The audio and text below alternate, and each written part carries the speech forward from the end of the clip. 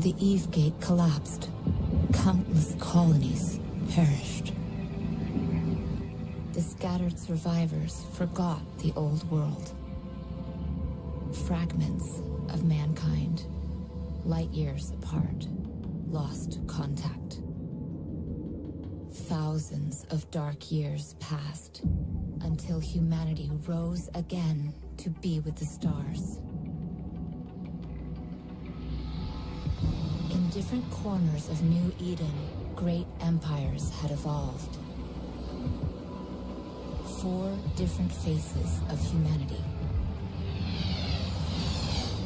When they clashed, the wars were merciless.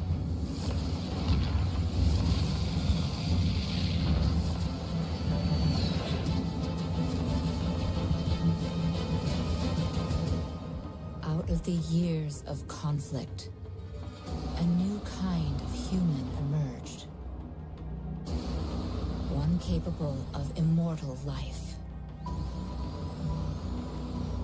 To transform into this rare breed, we pay the ultimate price.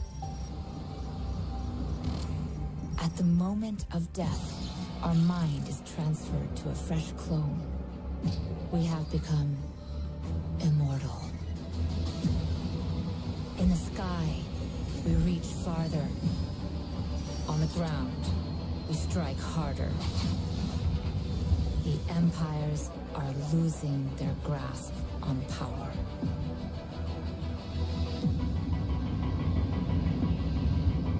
And as our age begins to dawn, they will learn to fear us.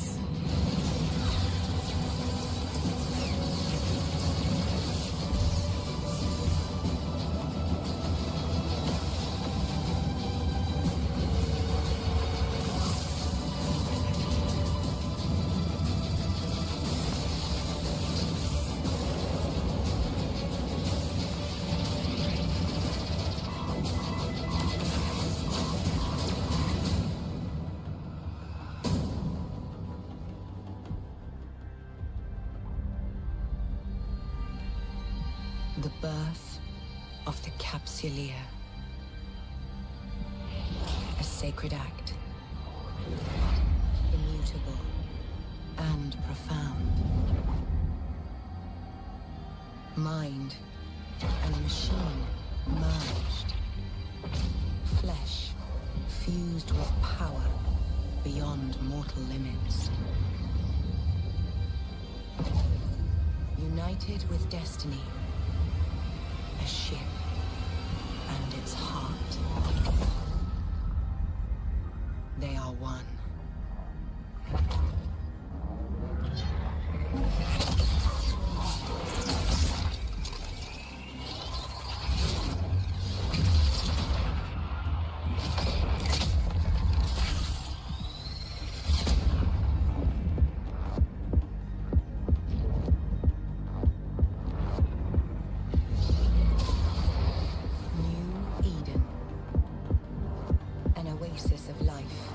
Uncharted void. A galaxy where power and wealth spur humankind. Where 4 great empires see the fractured renaissance of man. Wielding vast fleets, they carve their ideologies into the stars. Heroism and treachery of Capsuleers is woven into the fabric of New Eden. A story of industry, exploration, and conquest.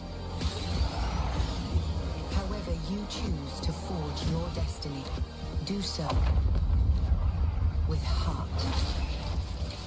New Eden is yours to shape.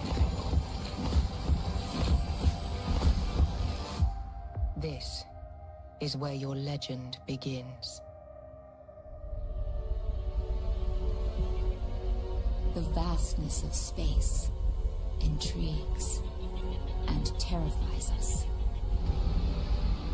Seemingly unconquerable and unending, the universe dares us to explore.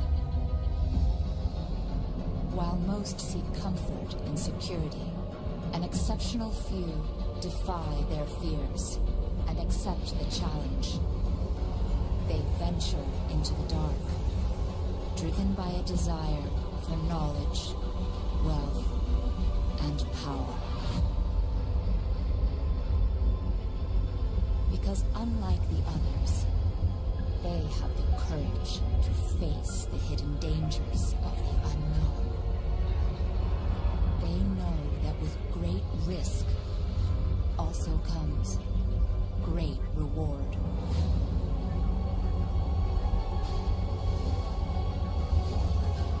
Let us cast off our fear. This is the age of discovery. This is our Odyssey. From the formless void, there springs an entity more primordial than the elements themselves. In its wake, they will follow a storm. The prophecy is true.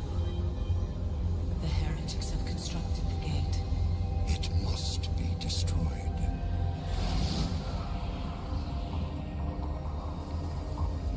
Commanders, it is the dawn of a new era. Today, we hold the key to new worlds, wealth, and our independence. Mission sequence initiated. Stand by for preliminary evacuation. Once the gate is active, we'll change our world forever. The fleet awaits your command, my lord.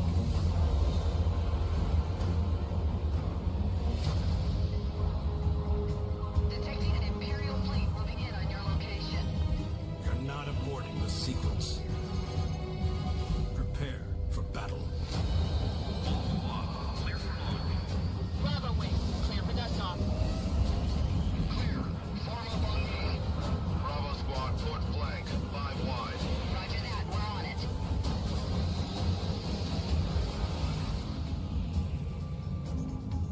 All wings in position. Blockade is ready.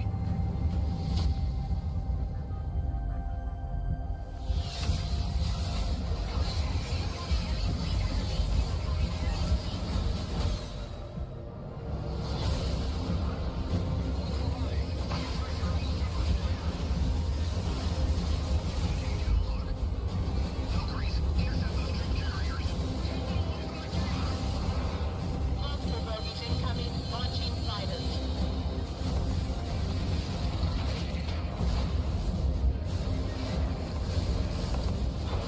Retaining field is online. Clear the ignition zone now. Negative. We defend the gate. They're getting through. Prepare for breach.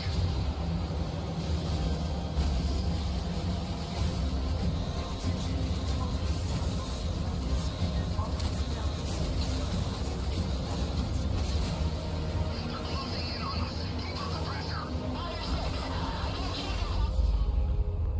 Ignition complete.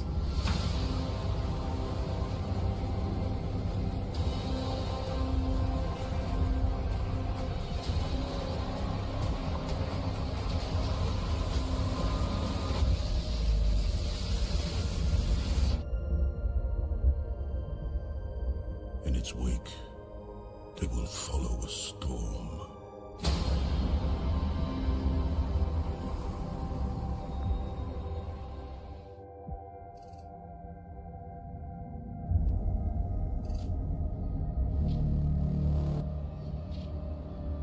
There is a strange, I don't know what you call it exactly, anomaly, light anomaly, a star anomaly.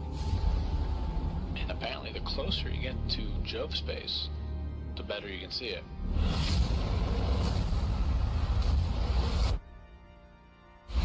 It has been nicknamed Caroline Star. Whatever happened there It's massive. What caused that whole thing to happen?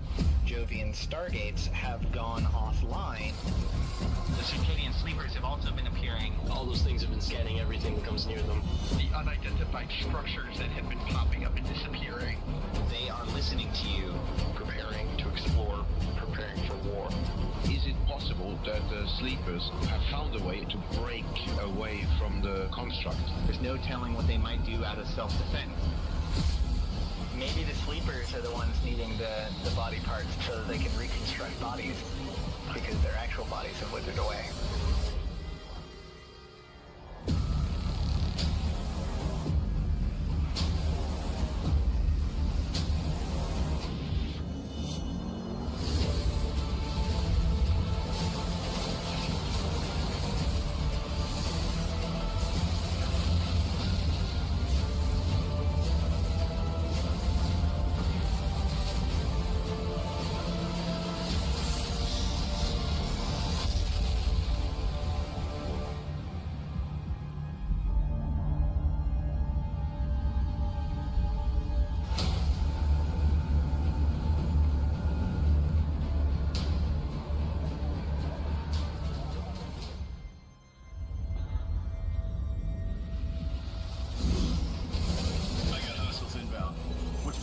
Establishing connection in 3, 2, and primary defenses are breached.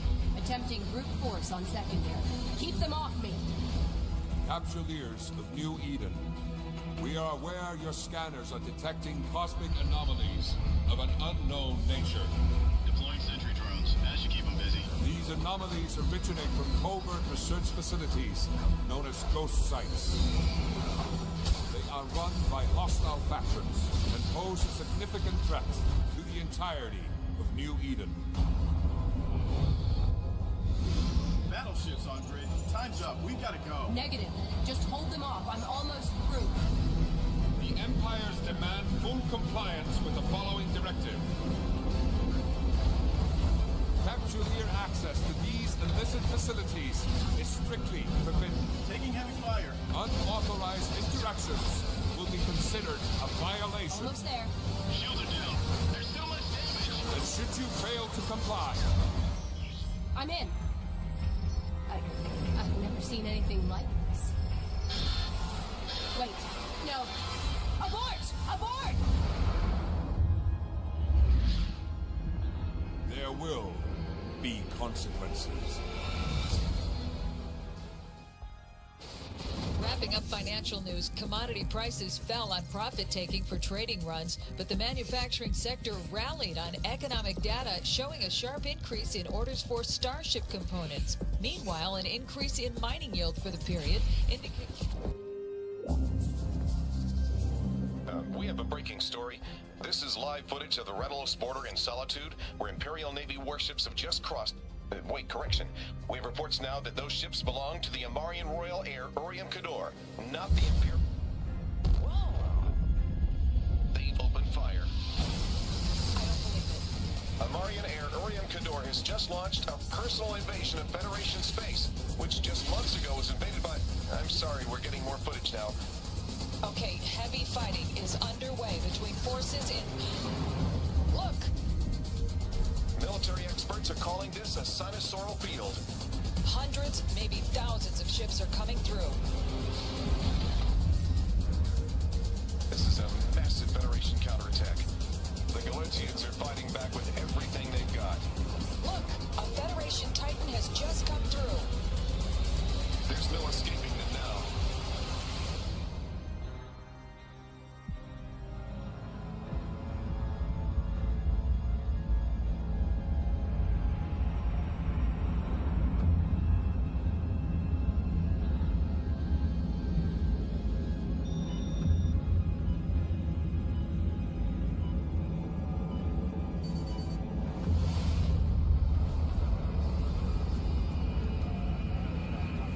This is Rogue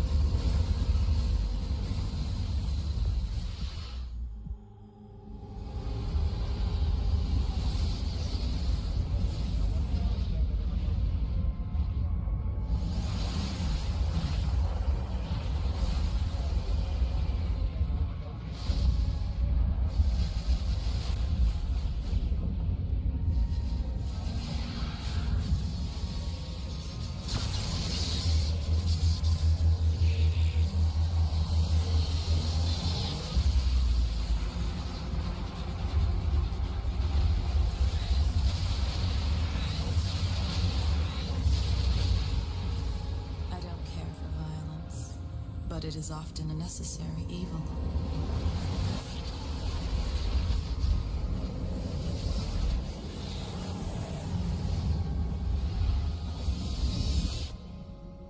I began this journey intending to create, not to destroy.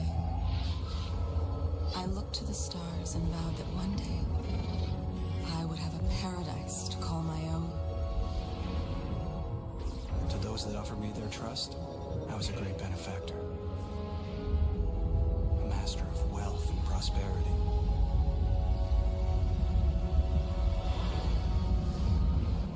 World by world, we would build an empire. Reach heights that were once unimaginable. But the spread of influence takes an iron will. Your interests might align with some, and with others, collide with the force of suns. You are much more powerful than you think. Creation is so precious, and greed so destructive. Your choice will make a difference, because all these worlds are yours. We all have dreams of greatness. At Upwell Consortium, we have made this dream a reality. The Citadel. Your city in the heavens. A testament to the ingenuity and spirit of humankind. Unlock your true potential and build the life we know you deserve. Together, we can and will make it.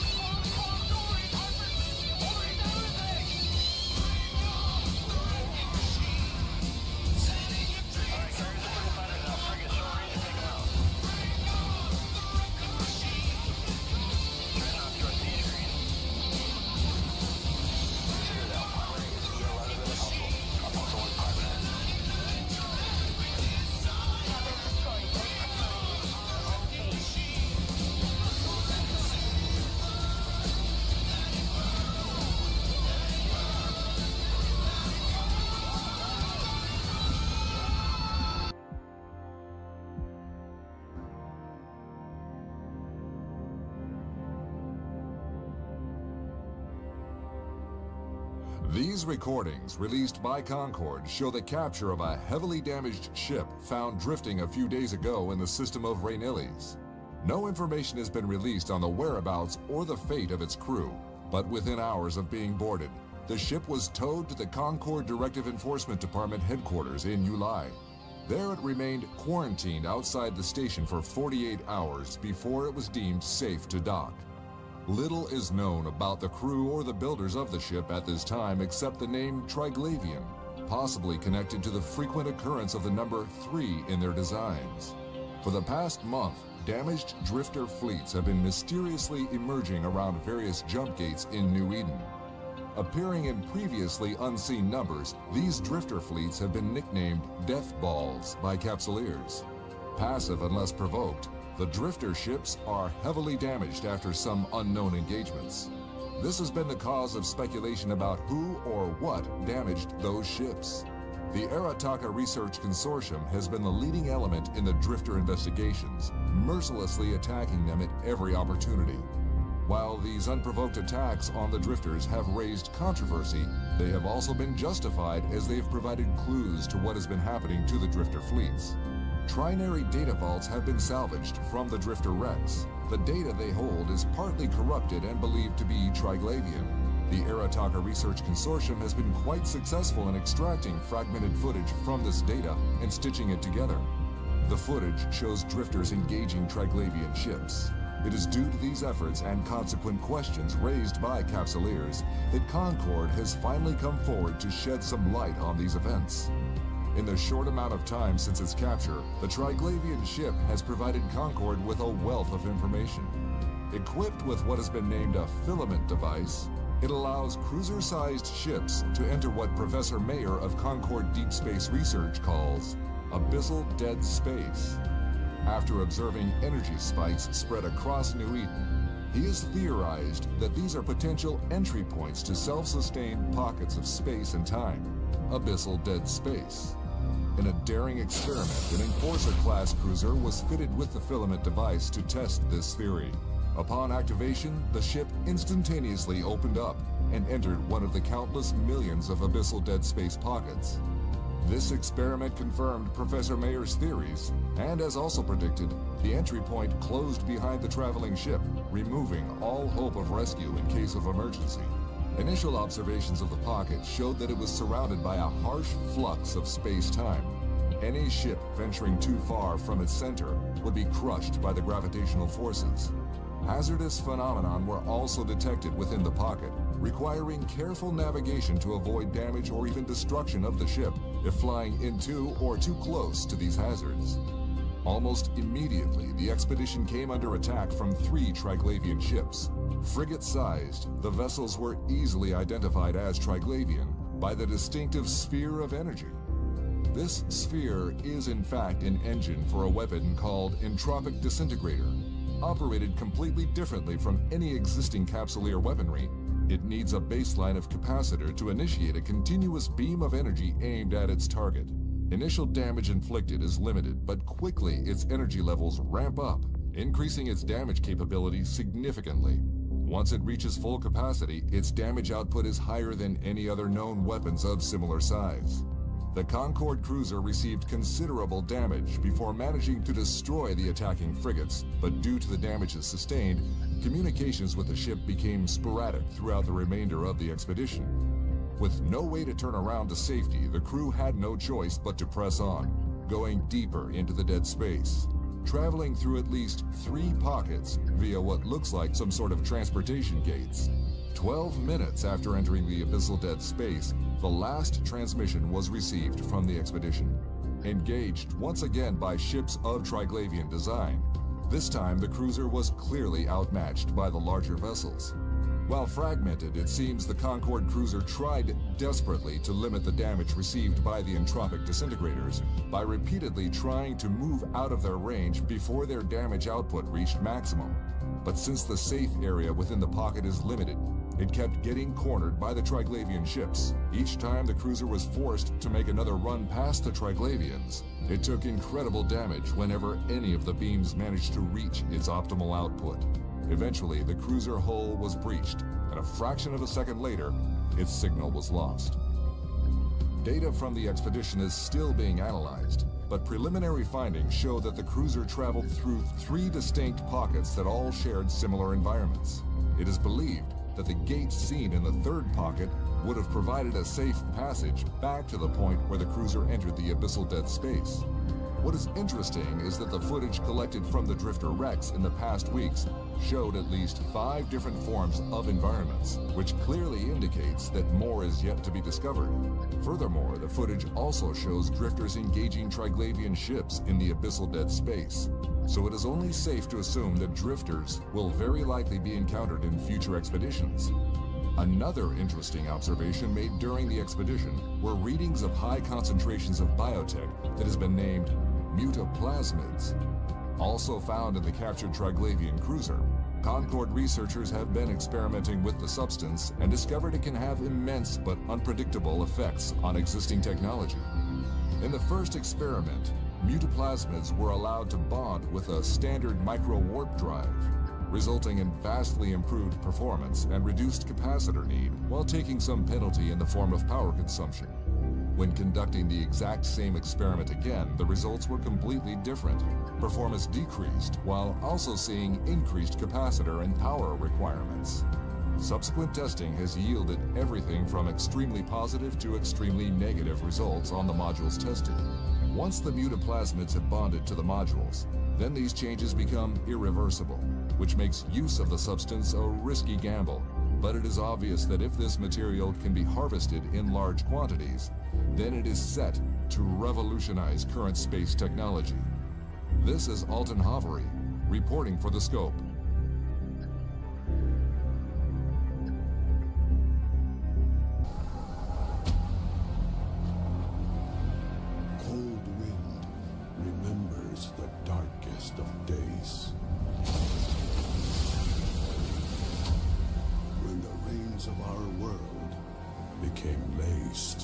with fire.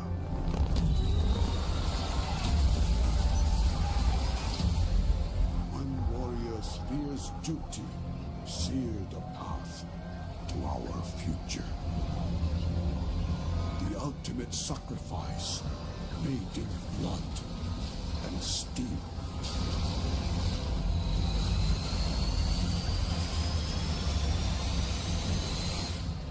We remain Caldari,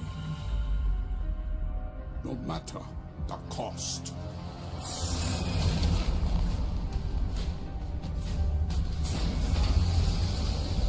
Everything we are, all to our ideals. A fuel our rise as the heart of a raging storm. Beacon of strength and a shrine to our identity.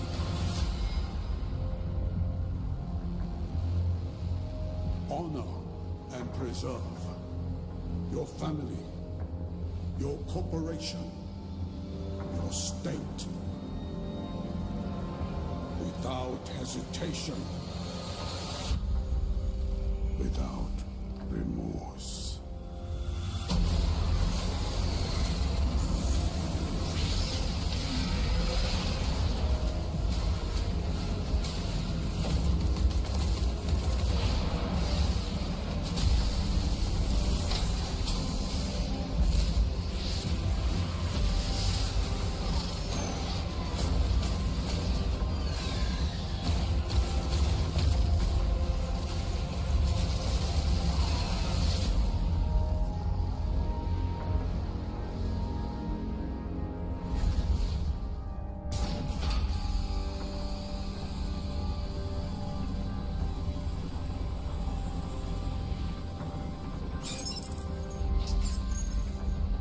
Legacy.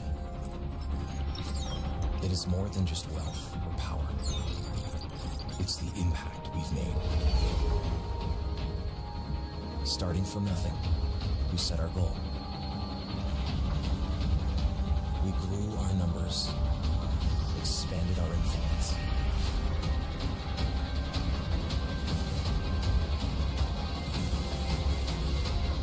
And as we grew strong, we staked our claim.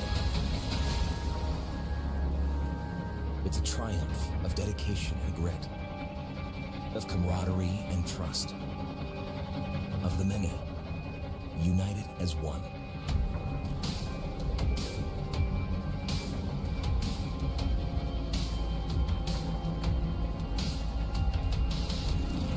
Our banners are not merely marks, but symbols of our ideology, of our legacy.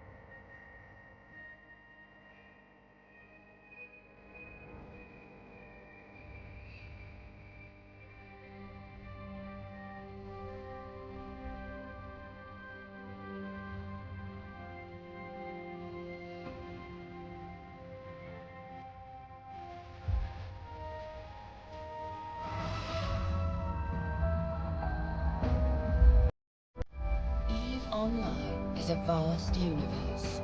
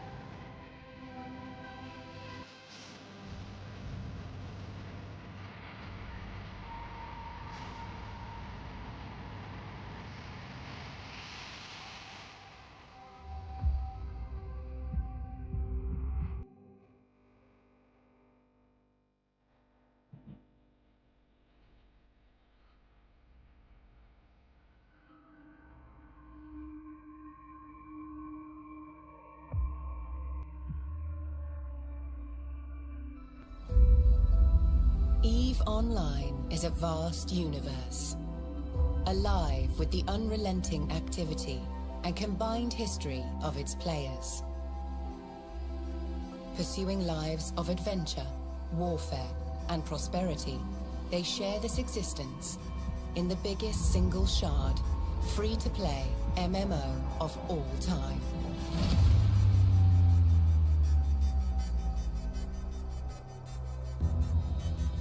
Set 21,000 years in the future, Eve takes place in a distant cluster of over 7,000 star systems known as New Eden. It is a rich and diverse universe, featuring densely populated havens of relative safety, governed by 4 great empires. Hostile systems where player alliances make the rules. Even regions of anomalous and unexplored space that hold their own secrets.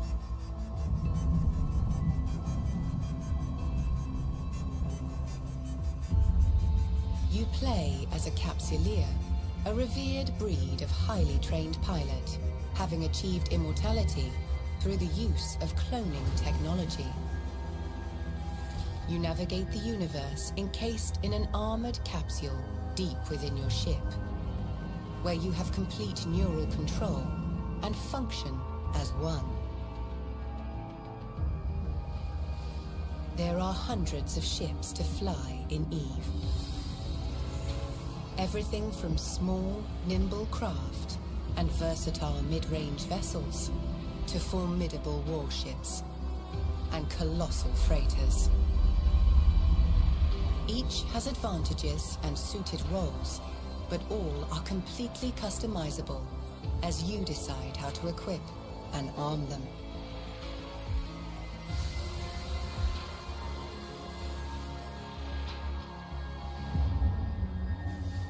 What you do in New Eden is entirely up to you. Eve's immense sandbox gives you the opportunity to choose between multiple professions and activities. The key to this unique customization of your playstyle is skill training. This is a passive process, and it continues whether you are in or out of game. As a new player, you can focus on one specific area in order to quickly reach the same level of specialization as a veteran. So be adventurous and explore new avenues of development for your character, as you can always change role and reinvent yourself if desired.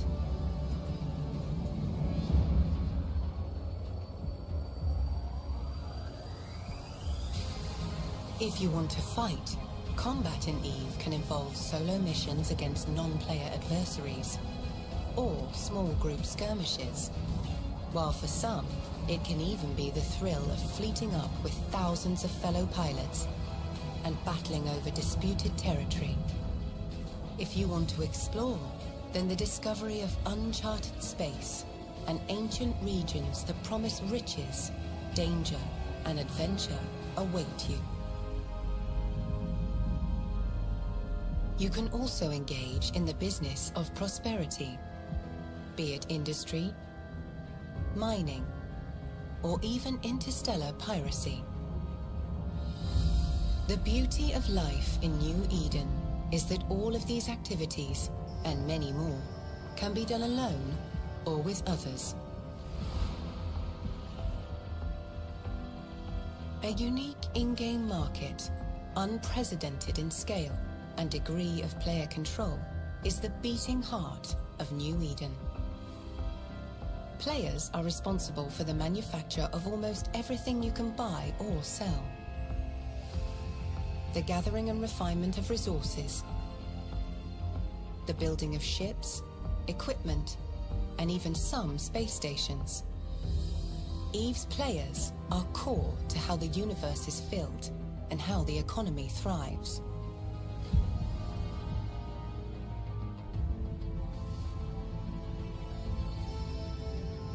Players in EVE can band together to form corporations where they can enrich their experience, learn new elements of gameplay, and share their wealth and goals. When these player-run corporations grow to become larger entities, they can merge with other corps to form alliances. Powerful alliances regularly compete for control and influence over large areas of space, waging wars and engaging in record-breaking battles. Even taking down well-defended, sprawling, player-built space stations.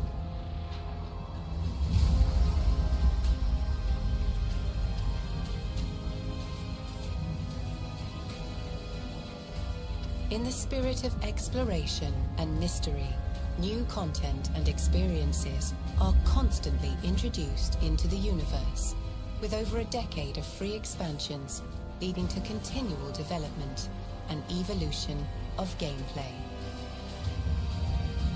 While every action and decision has consequences for the universe and its hundreds of thousands of players, the game remains very much about your unique adventure and story.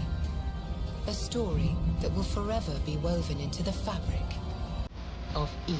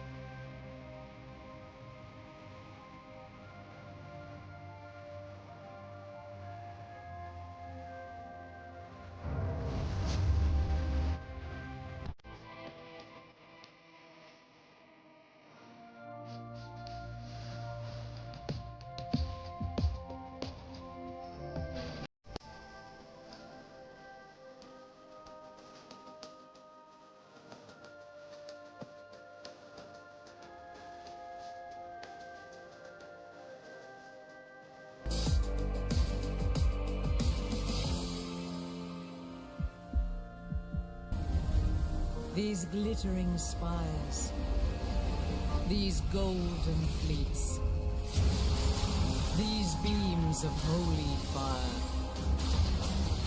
To create these wonders is our mission. To reclaim the wayward and deliver them from evil is our calling. We are the chosen, and by the hand of the one true God, our destiny is written in these stars.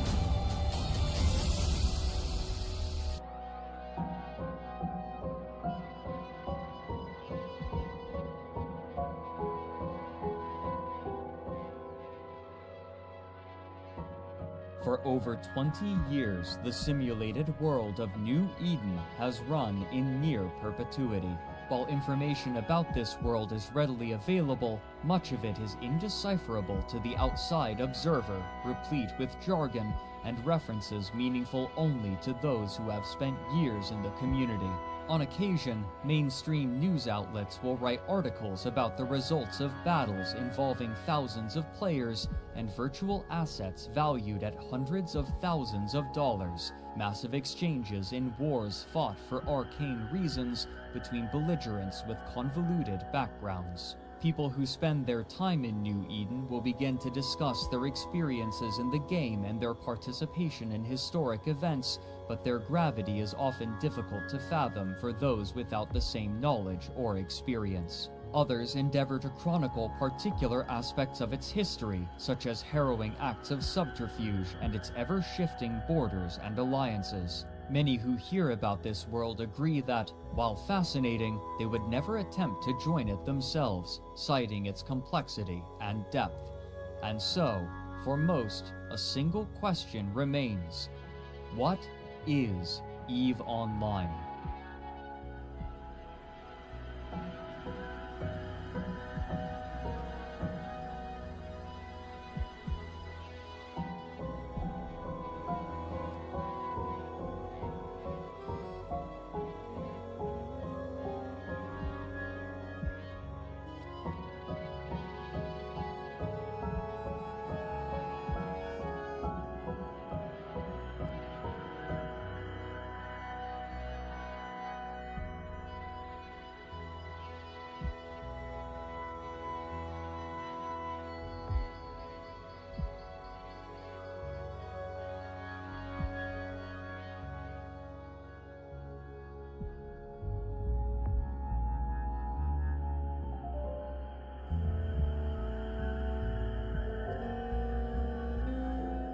During the early 1990s, software developers were exploring the possibilities of the Internet, a relatively new invention at the time.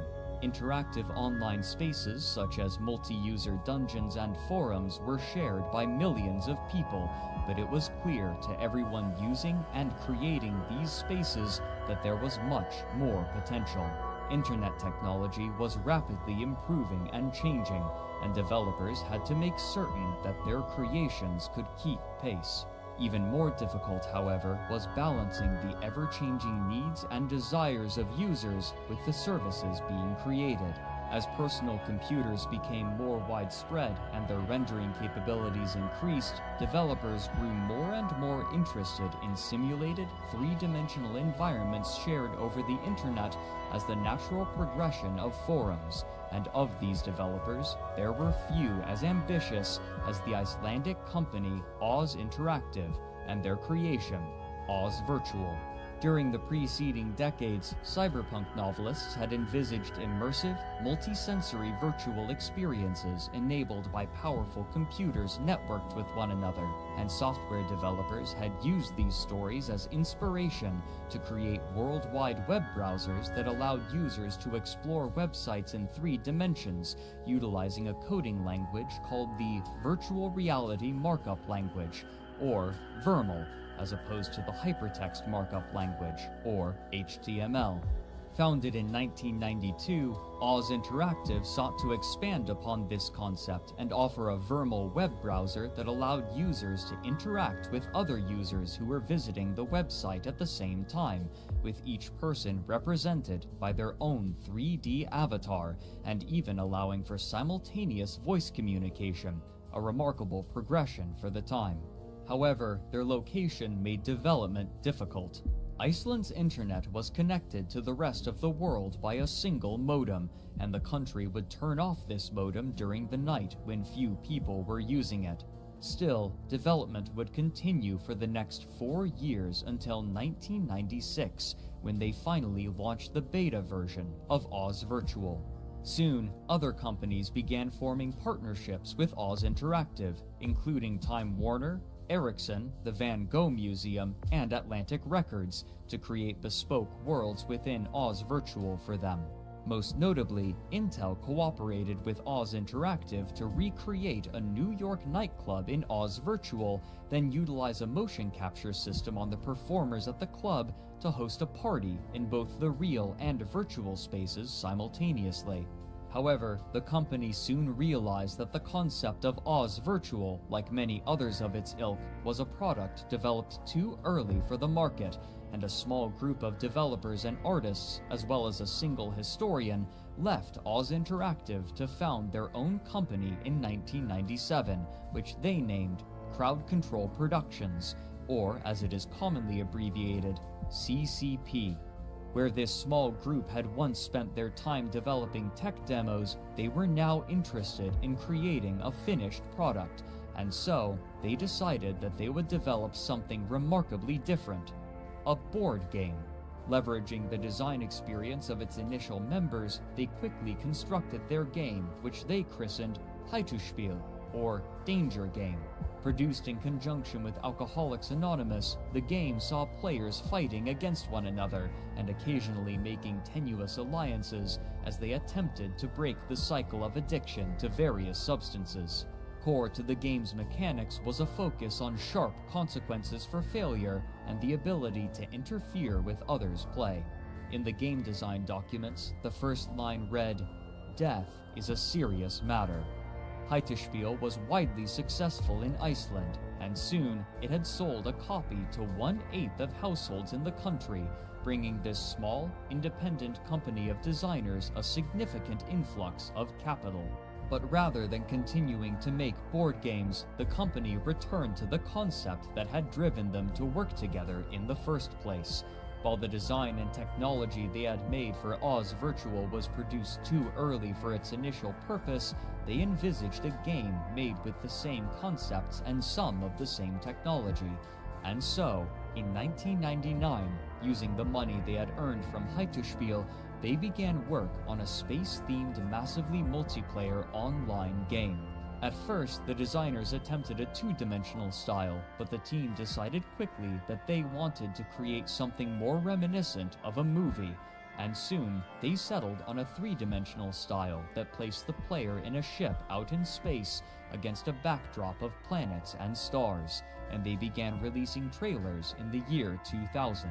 Publishers were initially unwilling to believe that the graphics in the trailers were rendered in real time, but after they had been convinced, CCP was able to secure the funding they felt necessary to make the game that they wanted, which they named EveOnline, the second Genesis. Their ambitions, however, were far more than graphical. Supporting the core gameplay would be a complicated system of economics described as hyper-capitalistic by its CEO. All resources available in the game would be gathered, traded, processed, and utilized by players with little management from the company.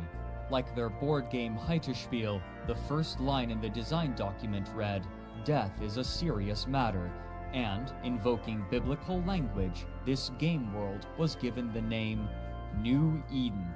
When development began in earnest, the company had approximately 20 people, most of them from Oz Virtual, while most others were direct contacts of the initial members from Oz, including some whose relationship had been made by playing Ultima Online with them, another early MMORPG.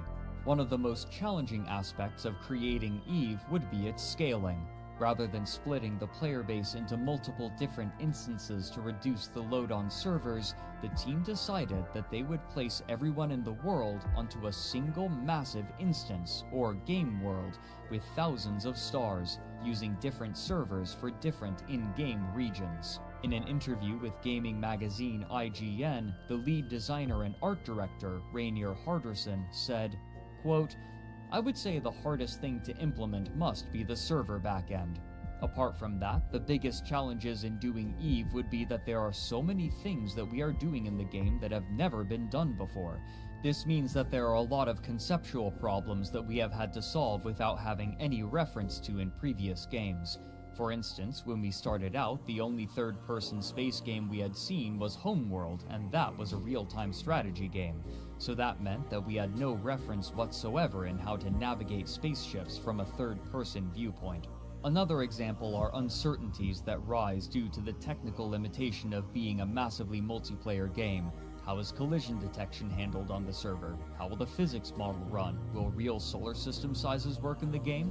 Yes, they do, to an accuracy of 30 centimeters. Million security issues, etc." End quote. During production, the team decided upon an iterative process which, while effective, was arduous. Early on, we saw immediately that this couldn't be done in one go. So we decided to do 11 games, basically. We would do EVE 11 times over, each version progressively moving forward to the main goal, but not try to do EVE in one step. So the first step was very simple, just get the basic client-server architecture up and running, and then we moved over to having a 3D client, and then we added all the content which had been created, and then we sort of added on and on.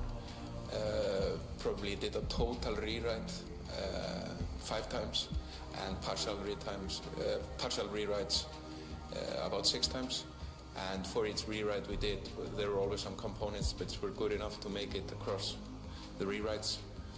But the first 5 versions were almost rewrites from complete scratch. Still, the developers determined that they would be able to overcome this and every other challenge in due course and with time to spare. Their confidence, however, would prove misplaced. At first, the team at CCP believed that they could deliver the game in late 2001 or early 2002, but as the date approached, the conclusion quickly became that they would need twice as much time to complete the first iteration of EVE. With no other recourse in mid-2002, CCP called a company-wide meeting and informed their staff that there was no more money remaining and that they were unable to procure any further investors for the moment. Despite this, driven by faith in the project, some of the members of the team stated that they would continue working to finish EVE. According to Hilmar, quote, "There was a turning point, I think, around the time the company was running out of money, which I think gave people this belief. We kind of had this feeling, whoa, we might actually pull this off. Of course, we believed, but there's a difference between believing and hoping, a turn from hope to belief." End quote. This team would continue work while management scrambled to find more investment money. After 3 months without pay, the company was able to reach a deal with Simon & Schuster, a publishing house primarily known for books, who was attempting to expand into the field of games. This company offered to provide the funding necessary for CCP to finish their game, but the development speed necessary would be extreme.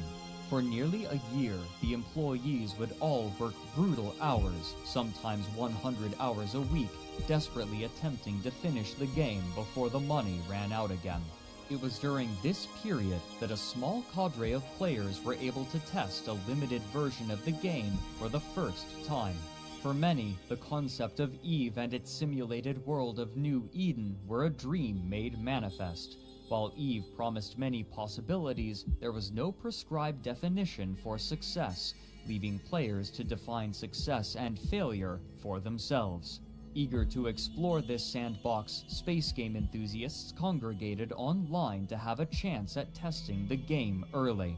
Game development is often divided into 3 phases. An alpha stage, where the developers are still experimenting with mechanics and features, A beta stage, where the game's core mechanics have been determined and the developers are seeking to refine their game, and a final release to the general public. Some studios allow and encourage prospective players to have access to the game during the alpha and beta stages to test features and search for bugs in order to, theoretically, have a more polished release, and this practice is especially common for space games, whose players are particularly enthusiastic, often spending significant amounts of both time and money on their hobby. And here, the space game enthusiasts found a system ripe for exploration and experimentation. The first and most important aspect of each ship was its hull, which conferred different benefits depending on its size and specialization. Among myriad other smaller factors, each hull also had its own capacitor, which, like mana or stamina in other games, would be depleted as the ship performed actions, such as firing weapons, repairing allies, or mining asteroids. But in order to perform these actions, the ships had to be equipped with components, and each hull had a certain number of slots for these components, which were divided into 3 types: high-power slots, mid-power slots, and low-power slots. The high-power slots were typically where the most defining parts of a ship were located. Here could be found every kind of physically damaging weaponry, such as lasers and projectile turrets, as well as logistical components which allowed ships to repair one another in the middle of combat.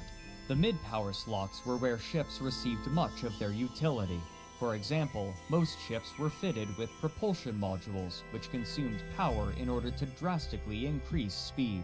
The tools to ensnare targets were also placed in mid-power slots, including stasis webifiers and warp disruptors, which were necessary for preventing an opponent from escaping. Low-power slots were usually used to help support a ship in its given role.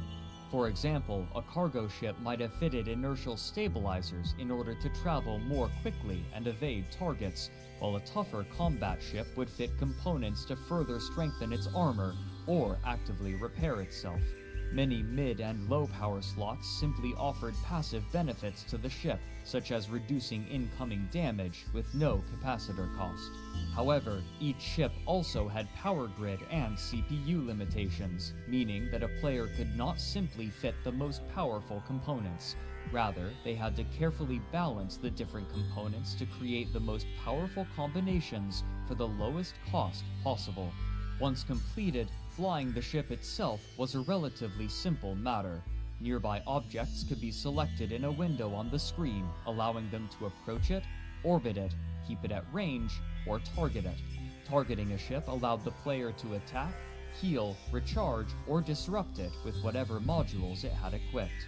In order to use these ships and modules, the player's character would need the requisite skill points, which could only be gained passively over time, even when the player was logged out of the game, ensuring a more even distribution of progression for players.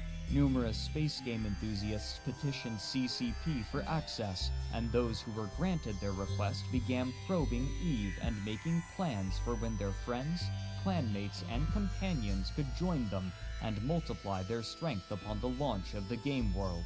EVE had not yet been released, but already the struggle for dominion and survival in New Eden had begun.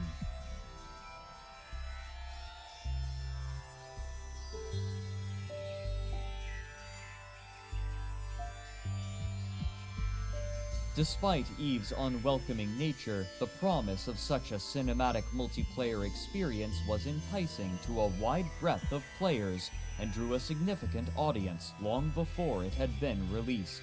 Starting on October 24, 2002, a blurb appended to news releases would proclaim that the game would, quote, allow up to 100,000 gamers to compete simultaneously across a full 3D galaxy of 5,000 solar systems. Currently, EveOnline is in Phase 3 of beta testing, with thousands of gamers playtesting the game daily, trading in more than 300 fan and player corporation sites. To date, there are more than 80,000 gamers signed up for the beta test, and at least 50,000 are estimated to participate before the game is launched.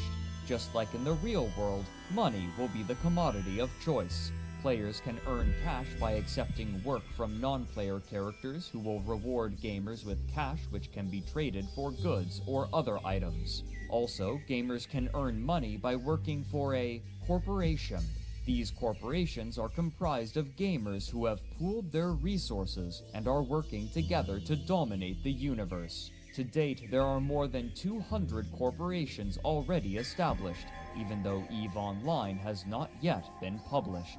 These corporations have elaborate web pages detailing infrastructure, location, business models, and mission statements." End quote. While this blurb emphasized competition in EveOnline, many were more excited about the concept of participating in a perpetually running economy, where the goods that they harvested or created would be actively used by other players.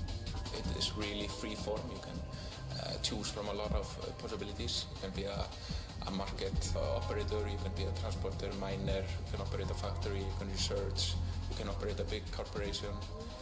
Can have careers within a corporation about by being the military arm or being the accountant of a corporation.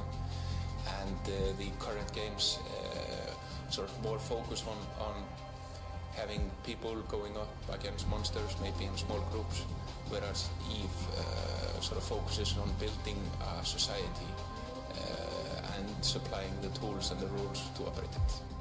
At first, these news releases announced that the game would be launched in March of 2003, but again, the studio needed a delay.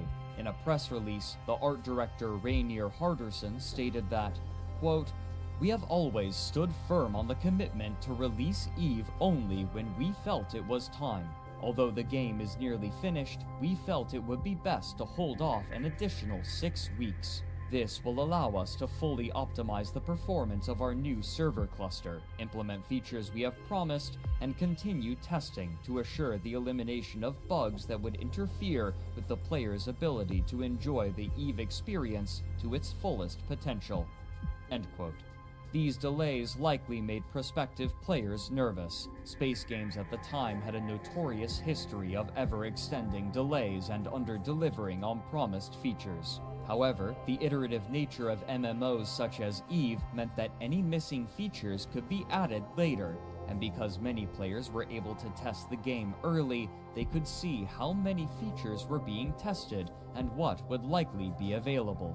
As promised, the team at CCP were able to meet their release goal and had sent the client to be printed by their partners for physical release in late April. And finally, on May 6, 2003, players were able to play the final release of the game, which featured a total of 5,201 star systems. But those who had participated in the alpha and beta were not novices. Their months spent testing the game had given them significantly more knowledge and experience than those entering New Eden for the first time, and they had spent months strategizing with one another to decide how their first hours, days, and weeks would be utilized in order to make the most money and establish their presence most solidly. As a cheeky nod to their home country, the abbreviation for Icelandic kroner and the game's currency, interstellar credits, was the same: ISK. Many of the most organized groups scattered away from one another and prepared to lay claim to their own territory. However, they could not simply do so anywhere. Eve's star systems are connected in a web-like pattern with stargates, which may be used to traverse from one star to the next. In the center of this vast web is Empire Space, an area controlled by the non-player empires where people may fly their ships in relative safety. The safety afforded to players is determined by the star's security level, given a rating anywhere between 0 and 1, divided into 3 basic categories: high security, low security, and null security, or as they are typically called, high sec, low sec, and nullsec. In high security space, the Empire police forces, named Concord, would intervene in any aggression between players, affording some level of safety in these areas. In contrast, aggression would not summon protection in low security space, but the offending players would be granted a suspect status that would make them a target both for players and Empire forces. However, for the groups looking to establish their own presence in space, the most tantalizing area was Nullsec, surrounding Empire space in a large ring.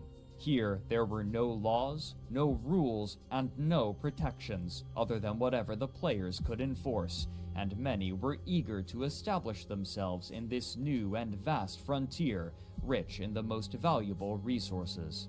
But holding on to these regions would require work and coordination, and so the corporations that had organized before the release of the game began to establish themselves in particular regions of space that they found enticing. The factors involved in these choices varied from proximity to Empire space to what resources were available. First, though, the corporations would require ships, and to buy and equip these ships, they would need resources and money.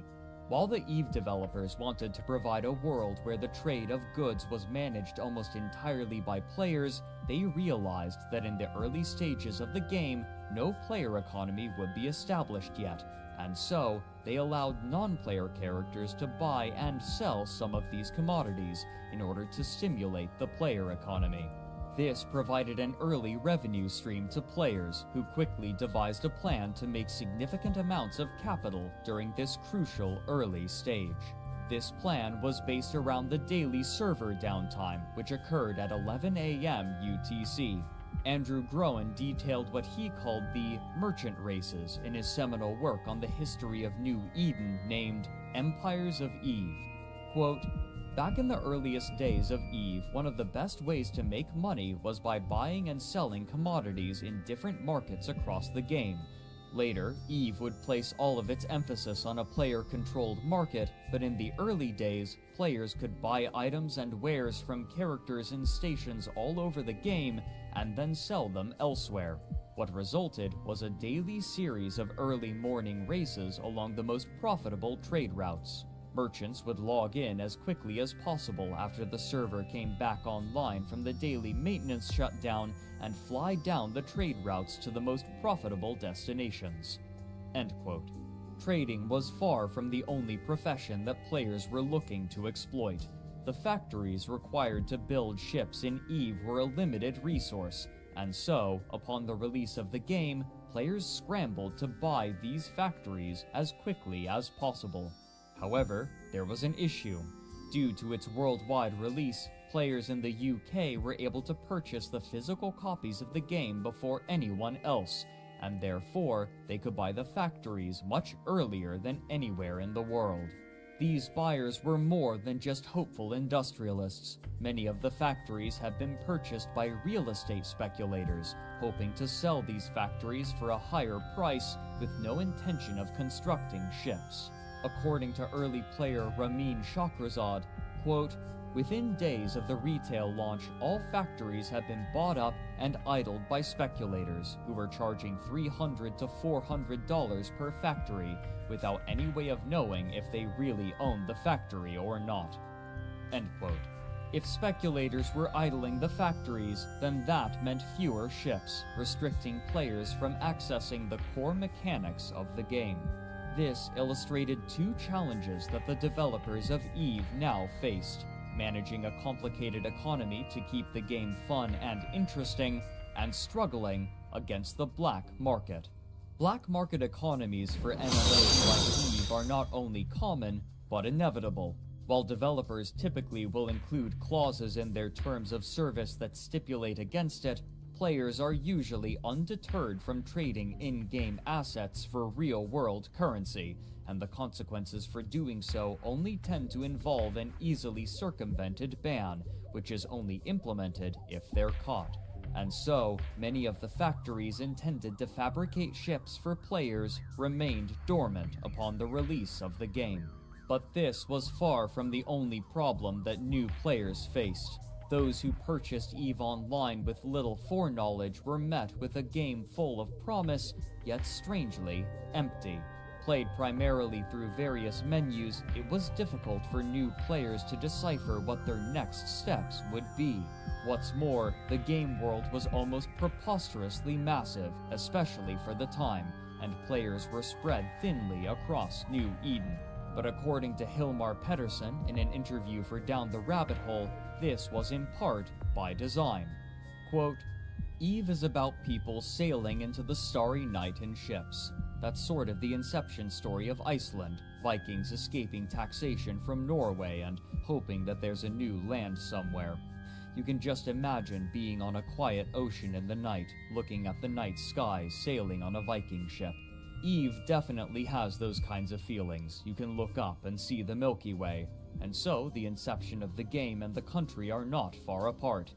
Iceland is this place that really wants to kill you. You get the very distinct feeling of that when you're a child growing up there. There's volcanoes, there's lava, there are earthquakes, there are freezing gale winds unpredictably any month of the year. It's a very hostile environment. Eve is like that. It has the toughest environment, but to some extent, the nicest people. People in Iceland are nice because we've been forced to learn how to cooperate, because the people who didn't cooperate are already frozen to the ground. Eve is kind of like that. It forces you to cooperate with others because alone you can't really achieve your full potential in Eve. It pushes you to connect with others. There are aspects of the game that almost intentionally make you feel lonely when you're alone. And that creates the foundation of the friendship machine, as we call it, this forced cooperation due to the hostileness of the environment and, later on, other players. That has created a very strong bond between people that play together in the game." End quote. This forced cooperation manifested as new players quickly gathering together for safety in this alien game world. While numerous small corporations endeavored to eventually take and hold nullsec territory, it was much easier in this early stage for players to base their operations in Empire space and venture out into nullsec to gather valuable resources from these unprotected systems, then return with a haul and sell or utilize what they gathered. But with so many players traveling through nullsec, a clear method of generating profit emerged, one that played into the fantasies of many science fiction enthusiasts: piracy. Traveling together in small bands, pirates began roving the common lanes that miners and traders would take from Empire space through nullsec, seeking quarries. To do so, pirates would designate one or more of their group members to act as a tackler, tasked with ensnaring their target, and to do so, they would outfit their ship with specific modules. First was the stasis webifier, which, when applied to a target, would reduce their speed, making it nearly impossible to evade weapons fire. Second, and most important in a pirate's arsenal, was the warp disruptor, which, true to its name, would prevent a ship from entering faster-than-light travel and escaping. Both of these components would be placed in the mid-power slots, making the tackler more vulnerable than its compatriots, and so it would rely upon its allies while engaging a target. This, however, would often be unnecessary, as traders and miners were frequently unfamiliar with combat, making them easy prey. To counteract this, these more peaceful players would chart new routes and learn tricks to evade pirates, initiating an ever-evolving game of cat and mouse. An early player named Nightfreeze recounted their experience on their first trading run, shipping goods that they had bought with weeks' worth of ISK. Quote, "At the time, I naively believed that any security rating above 0.0 would be safe because nobody would be ballsy enough to dare provoke the wrath of the 5-0 in space. I turned out to be wrong. I knew that something was wrong when my ship started to beep and a red target lock cursor appeared in the horizon with the name Deathbringer. The beeping accelerated and a red square appeared around my ship. Since I hadn't even bothered trying to fight a training pirate yet, I had no idea what the heck was going on. He sent a message to me, 250k or die. I responded to him, okay, the sweat dripping down my armpits past my side and accumulating in a little puddle at the edge of my shirt. 5 or more seconds must have passed as I fumbled for the micro-warp drive hotkey, and just as they started to warm up, the first missile slammed into my ship. The warp gate was 15,000 meters away. I had to be within 800 meters to pass through it, and I was currently flying at about 300 meters per second. A second missile exploded against the hull, bringing down my shields and tearing apart my hull. I knew that if one more missile hit me, my ship would be nothing more than space debris, and this who couldn't even spell death correctly would have access to all I had worked for. "Come on, you pieces of shit," I shouted at the monitor. My dog started to bark in the background, but I could barely hear it. The only thing that mattered was the gate, because I knew that if I had lost that cargo, all my week's worth of hard work and all my finely tuned bullshit would be down the drain. Whoosh! I hadn't used the micro-warp drives since the night before and forgot about just how powerful they were. I was now shooting toward the warp gate at 3.5 kilometers per second, and all Deathbringer had to account for his 2 expensive missiles was a trail of dust. If you're reading this right now, Death, I'd like to give you a hearty f*** you. I arrived at the specified starbase in the Galente region, my ship battered and bruised, and my ego several sizes smaller. I sold the computer hardware for a total of 3.7 million credits. The hull repairs amounted to 100K.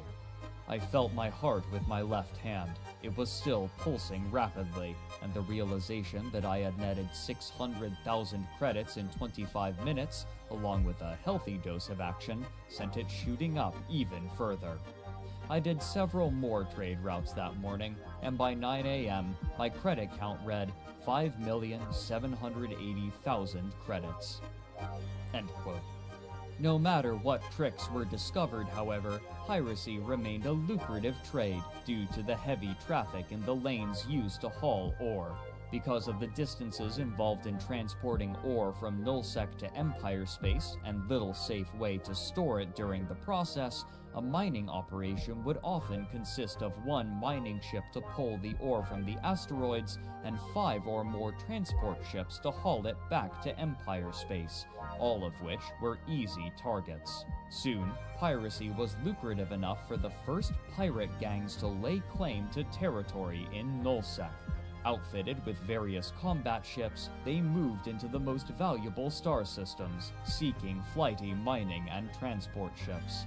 On occasion, groups of pirates would find trade routes frequented by the more economy-minded players and perform one of the most feared and most obnoxious practices to those in Empire space: a gate camp. Essential for transit between systems, stargates also acted as choke points for players to exploit, as there only ever is one linking 2 systems together, and so, pirates would often wait at these combined ingress and egress points in low security space, waiting for unsuspecting players to appear and destroying their ship, sometimes before they could even load the new system. Eventually, CCP were forced to add auto turrets onto stargates to prevent routes from being blockaded for long stretches of time. In the months following the release of the game, CCP was also able to address the issue of those who had bought factories for resale by a relatively simple method. In order to keep a factory, the player holding it would be forced to pay a regular maintenance fee for it, relative to the amount of money that could potentially be made from its output. In essence, a land value tax. Just as in the real world, this made the factories a significant financial burden to speculators who weren't using them, leveraging the speculators to either begin producing ships or sell the factories to someone who would. In short order, the factories were serving their intended purpose. The game hadn't even been live for 3 months, and already CCP was being forced to adjust their game to contend with the space game enthusiasts, notorious for exploiting any system that they could as a part of their fun, while simultaneously attempting to complete the systems that they had intended for the game, and these new systems promised to create even more unforeseen and perhaps unmanageable problems.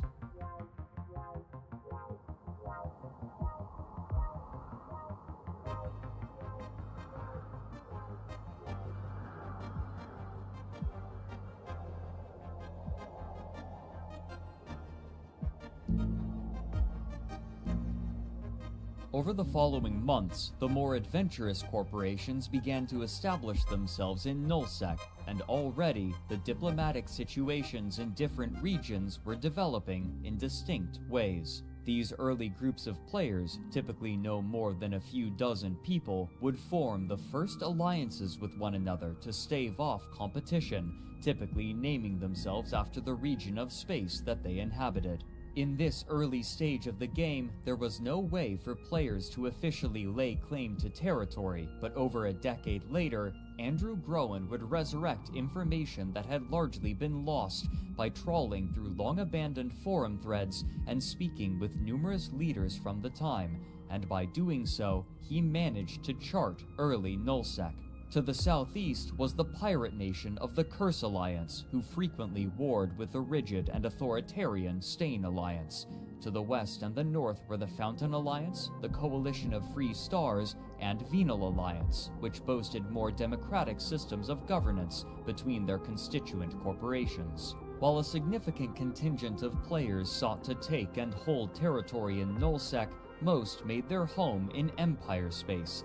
Though maintaining a Nullsec presence was lucrative, it was also difficult and time-consuming, and for most, this was a distraction from the more specific activities which drew them to Eve.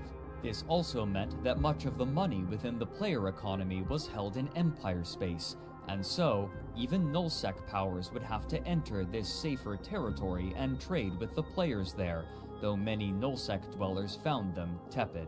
For the industrialists, trading with Empire space was not only efficient, but necessary.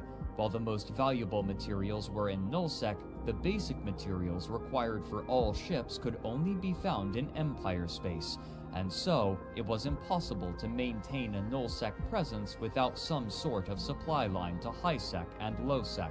This meant that these two worlds of Eve, while in most ways separate, were fundamentally tied to one another.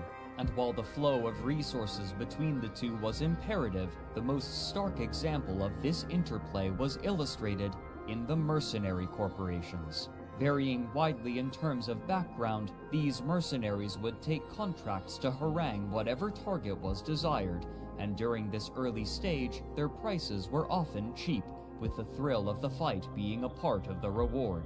The people or corporation issuing the contract could also be kept secret at their behest, and in this way, competitors could be weakened or eliminated without any fighting on the part of the buyer. Pirate gangs were eager to loan out their services for interstellar credits, but many of them were unaccustomed to attacking targets that fought back, and so a niche began to develop for players who had experience not only trapping vulnerable targets, but engaging in proper fleet-based combat. As the demand increased, various new mercenary groups were beginning to form, often out of ragtag clusters of players who were more familiar with the praxis of combat than theory. But sometimes it was simply enough for a player to be familiar with combat to disrupt the supply lines of more economy-oriented corporations and allow their competitors to surpass them. Such aggression meant that most every corporation needed to be prepared for a fight, and so they began to learn the methods by which to defend themselves, along with hiring their own mercenaries to protect their ships, meaning that anyone paid to disrupt another corporation had to expect pushback. While miners often weren't familiar with the finer points of combat, many already had the most important equipment necessary to participate: a battleship. During this time, there were no ships dedicated to mining, and so miners chose the ships with the most available high slots for mining lasers.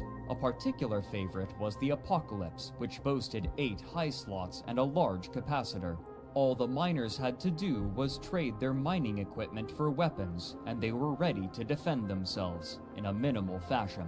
What had once effectively been paid piracy was more and more becoming obsolete, and in its place was mercenary work. Among these early mercenaries were a few corporations that attracted attention.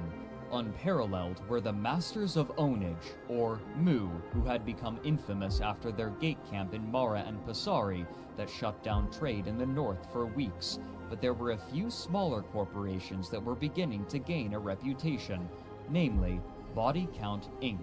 This group, led by the charismatic Celine, was one of the first to dedicate all of their corporation's time to handling mercenary contracts, and while they accepted paltry sums to begin, their fees grew as both the demand for mercenaries and the demand for body count ink increased.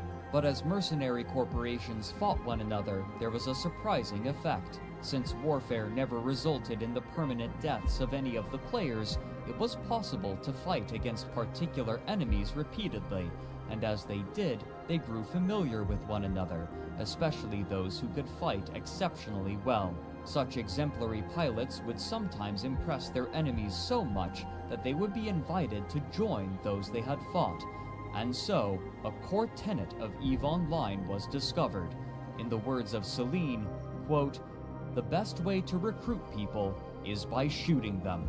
And so, the best pilots in the game began to conglomerate into groups and charge hefty prices for their services, prices that corporations were more than willing to pay in this key moment in the history of the economy of Eve.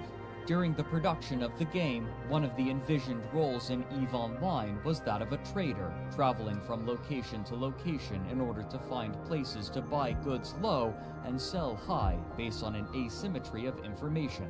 Players would only be able to see the goods on offer in their current region, and then they would have to travel to the station where the good was being sold. But as players traded with one another and the player economy began to establish itself, the need for a centralized hub of commerce grew.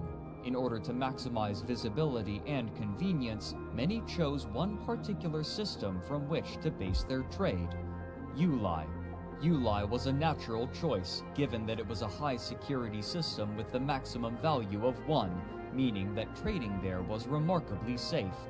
But more importantly, it resided at the precise center of Empire space, making a trip to EveOnline a reasonable distance, no matter where a player was. Soon, all manner of players were traveling to EveOnline in order to buy and sell goods, and almost anything could be purchased there.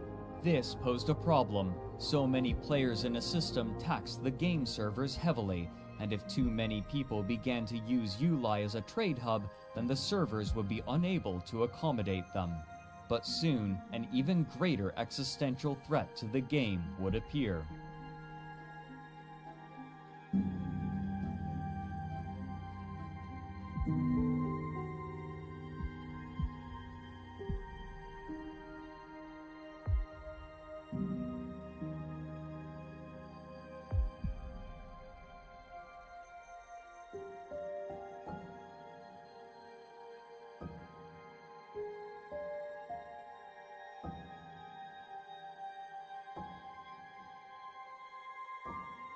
Toward the end of 2003, the deal that CCP had made with its publishing companies was concluding, but Simon & Schuster had no intention of renewing the deal, and so they reached an agreement that would return the publishing rights to the game developer. And while they had no infrastructure or connections to print physical copies of the game, CCP had another plan. On December 3rd, 2003, CCP made an announcement on their website. Quote, CCP, the developer of the highly acclaimed MMORPG title EveOnline, announced today that it has regained the publishing rights for the title worldwide and will start distributing it as a direct download from the internet. We are very pleased to be in a position where we can contribute equally to both development and publishing, says Ivor Christiansen, CEO of CCP. We have reached an agreement with Simon & Schuster Incorporated and Vivendi International regarding Canada and North America, as well as with Crucial Limited for Europe. We expect the downloadable version to increase global sales sharply. Our player base has been growing steadily since the launch of EveOnline in May. Our game servers are in good shape, and we are technically ready for much faster growth now, says Hilmar V. Pedersen, CCP's Chief Technical Officer. The player community is a great source of new ideas for the future development of the game. EveOnline is an evolving, living game, and we can't wait to see how the players will react to some of the new stuff we will be adding in the future. End quote. But this optimism was undermined by the problems that EveOnline now presented. As mentioned previously, the game's server architecture was designed so that each region in the game world was managed by a different server. However, the newest processors at the time proved to be suboptimal for CCP's purposes, and so, even the latest CPU technologies wouldn't help to bolster their servers for the influx of players, specifically the growing population in EveOnline. Theoretically, this could have been solved by changing the regions that each server managed and perhaps utilizing a specific server for EveOnline, but with the volume of players that EveOnline threatened to host, not even a dedicated server for that star system would be enough. What's more, players were beginning to discover exploits that threatened their faith in the game to function as it was intended. On March 3, 2004, a corporation named Zombies Inc. descended upon EveOnline with a single apocalypse battleship and a bevy of dedicated logistics ships, parking themselves near a stargate, approximately where players would arrive when entering the system or approaching the gate to leave. The Apocalypse was equipped with a special kind of weapon, a smart bomb. When activated, this niche weapon would deal massive damage to everything within a certain distance of the user, whether ally or enemy. As soon as ships appeared, the pilot of the Apocalypse activated his smart bombs, and his targets were instantly destroyed. As EveOnline was a system with a 1.0 security rating, Concord appeared almost instantly in order to destroy the offending player, but as soon as they did, the logistics ships began repairing it from just outside of the radius of the smart bombs as Concord ships approached and were destroyed in the successive blasts. Now, not only were hapless players being destroyed in EveOnline, but so were the game's NPC police. While Concord attacked the Apocalypse battleship, the logistics ships were entirely ignored. This was due to an oversight that Zombies Inc. had discovered. While attacking another ship in Empire space would grant the player a wanted status and summon the police, repairing another ship would not, even if the player receiving the repairs was wanted. Having estimated the damage output of Concord's ships, Zombies Inc. had brought just enough logistics capability to outpace the damage that Concord could deal, making the Apocalypse practically invulnerable. Any players attempting to intervene by attacking the logistics ships would, in turn, be destroyed by Concord, since, by the game's definition, they were innocent. And so, they were able to continue their slaughter in EveOnline for an unrecorded period of time. Victims of Zombies Inc. went to the forums to complain, and soon, even those who hadn't encountered the small fleet were complaining to the developers that trade through EveOnline, and therefore in much of the game, had been brought to a halt due to an exploit. CCP's game masters contacted the perpetrators and instructed them to cease. Zombies Inc. declined. A post made to the forum by the game masters describes the incident in full. Quote, "As a lot of you are aware, a certain corp willingly exploited a fault in the game mechanics and managed to kill over 100 people in the supposedly secure EveOnline system last night. We have decreed that those who were the recipients of this heinous crime will be fully reimbursed for their loss. If you are one of those who lost your belongings and still haven't petitioned us, please do so and we will see to it that your possessions are returned to you. The exploiters have received a ban for their efforts, and anyone thinking of following their example should be aware that the same fate awaits them. The GM team." End quote. While players were in general glad to have the EveOnline system cleared, this set a new precedent. With pompous rhetoric, the game masters declared that they would not allow players to bend the rules farther than CCP dictated, but how much was too much was left unspecified. In this case, a rule was codified and enforced as an event was taking place, namely that players were not allowed to survive indefinitely against Concord in high security space. Anything that allowed them to do so would be considered an exploit, and therefore a bannable offense. However necessary it may have been, and however popular the decision may have been with players, it established the company in an adversarial role to many of its players, especially the ones most interested in experimentation. Though trade could once again travel through Uli, this did not lead to the rise of any powerful high-sec corporations due to a particular mechanic.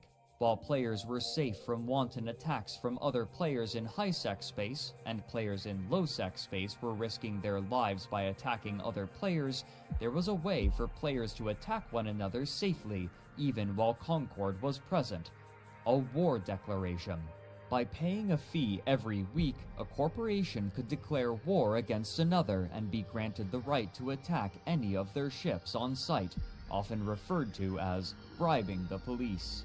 This meant that, whenever a high-sec corporation became powerful enough, other corporations would band together to check it and prevent it from becoming too powerful and affecting a monopoly. Even so, there were enough individuals and small corporations trading out of Uli that the servers began to lag. This was not a difficult threshold to reach. Despite boasting about high potential player counts, EveOnline required less than 100 players to be present in the system before problems began to manifest. But as Crowd Control Productions was contending with Uli, the initial powers of nullsec were beginning to fracture, and soon, divisions would spark conflict that would push their server infrastructure to its limits.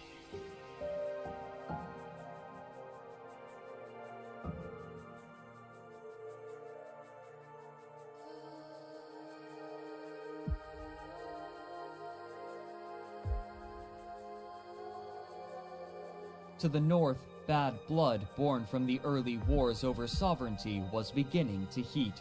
Due to the global nature of the game, CCP realized that implementing a fair method of territory control would require something more complicated than a simple attack and hold method. Otherwise, a corporation could simply attack another group's territory during their off hours, and then a counterattack could be launched, enacting a never-ending back and forth which would discourage any sort of decisive conflict. Therefore, they designed the reinforcement system. In order to capture a starbase, a faction would have to attack it twice. The first time, they would simply be able to reduce its hull to 25%. Upon reaching this number, the starbase would enter reinforcement mode, during which it could not be damaged for a length of time contingent upon the amount of strontium fuel with which it had been equipped, with more strontium meaning a longer reinforcement period. Most importantly, since strontium gradually was depleted, the amount could be manipulated in order to bring the starbase out of reinforcement mode during active hours for the defending alliance. In this way, holding starbases was feasible without always having players online. But these stations were more than just static buildings. Player-owned stations, or POSs, were designed in such a way as to allow a defender an advantage. Most immediately, a station could be equipped with automatic weapons that required no player input, adding firepower to any defensive endeavor. Even unequipped, however, the stations still boasted a wide shield which could only be passed if the player had the correct password. While the station could be attacked from the outside, any ship within the shield could not, but similarly, any ship inside the shield could not attack any ship outside of it, granting a small armistice zone to which a defending fleet could retreat during a battle and placing an onus upon the attackers to either focus enough fire on the station to reinforce or destroy it, or destroy any damaged ships before they could retreat to the safety of the shield. Extra ships could be stored inside of these stations as well, allowing players to re-equip themselves for combat if they lost their ship. In order to claim a system, all a corporation had to do was own the majority of starbases. Now was a key time to claim and capture territory before anyone else could lay their own claims and force their opponents to wrest control for them. As well as starbases being constructed, it is extremely vulnerable. Mercenary Coalition even posted a video to the forums of the time they were hired exclusively to stand as bodyguards for an infant starbase, which they affectionately referred to as an egg. Once claimed, the owning faction could place an outpost in the system, a significant boom. As opposed to POSs, outposts were indestructible, making goods stored there much safer, but they also acted as places where goods could be listed for sale. Anything bought or sold there, or any minerals refined there, would be taxed, with the money being placed in the bank account of the corporation. Taking territory now, before other alliances could place their star bases and claim control over systems, was vital, and it would lead to a war that the servers of EveOnline could scarcely handle. The opening engagement of this first large-scale war of EveOnline was described by Andrew Groen in Empires of Eve. Quote, "Both sides opened fire, unleashing a stream of missiles, railguns, and laser munitions, the sheer number of which had never been seen before in New Eden. With nearly 300 people in the battle, the Eve servers strained under the weight of this enormous cataclysm, and strange things began to happen. Missiles disappeared out of thin air, ships exploded seemingly without having been touched, pilots were kicked offline without warning, then reappeared in a different part of the solar system and in a different ship." End quote. Such conditions were unfavorable for either side, and fleet commanders eventually learned to ration their pilots and limit the size of engagements in order to manage lag and prevent battles from escalating beyond the capacities of the servers, a frustrating yet necessary decision. But Nullsec wasn't the only place where these limitations were manifesting. For months, the central economic system of EveOnline in Empire space had been growing, and as it did, the servers were struggling. Crowd Control Productions had little ability to control the movements and actions of the people operating in Nullsec, but in Empire space, they had far more options, and here they took drastic action. EveOnline was a popular trading hub due to its centralized location, which boasted safe passage from all corners of space, and so the company took the simplest option. They severed most of the connections. In short order, the traders had scattered. Without a central hub, trade quickly was redistributed into quadrants of Empire space, loosely based in the 4 different NPC empires, further destabilizing a market that already was facing the destabilization of vital resources from Nullsec due to a war raging in the north. Without the relatively safe routes through EveOnline, Empire space was severed in two by low-security choke points through which traders had to travel, choke points that could easily be exploited by pirates, further segmenting the economy. But soon, a new strain would be placed on the servers. In early 2004, the main competition for EveOnline, Earth and Beyond, was ending. Eve had already enticed many of its players away in the beta stages of its game, and now, as Earth and Beyond was closing its servers, a sizable portion of its players were migrating to EveOnline. While CCP's digital distribution method was a gamble at the time, and it could easily take over 24 hours to download the game with contemporary internet speeds, it meant that those moving from Earth and Beyond to EveOnline could easily download the client for the game and join relatively quickly, attracting a massive influx of players. Recognizing how many new people were joining, and also recognizing how impenetrable their game was, CCP set to work making their game as inviting as possible for this flood of players. Working with IGN and GameSpy, they cheekily offered what they called an upgrade for Earth and Beyond players to EveOnline, including a personal guided tour of the game. In a public release, they stated, quote, "The upgrade program will include a no-obligation free trial of EveOnline and a walkthrough of the game by a member of the Eve Volunteer Group. The Eve Volunteer will explain to the user the differences between the two games and ease the transition into Eve from Earth and Beyond." End quote. These new players were entering the game during a time of extreme instability in the in-game economy, and only a few months after these new players joined and were attempting to establish themselves, Nullsec was fractured.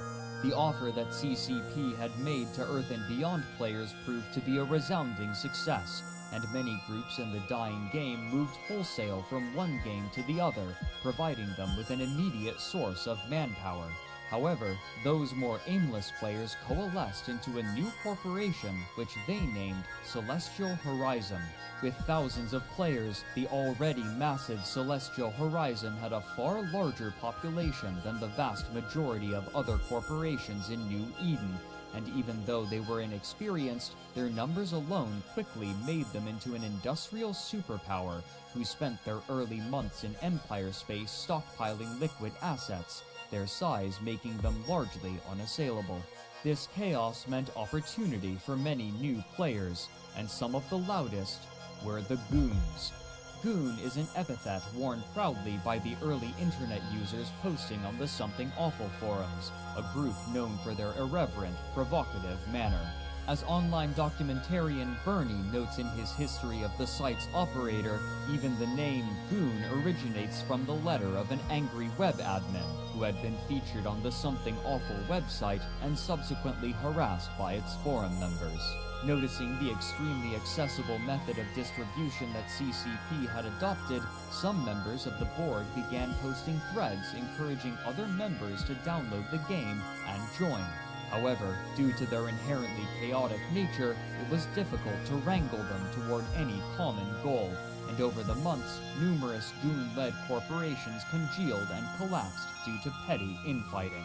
Andrew Drone chronicles the early months of the Goons' presence in the game, where, after numerous attempts, one leader was able to coax enough of them into a single corporation, which was named Goonfleet. Their capabilities, however, were obviously lacking, given that almost every single player entering the corporation was entirely new to the game, with their only qualification being that they were a member of the Something Awful forums. They even paid to have banner advertisements displayed on Something Awful encouraging members to join Goonfleet, hoping to attract a large volume of players, regardless of skill. When a new member joined Goonfleet, they would immediately be given a ship and a personal lesson on how to play the game, but even so, they were woefully ineffective. This was a feature that they owned and incorporated into their fleet tactics. Rather than trying to field effective ships, they simply would outfit themselves in some of the cheapest ships and modules that the game had to offer and swarm their target. The majority of the time, this would end in failure, but because so little capital had been invested, the losses were never substantial, and so they would throw themselves wantonly into battles, declaring their motto in the local chat, "We're terrible at this game." Their practices, however, gave them a particular reputation with the rest of New Eden. Only those who had an active account at least 3 months old on the Something Awful forums were allowed into the corporation, but those who applied weren't always simply rejected. Responding to a thread from someone looking to join a corporation, one player said in the EveOnline forums that, quote, "Goonfleet don't recruit in-game. Any advice you get to the contrary will be from a goon trying to swindle you out of your assets. They'll charge an application fee or some such. Then when you are successful, they will offer to courier your ships down to Nullsec. After you hand over your property, you will not hear from them again." End quote. Another player responds, quote, "If by some strange and bizarre miracle you do get into Goons, you will be forever shunned by the rest of the EVE community. Once you join Goons, that's it. You can never leave to join another corp or alliance. You simply cannot be trusted in any other corp or alliance. You might as well just delete your character and start over if you want to leave Goons." End quote. While this was somewhat hyperbolic, it captured the general sentiment of New Eden. There were the Goons, and then there was everybody else. While their money wasn't boycotted, few wanted much to do with them besides trade. As Nullsec grew more competitive, it became clear that the Goons would need allies, and so they created a larger alliance under which all Goons and those corporations within the game who wanted to join them could participate. Goonswarm. The work The History of the Great Empire of Eve, an outsider's perspective, speaks to the reputation of the Goons.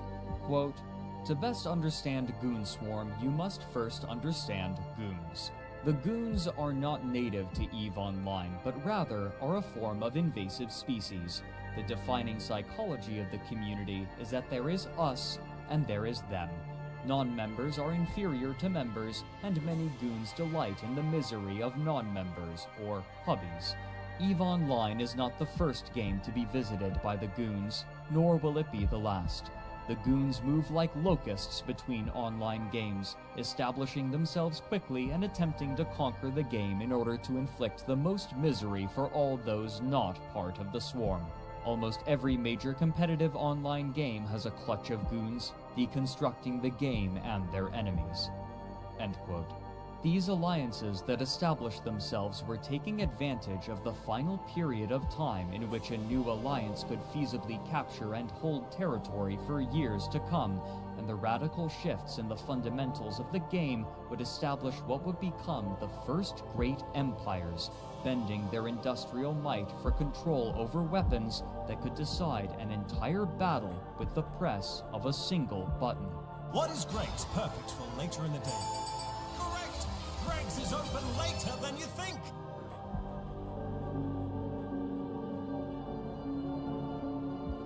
On June 29, 2005, CCP announced a bevy of updates, most important among them being 2 new classes of ships.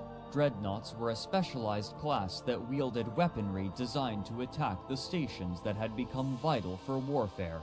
Controlling a station allowed the fighters of a defending or invading force to shelter in a safe hub from which they could launch their fleets, and dreadnoughts wielded the firepower to assault such bulky emplacements. Much larger than battleships, formerly the largest class of ship in the game, dreadnoughts could enter siege mode, which would render them entirely immobile but grant a significant firepower increase. Constructing a dreadnought, however, was a massive undertaking, requiring new starbase modules called capital ship assembly arrays. Rather than assembling the dreadnought in full, there were multiple parts, each of which had to be fabricated separately and then combined to create the completed dreadnought. In order to move the massive amount of materials required for such a ship, the second class that they announced was the freighter. Significantly larger than their older counterparts, these freighters were capable of moving materials on an unprecedented scale. But while they were typically well armored, they would still be obvious targets for pirates and saboteurs. The implication was clear. In order to project power and protect what territory they had, alliances now were forced to turn inward and leverage their economies into production. But the dreadnoughts were eclipsed half a year later with the release of ships that would dwarf all others. On December 16, 2005, CCP released an expansion entitled Red Moon Rising.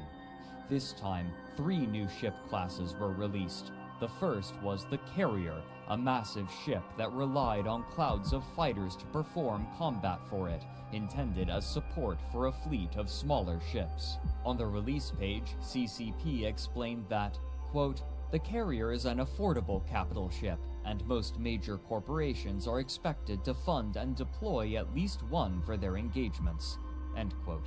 The second was the Mothership, a larger variant of the more affordable Carriers. But these 2 new ship classes were eclipsed almost entirely by the ship that would come to be synonymous with the game, the Titan. The sheer immensity of a Titan was difficult for players to conceptualize when it was announced. For the first 2 years of the game, the largest ships were the battleships, whose volumes hovered between 450 and 500,000 cubic meters. The largest Titan, in contrast, was an utterly massive 155 million meters cubed, well over 300 times as large. The capabilities wielded by a Titan were commensurate with its size. The first key feature was the ability to open a jump bridge. While Titans were able to utilize the traditional Stargate network outside of HiSec, they also could be used to coordinate massive fleet movements. If another specialized ship could light a cynosural field, then the Titan could use it as a beacon and jump directly to its location, whether in the same system or not, bypassing the Stargate network entirely as long as the stars were close enough. This meant that, although the Titan was a ponderous ship, it could still rapidly relocate with proper coordination, sometimes directly into a fight, suddenly shifting the balance of power. What's more, other ships could join the Titan in this jump, meaning that it could be used to move an entire fleet at once between stars in great strides, without being forced into the natural choke points of the Stargate network. But the more tantalizing capability of the Titan was the Doomsday device. While CCP was mum about the specific damage numbers, what was known was that a Doomsday device would inflict massive damage in a 500-kilometer radius, centered on a location of the Titan's choosing. What's more, the Titan would not even need to be present in the fight to launch the Doomsday. If another ship could light a cynosural field, then the Titan could fire its Doomsday through it, as long as it was still within the same star system.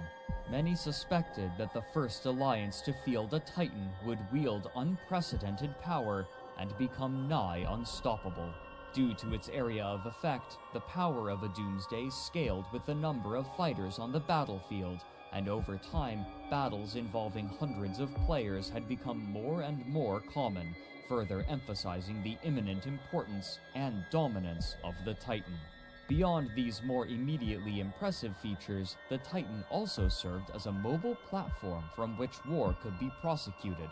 Players who died could respawn inside of the Titan and take a new ship stored in its hangar to join the fight once again, meaning that a player whose pod was destroyed would be able to rejoin combat immediately, as long as supplies were available. But before their incredible might could be wielded, one would have to be built. Much like the dreadnoughts before them, the different parts of the carrier, mothership, and Titan would need to be constructed separately in different capital shipyards, then brought together and assembled. No power based in Empire space would have the resources or capital required for such a massive undertaking, and even if one did, they would have war declared upon them immediately, and their capital shipyards would be divested from them. But even in Nullsec, Andrew Groen notes that there were only 2 alliances who could feasibly produce the first Titan, and they so happened to have laid claim to territory immediately next to one another. The warlike band of brothers, who had earlier crushed the alliances in the north, and the overwhelmingly massive Ascendant Frontier, consisting of former players from Earth and beyond. Of these 2, Ascendant Frontier had the clear advantage. While skill and coordination could readily win a battle during this stage of the game, there was no way to outproduce a group with so many members. As Groen notes, quote, Ascendant Frontier was not focused on expansion or military endeavors as Band of Brothers was. Ascendant Frontier had come to own a huge swath of territory in the south, but its members' true passion was industry. Ascendant Frontier wanted to create a prosperous hub of trade and commerce in Nullsec. It was working, too. It was pumping out space stations, outposts, and capital ships at a rate many times faster than the next closest industrial powers of the era. End quote. But to accomplish this feat, they would have to overcome a new hurdle: espionage. While often neglected in the first few years of EveOnline, its role in the operation of large alliances had increased, as had its notoriety after a particularly high-profile case. While most mercenary groups specialized in combat, another corporation, named the Guiding Hand Social Club, would instead perform contract work for clients looking to subvert their enemies. Sometime in late 2004 or early 2005, an anonymous client approached the Guiding Hand with a contract and a massive sum of ISK, hoping to buy their services to target Ubiqua Seraph, a large corporation of the time. They asked that Ubiqua Seraph's coffers be ransacked and their communal hangars emptied of ships, but the contractors would be allowed to keep all of what they pillaged. The only object that the client wanted was the corpse of the CEO, Mural. The leader of the Guiding Hand, Istvan Shogatsu, was similarly disinterested in the spoils, though he accepted these terms all the same. The Guiding Hand spent months infiltrating, earning positions of trust and authority. They were more successful than their client could have dreamed. multiple members found themselves entrusted with much of the corporation's assets, and one agent, named Zemdal, found themselves as one of Miral's lieutenants. Istvan explained, quote, Arenis Zemdal is what we call a Valentine operative. Essentially, his job is to seduce and entice an objective into a state of trust and confidence. As such, we'd call Miral's relationship to him moments before the strike endeared. End quote.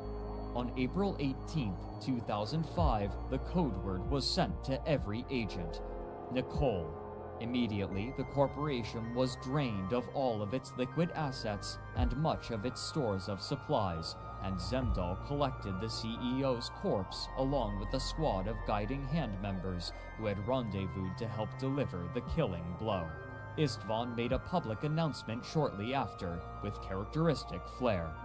Quote, Greetings, everyone.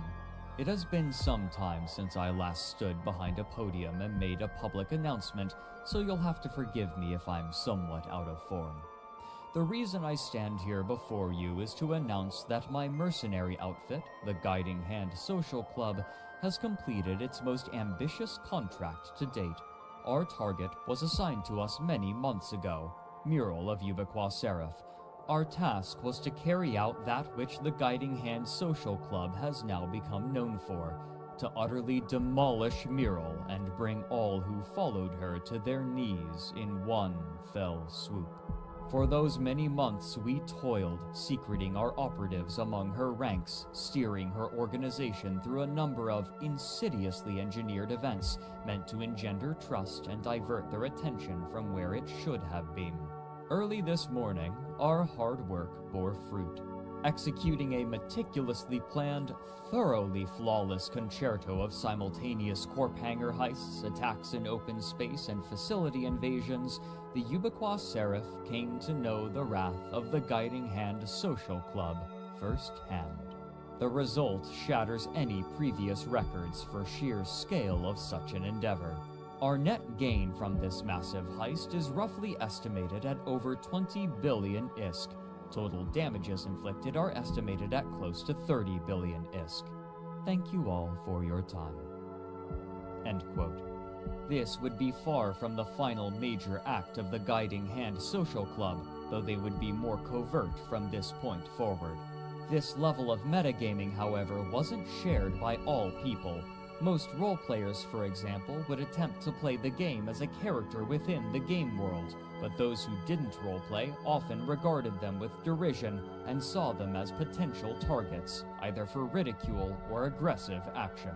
While discussing EveOnline for her podcast This Game Changed My Life, Aoife Wilson posits that, quote, the people you're talking to don't know that the talking part is a game too.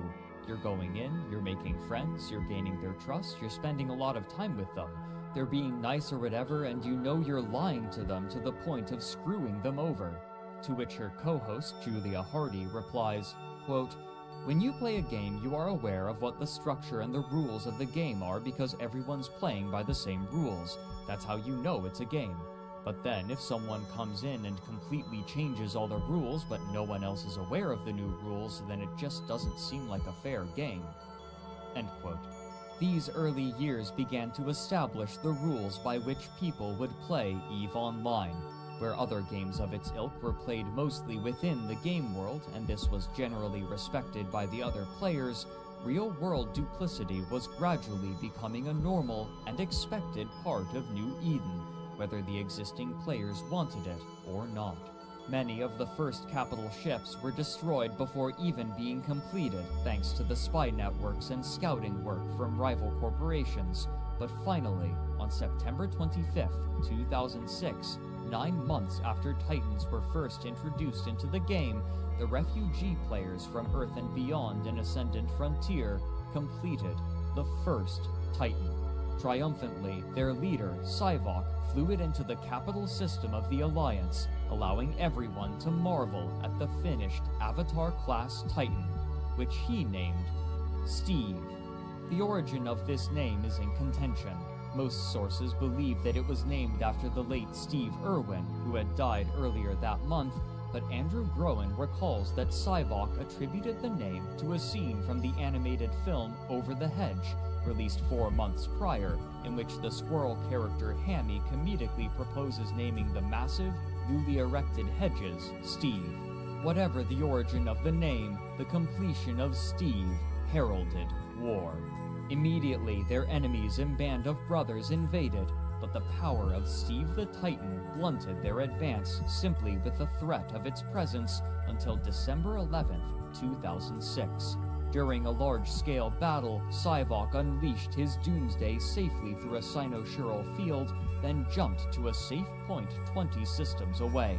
But what happened next would change the paradigm of players for years to come, and would pit Band of Brothers against the rest of New Eden. More importantly, though, it would also begin a process that would sour the relationship between the developers of EveOnline and its players.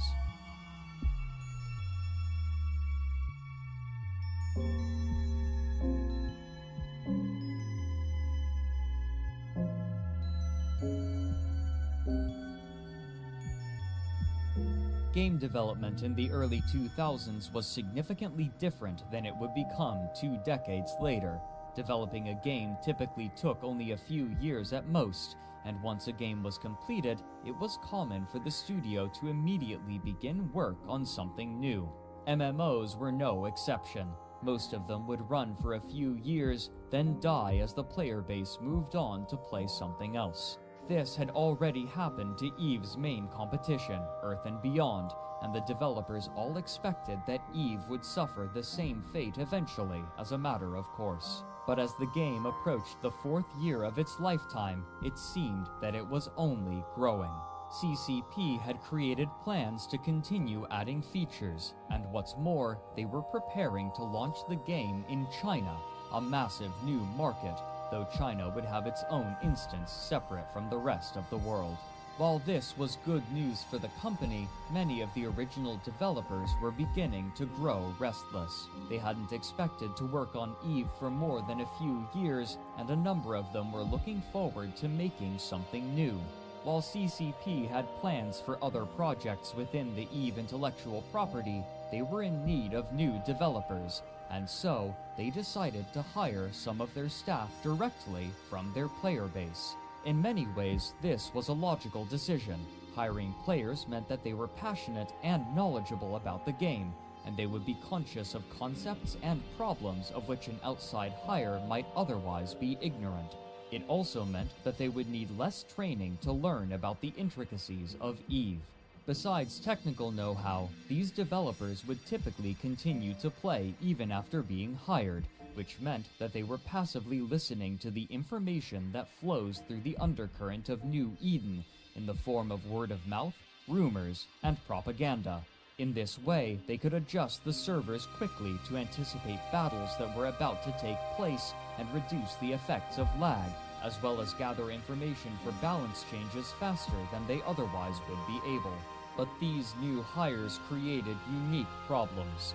Those players willing and able to accept work at Crowd Control Productions were often among the most dedicated and active, and for many, EVE had become a significant part of their lives, deliberately altering their schedules so that they were able to add their firepower to important battles and assist their corporations and allies. Real friendships were frequently formed and broken due to in-game conflicts, while some were burned for in-game advantages. For these players, the boundaries between EveOnline and the real world were either blurry or non-existent. When these players became developers, they gained access to the dev tools and commands. This power was too tempting for some, and they began to utilize these permissions to their own ends, creating rare and valuable items for their corporations and alliances. For example, blueprint originals used for building ships and components were in extremely limited supply, as no new ones could be made, and so most people had to buy copies that would be consumed after only a few uses. Using commands, these player developers could create brand new blueprints for their courtmates and themselves.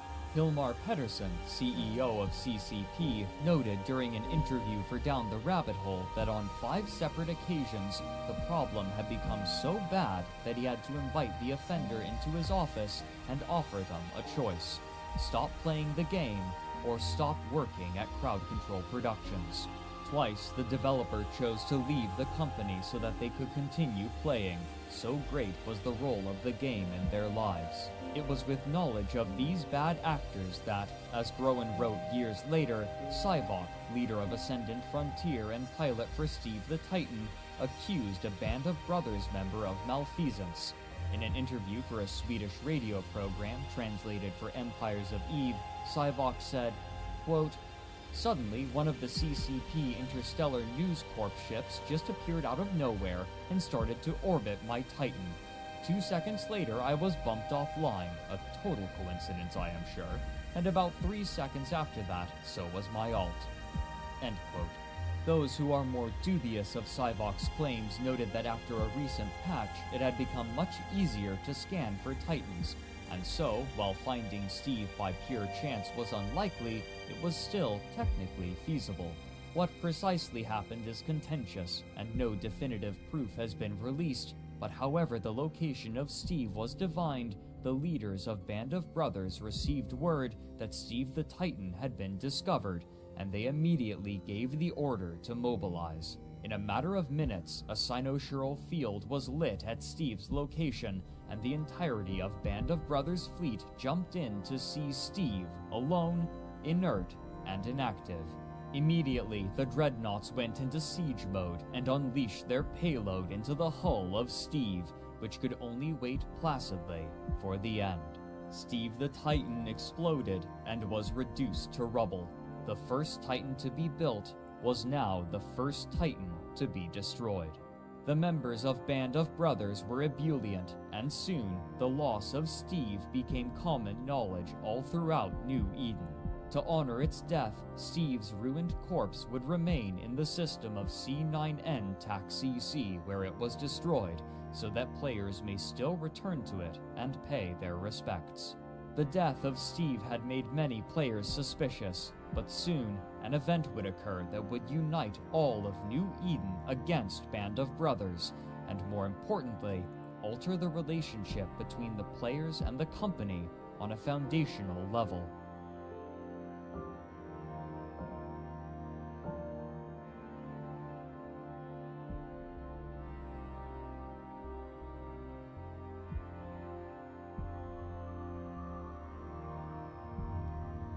In January of 2007, a hacker responsible for releasing private information on Goonfleet, going by Kugutsumen, approached them, offering to hack their enemies for free after his client from the Coalition of the South refused to pay him for his services.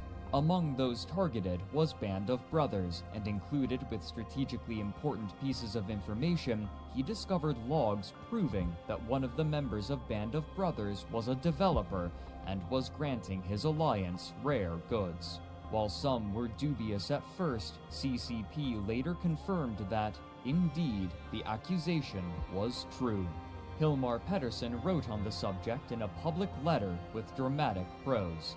Quote, "Throughout our history, there have been a handful of cases where our employees or members of our various volunteer and partner programs have taken advantage of the proprietary powers they are granted through access and knowledge. These cases have been investigated, prosecuted, and judgment rendered. Usually the punishment has been quite simple: termination of employment. A pivotal case was uncovered last summer during a routine investigation of developer accounts. Unfortunately, CCP did not act with the same decisive consistency we have used on previous occasions. Those left at the helm chose to react cautiously, as sometimes is appropriate under these circumstances, leading to more leniency and understanding than we are used to in these matters. This particular case, involving a single developer, underlined where improvements needed to be made, and we have since focused our efforts on reinforcing rules and processes so that consistent ruling is assured. It is no trivial thing when corruption takes place. In our case, it's no different than the injustice of public servants in the real world feathering their own nests, rather than ensuring the prosperity of the many.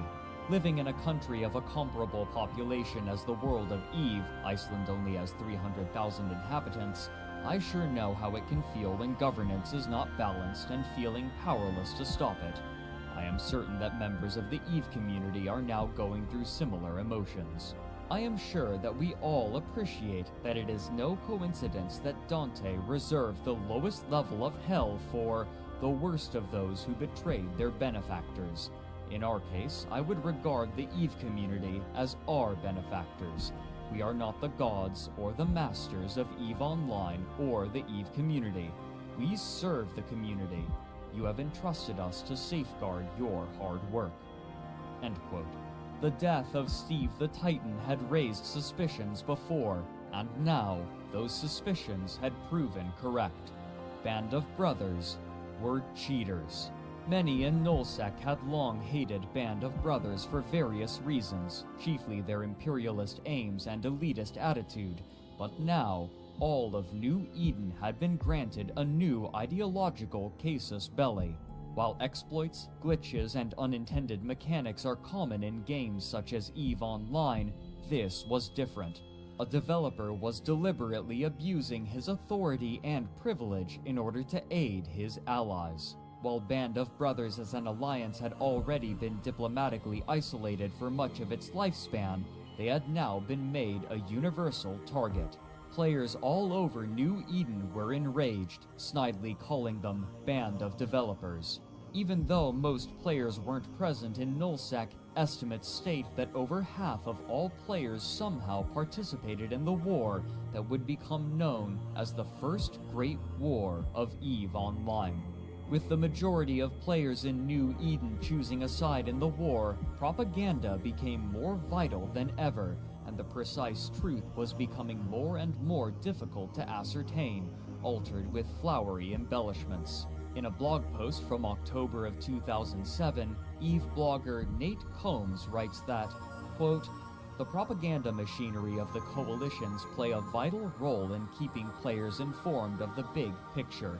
The little guys struggle one ship, one system, one corporation and alliance at a time, and read the cues and spin from the mouthpieces up high. Of this recent turn, Band of Brothers has fashioned a very slick propaganda video, spinning the retreat in heroic terms, in contrast to a more prosaic reality. Endy provides detailed analysis for the game world students of these things. Despite its production polish, one will note that its audience is crisply targeted. It makes little attempt to reach more broadly. The important takeaway for a general reader might be this. How would the foot soldiers in a large-scale, information-complex, distributed game spanning the real-world globe and 24 time zones have any clue how their system-by-system struggle fits into the big picture, were it not for, well, something like an EveOnline Alliance propaganda network?" End quote. For CCP Games, war meant fun for the players, and fun meant more subscribers, which meant more profits. And while EveOnline certainly had a larger audience than many other games, its subscribership was increased even further due to its mechanics, which offered its players the ability to easily practice a technique known as multi-boxing. While most who play massively multiplayer online games tend to only play one character at a time, others will sometimes have multiple accounts that they will run at the same time in order to fulfill multiple roles at once. Compared to other games, EveOnline was particularly well suited to this method of play, since many of the most important functions, such as firing weapons and movement, would continue to run once activated and only required interaction when changing this function. Even if a particular character underperformed, it was almost always worthwhile to have multiple characters rather than only one in any situation. This gradually became vital for professions such as mining and industry, whose activities were much more passive than combat. Mining and related professions mostly entailed approaching a resource node, pressing a few buttons, and waiting until the node was mined out while watching for hostile ships. For these players, the most effective way to scale was simply to have more ships, which meant multi-boxing. and so it was common for players to have multiple windows with the same game open, each window running a different character. Even if a person could have multiple characters on the same account, each account was limited to only one of its characters being used at a time, and so multiple subscriptions would be necessary.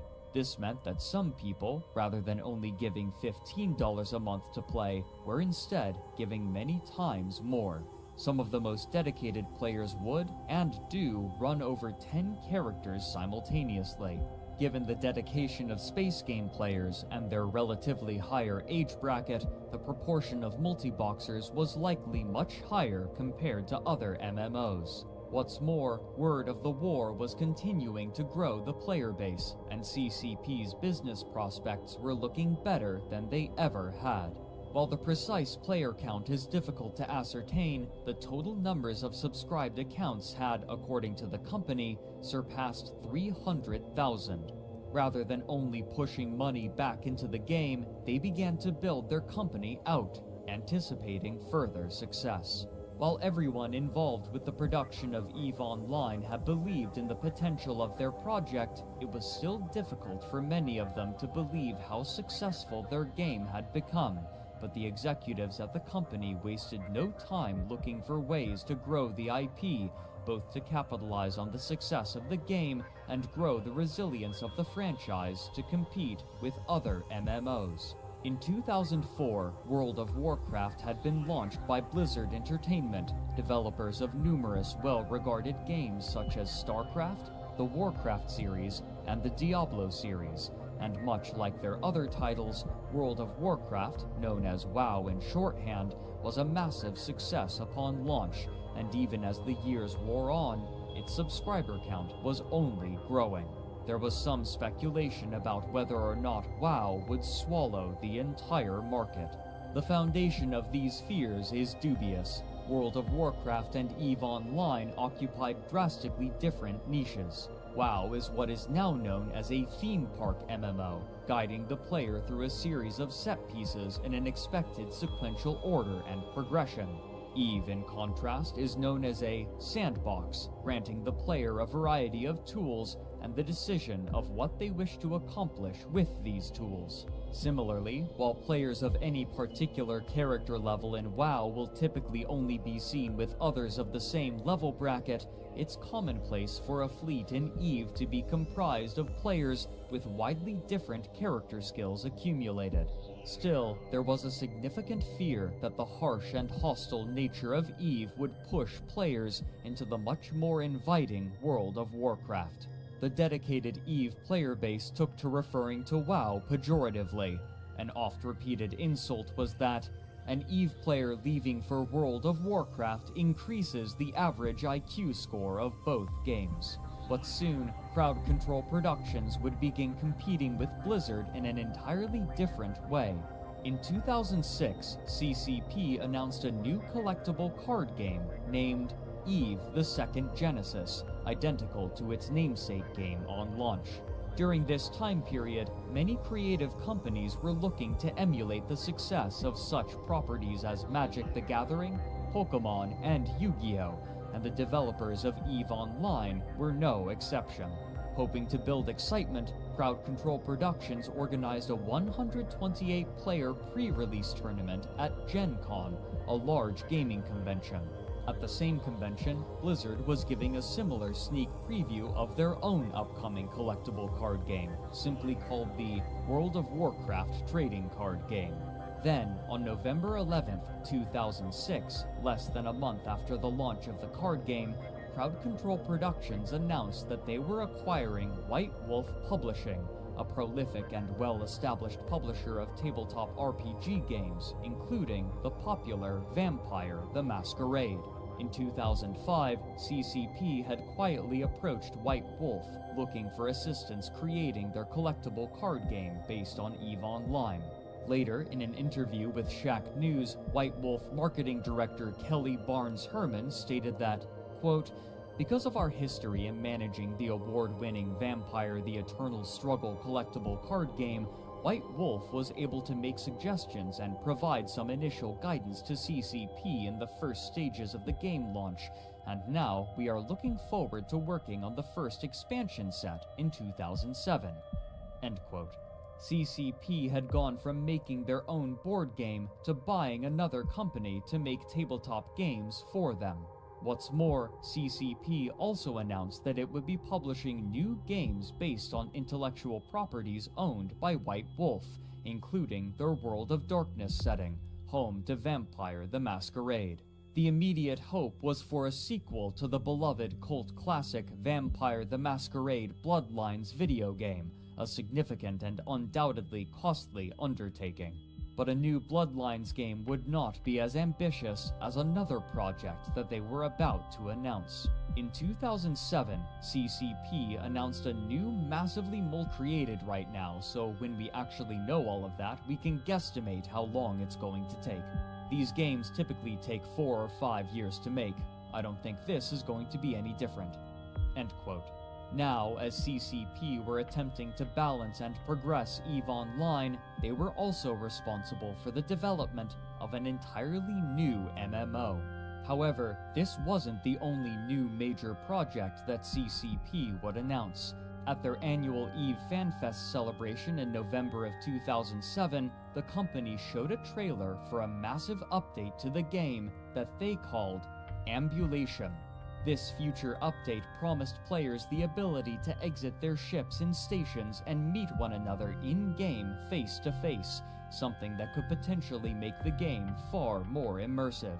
Despite the incredible amount of work that the company had promised to deliver, they were confident that they could fund numerous projects in part thanks to their growing and dedicated subscribership, driven by the chaos churning inside of New Eden.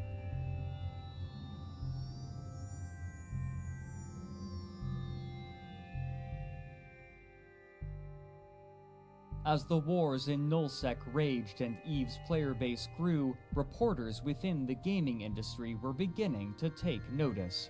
Consistently, stories of battles with dozens, if not hundreds of players were beginning to leak out into gaming forums and early social media websites. Those hearing about such battles might have acknowledged mentions of the struggles with lag and server instability with which fleet commanders constantly had to contend, but such complaints were quickly forgotten when the scale of certain battles was shared.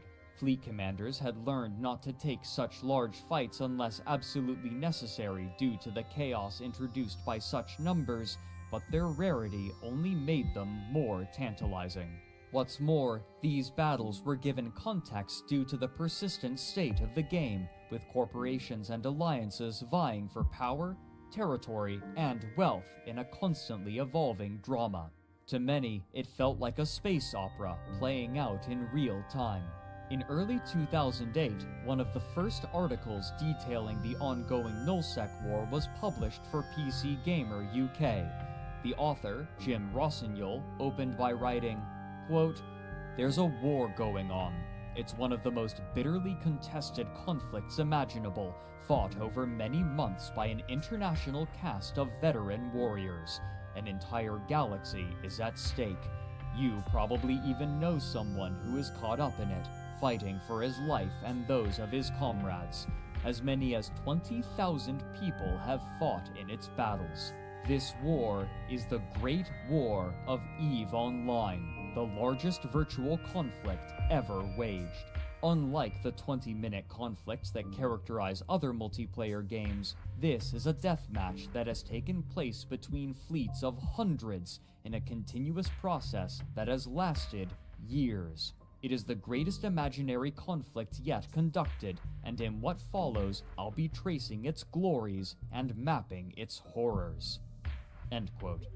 This sort of romantic prose would quickly come to characterize most of the writing about New Eden, and while they occasionally would acknowledge the more technical and practical issues that players and their leaders faced, these passages were nearly always diminished in favor of telling stories of epic campaigns and pitched battles. The results and aims of these large battles, however, were difficult to communicate due to the inherently intricate nature of the game's mechanics. What could easily be communicated, however, was sovereignty.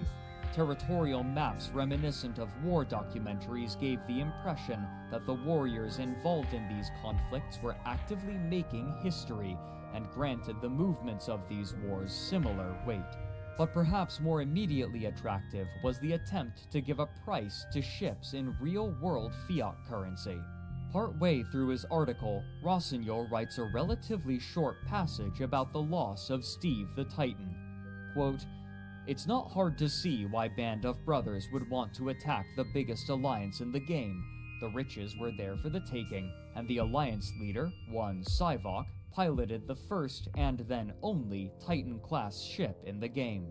It was a giant behemoth that has been valued in real-world cash at around 4,000 British pounds.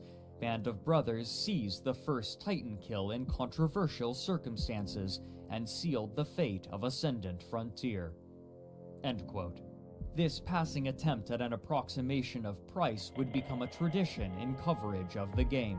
The daunting complexity of EVE's mechanics and the tangle of relationships between corporations, alliances, and even corporations within alliances made it nearly impossible to summarize in the space afforded an article in a gaming publication, meaning that the conflicts necessarily had to be simplified in order to both be made intelligible and concise enough to fit within the restrictive word limits. Many of those who read these articles became enamored with the concept of partaking in such massive record-breaking battles and began signing up for EVE themselves. For CCP, war was good for business. But those who were fighting the war were facing unprecedented problems.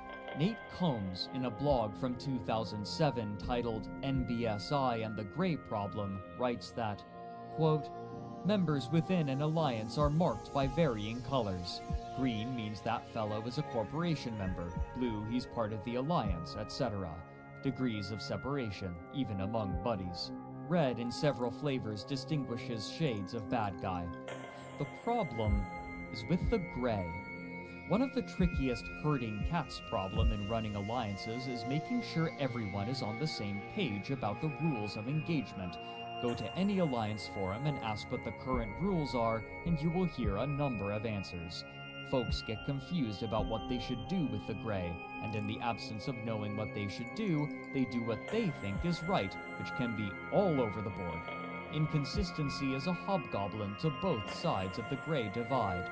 The good gray don't like going into areas where they are uncertain about who is on the same page, and alliances don't like grays getting into some areas since some grays may turn out to be bad apples. To make the problem worse, some alliances may vary their policy towards the gray over time and circumstance. For example, when tensions are high, an alliance may enter lockdown mode, and its policy becomes one of shooting the gray first and ask questions later. During more peaceful times, the policy may be changed to be nice to encourage trade. It gets worse. Some of the very large alliances may have different policies for the different regions it controls. Talk about a headache if you're one of the few players, e.g. traders, who might travel great distances. Another problem with the gray is that it is an alliance/corp-centric perspective. It is a first-person measure. You are neutral to me now. I may be, however, enemies to your friend, and that can lead to a more complicated relationship." End quote.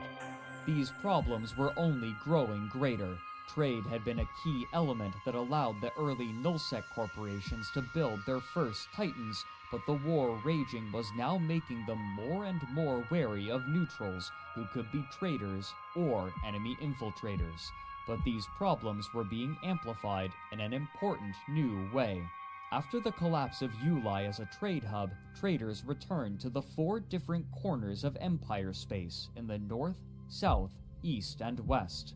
In particular, they gravitated towards stations that hosted the best mission givers. While trading NPC goods had gradually been phased out and the player economy was allowed to supplant it, players could still earn money from NPCs through missions, and they tended to congregate within the stations that housed the highest earning missions. Entrepreneurial traders would offer weapons, ammunition, and ships for sale in these stations, hoping to sell to the wealthier mission runners at these convenient locations. However, more than just the mission runners were searching for these goods, and soon, a wider clientele was congregating around these stations as well. Recognizing this, more traders looking to sell their goods began placing their contracts alongside the others, even if they were unrelated to running missions, hoping to sell to those visiting the station. And so, the trade hubs established themselves and grew. Of the different trade hubs, the one that received the most traffic was the Caldari Navy Assembly Plant, located around the fourth moon of the fourth planet of Jita. The higher population in the northern regions of Empire space was due in large part to the attributes of characters. When creating a character, players are allowed to choose between the 4 different NPC empires: Amar, Minmatar, Galente, and Caldari, and of the 4, Caldari were by far the most popular race for players due to their favorable attribute distribution, given that attributes determine how quickly a character can learn skills, and skills determine what characters are capable of performing. Soon, much like EveOnline before it, the system of Jita was host to hundreds of players every day looking to trade, and it was growing rapidly. But this time, Crowd Control Productions would be prepared. Since they had broken the Stargate links in EveOnline, they had been working on the server backend, as they realized that they would need to prepare for far more success than they had anticipated when they launched EveOnline. On March 1st, 2006, CCP Games announced a patch transferring the game onto new servers which utilized brand new, state-of-the-art AMD chips. Rather than trying to scatter the players again, now they would be doing all that they could to accommodate a naturally occurring trade hub. Soon, a single server would be dedicated exclusively to the system of Jita to manage the massive influx of traffic, as well as some permanent residents who began to participate in the day trading of commodities.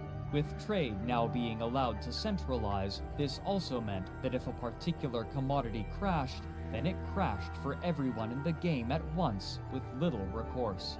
But while this new trade hub was located in Empire space, its establishment significantly affected the culture of Nullsec. The northern regions had always been wealthy due to their natural resources and general proximity to HighSec, but the emergence of Jita guaranteed much easier access to what would soon become the undisputed center of the economy in New Eden, given that Jita was less than 10 Stargate jumps away from the nearest northern Nullsec systems. Trading between Empire space and the northern regions only became easier as time passed. But the inverse was true for the southern regions. The distance between Jita and Del, for example, was many times longer, and where they once had been able to trade with Empire space easily, they now had to travel much farther to sell their goods. As time passed, those Nullsec alliances living in the south would begin to develop their own internal economies. Leaders would encourage their alliance members to trade exclusively with one another, in many cases creating not only an economic but a cultural divide between the players in the southern regions and the players in the rest of New Eden. But in the in-between spaces, an entirely new sort of dynamic was evolving, one forgotten by most.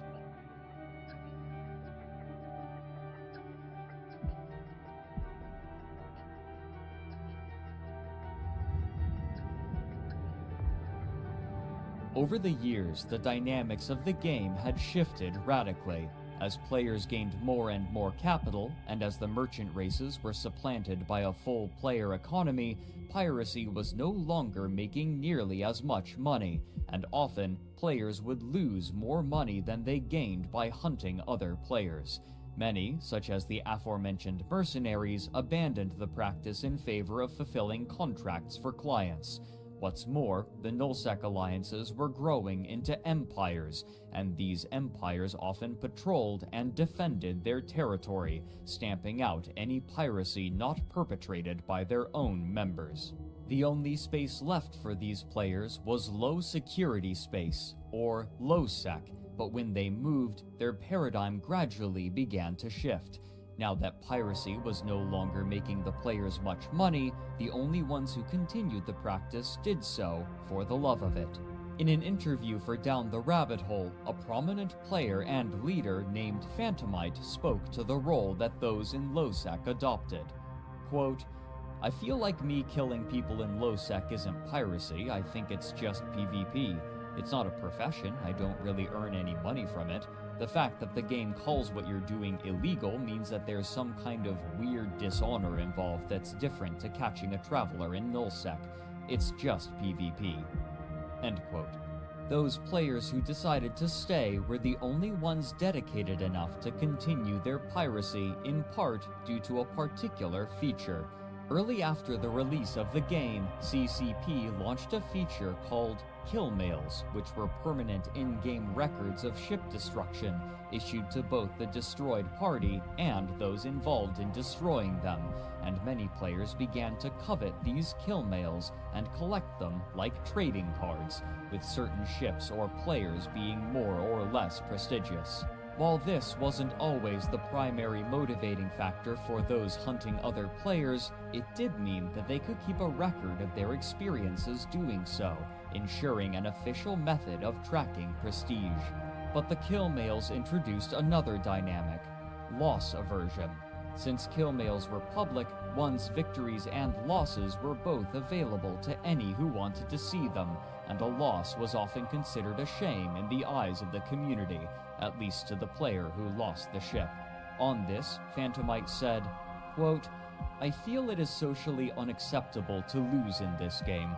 If you lose a fleet fight to begin with, in local, the winning side will almost always jeer at you and be a bad winner, mock you for having dared to lose a fight in EveOnline.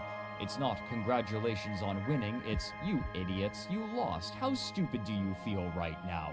Especially as group sizes get larger, there's a lot of bitterness on both sides. End quote.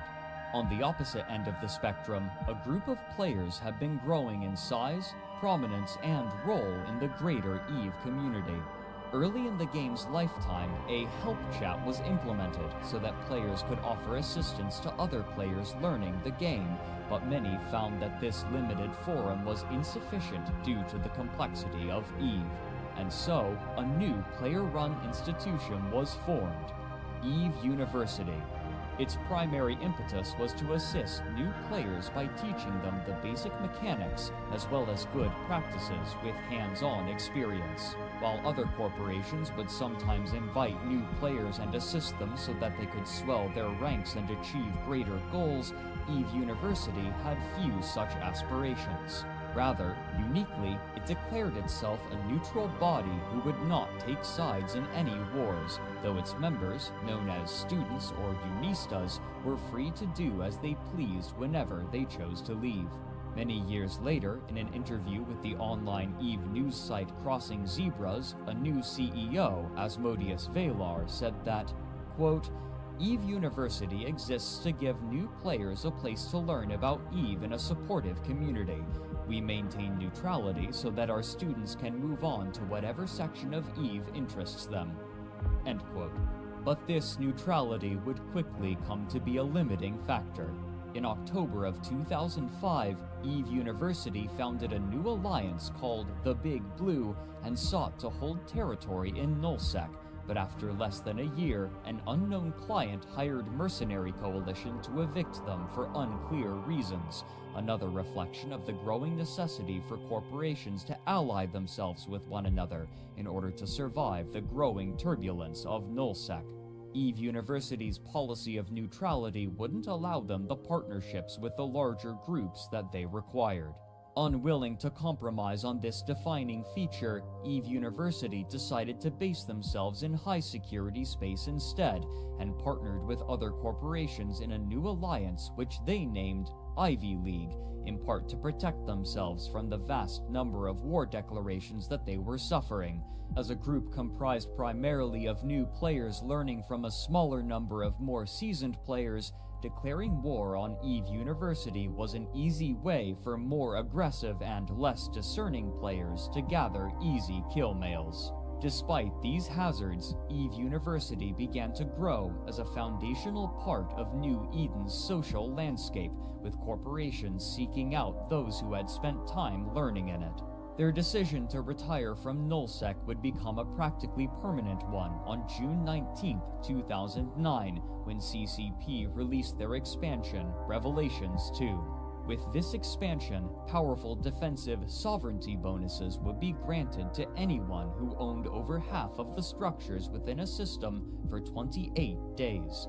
Once this had been achieved, a structure called a Sinojammer could be built in the system, disallowing any player from lighting a cynosural field within the system. While capital ships could use stargates, they were choke points in which they could easily be caught, and the only practical way of bringing a capital ship into a fight was through the use of cynosural fields. By restricting their use, it meant that any alliance attacking a system with a high enough sovereignty bonus could only do so with subcapital ships, an effectively impossible task against any active alliance. This meant that nullsec alliances were now much more stable in their ownership of territory, as long as they possessed enough capital ships.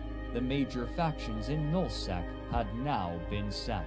With the base mechanics, the social groups, and the varying playstyles within EVE all growing more complicated and nuanced by the day, the development team recognized that they wouldn't be able to keep track of all of them and balance them alone. And so, in late 2007, Crowd Control Productions announced the establishment of the Council of Stellar Management, a body of players elected by the player base to communicate their interests directly to the company. Early in the game's lifetime, CCP had requested that players join the developers to speak about the game, but they had been hand-picked after applying, as opposed to the more democratic method of the council. Of the 97 applications, 33 were rejected for varying reasons, including behavioral and technical, leaving 64 to be voted on by the community in a first-past-the-post system, where the 14 players with the most votes would be elected. A PDF document written by CCP representative Petter Johannes Oscarsson details the role and responsibilities of the Council of Stellar Management, but not before spending over half of the document on what he called a comparative analysis of real structural social evolution with the virtual society of EveOnline.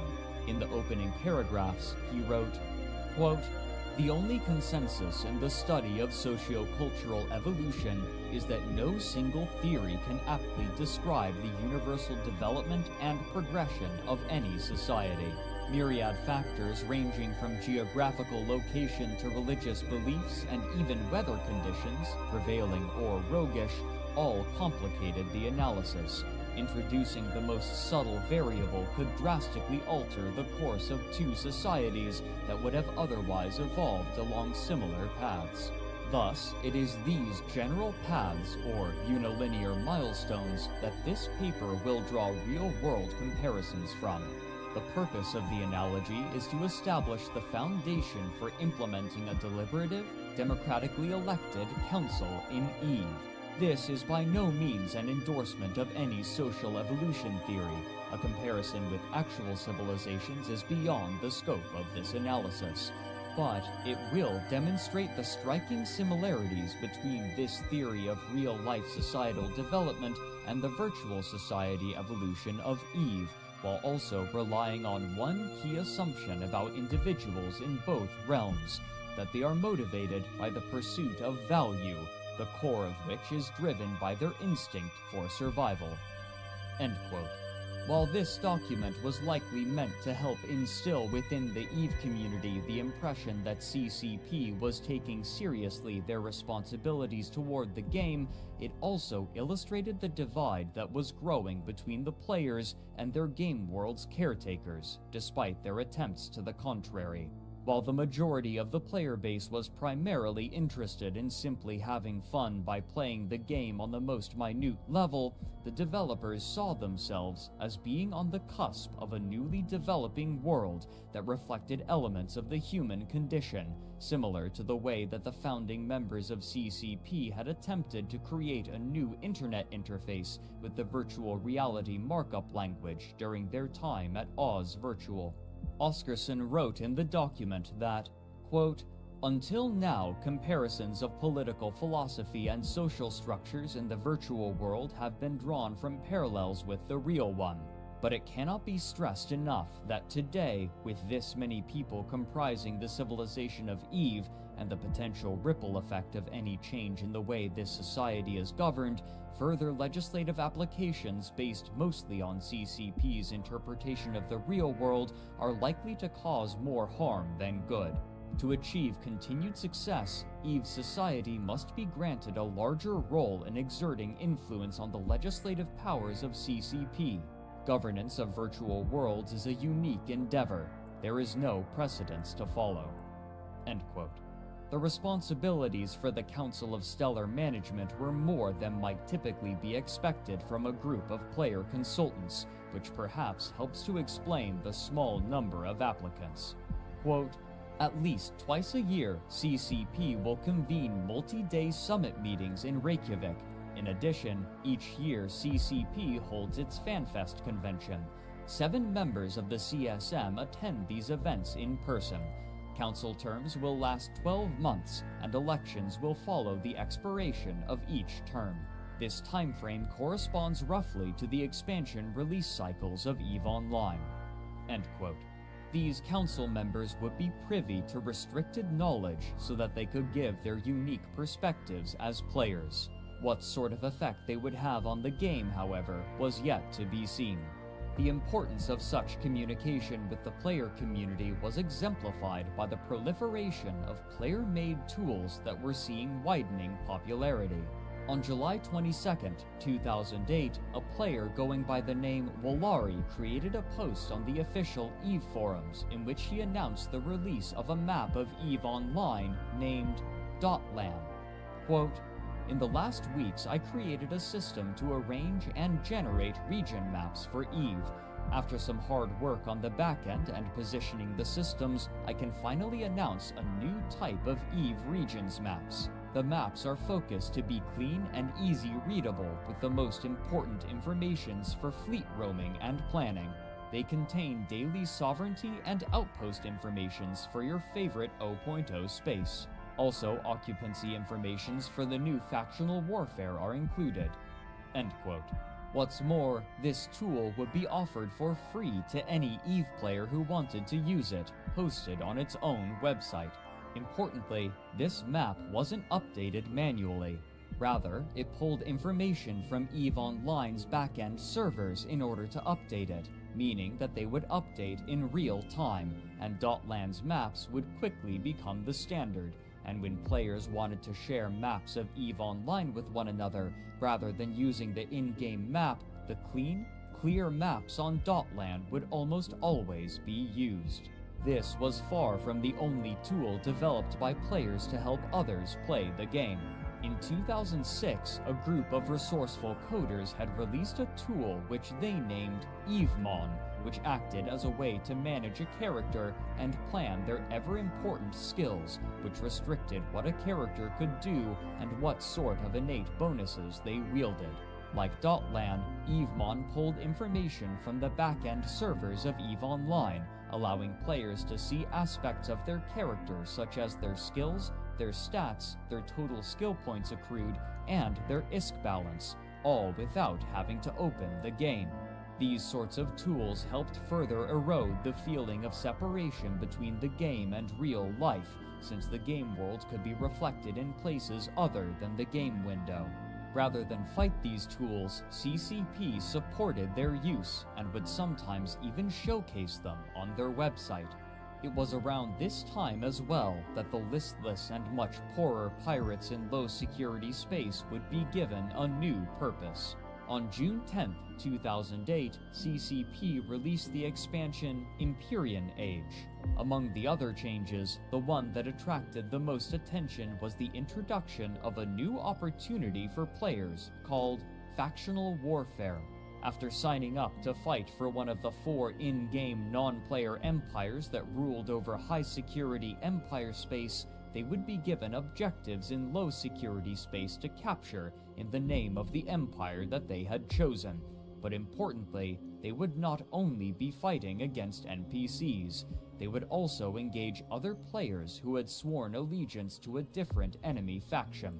In this way, players in Empire space could fight with other players in a structured yet accessible fashion. While factional warfare itself held little interest for the pirate corporations in LowSec, it meant that far more players would be ushered into their domain. As the less experienced players from HighSec wandered into LowSec in order to complete their objectives, roving bands of LowSec pirates would catch individuals and small fleets unaware, swooping in to rapidly dispatch those looking to engage in factional warfare. These pirates had become a part of the landscape of LowSec, maintaining a level of unavoidable danger to the game, and the introduction of factional warfare had reinvigorated them. Evading pirates was a skill in which traders and industrialists prided themselves, and it was common to hear such peaceful players breathlessly recount their experiences avoiding and outwitting them. But soon, the game would see an addition that would further complicate it, crossing the border between the real world and the virtual world of New Eden in a way that would eventually make its dealings the subject of international attention and awe.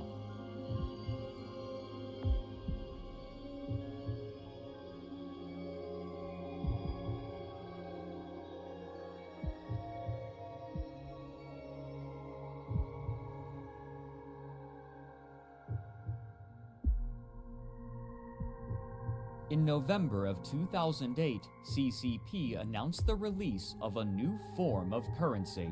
As was common practice, players could either buy cards at local stores or have cards mailed to them, which they could redeem to extend their membership, allowing them continued access to the game. For EVE, much like other games of its kind, the monthly fee was $15, with discounts when bought in larger increments. However, CCP was now offering a new function for these cards. When a player bought one, they would now have the option to either redeem it normally and use it to lengthen their subscription, or they could instead exchange their card for a new in-game item called a Pilot's License Extension, or Plex, at an exchange rate of 1 Plex per month of game time. If they chose the latter option, an in-game item would appear in the hangar of the station in which one of their characters was docked. This Plex could then later be expended for the subscription if the player so chose. For the player who used the Plex in this way, it simply added an extra step to the process of renewing a subscription. But there was one major, important difference. Since the Plex was an in-game item, it could be bought and sold on the player market, and whoever bought the Plex could redeem it for their own character, meaning that a player with enough in-game money could effectively pay for their subscription by buying Plex from other players with in-game money. The most obvious effect was that it gave many players a goal: make enough in-game money to pay for their own subscription month to month by buying Plex from other players, effectively playing for free. But for those on the outside looking in, it gave something much more important. Game subscription cards for EveOnline could typically be bought for $35 and offered 2 months of subscription, which meant that they could be redeemed for 2 Plex. This gave Plex a stable real-world value of approximately $17. Since Plex would be bought and sold in-game for ISK, the in-game currency, and the real-world value of 1 Plex was relatively consistent, This meant that there was a way to track the real-world value of the in-game currency without having to refer to the black market price, which was subject to fluctuation and which many sources were reluctant to acknowledge or reference because of its inherently opaque nature. What's more, because of the stability of the price of Plex in the real world, the gradual inflation of the value of ISK could be tracked as well. Such aspects only enhance the interest of mainstream publications, including Forbes, a popular and well-regarded business magazine which had already been paying attention to EveOnline due in part to the business-themed naming scheme of its player structures. An article from 2008 by Matthew Kirdahy, named From MMO to CEO, reads in part, quote, Sean Conover has 2 jobs. One is at a computer forensics lab in suburban New Jersey. The other is in a fantastical galaxy inhabited by 25,000 intelligent life forms, driven by power and greed. In one place, he takes orders. In the other, he gives them. There are many more like Conover, and with good reason. It's in this virtual space where tomorrow's business leaders are being born. Mom may mock video games no more. End quote. The EVE player interviewed for this article was the notable figure Darius Johnson, the leader of Goonfleet and the greater Goonswarm Alliance. For the last year and a half, Goonswarm and their allies, the Russians hailing from the northeastern corner of the map, had been continuing their war against Band of Brothers, and during that time, they had become known for their effective, if obnoxious, propaganda. Beyond the posters, which were often photoshopped versions of World War II propaganda posters, the Mittani had taken to regularly posting on his blog about the war, both to rally the goons and guide the public perception to bolster morale and increase membership, and this gave mainstream news outlets an easy way to monitor the war, albeit through a heavily biased source. Even knowing this bias, this meant that as publications such as Forbes and The Guardian wrote about EveOnline, it was often through the paradigm and context of the goons. External news outlets also helped to personalize the leaders. Furthering Kirdahy's article, he writes, quote, when Conover gets home from his 9-to-5 job, he logs onto a virtual world as Darius Johnson, Chief Executive of Goonfleet, a corporation comprised of more than 2,800 players in EVE. The leadership experience has challenged Conover the same way the modern CEO is challenged. He worries about economics, employee morale, production, training, and even a succession plan, which he's devising. After all, the next guy has to be able to weather the storm too. End quote. In particular, the term failure cascade had become common in New Eden, popularized by the Mittani and quickly adopted by news outlets who were already heavily reliant on his writing when discussing EVE. In an article from 2009, the Mittani wrote, quote, in the past 4 years, I've witnessed more than 20 alliances disintegrate, and I've had the benefit of directly orchestrating a good number of those. Better than just hammering at them from the outside, I've been able to witness the process from the inside concurrently by way of our spy network. While watching Lotka Volterra explode in much the same way Veritas Immortalis had, I dubbed this death cycle the failure cascade, due to the way in which the process rapidly accelerates from small errors into thermonuclear drama. Delightfully enough, even our most vehement enemies have chosen to use my nomenclature, as well as the more traditional media. Apparently, the term has some pre-existing engineering use, but Googling it now turns up mostly yammering about spaceships. He went on to define the term, quote, a failure cascade is the disintegration of an alliance caused by collective helplessness in the face of sustained and unrationalizable adversity through a process of pilot attribution shifting from the alliance to the corporation or the individual. End quote. Both Crowd Control Productions and Goonswarm were facing prodigious growth, and both were simultaneously taking great risks in attempts to reap great rewards.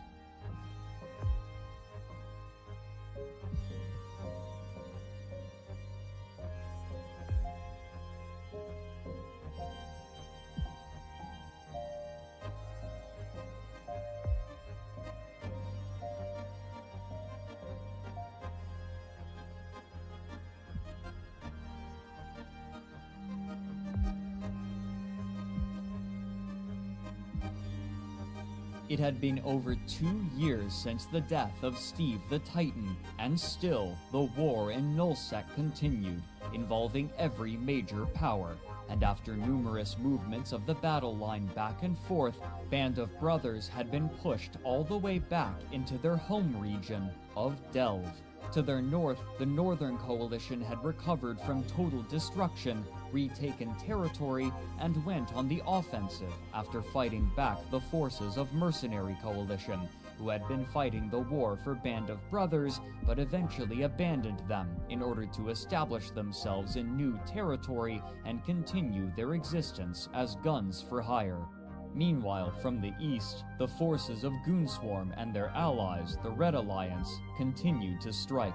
Previously, the Russians of the Red Alliance had joined Goonswarm in an effort to defeat Band of Brothers, but after this effort failed, they retreated to their home regions in the southeast to live next door to the Goons. With their forces combined, their territory was nearly impossible for any alliance to assail.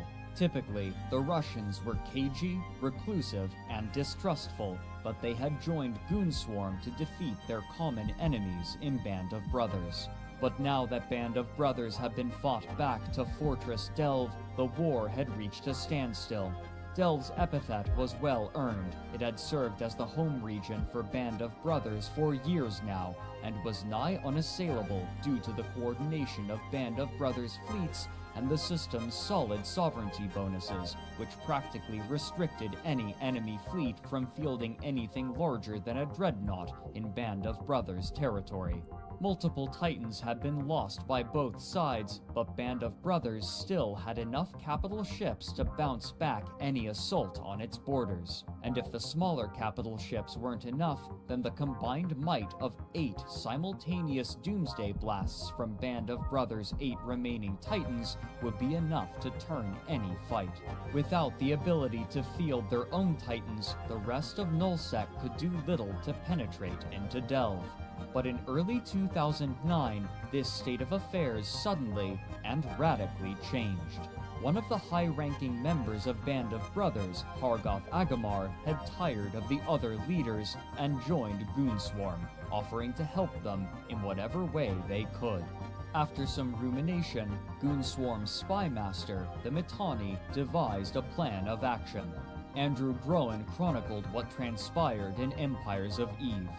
Quote, "On the night of February 4th, 2009, Hargoth Agamar logged into EveOnline and docked his ship at the headquarters of Black Nova Corporation, one of the main member corporations of Band of Brothers.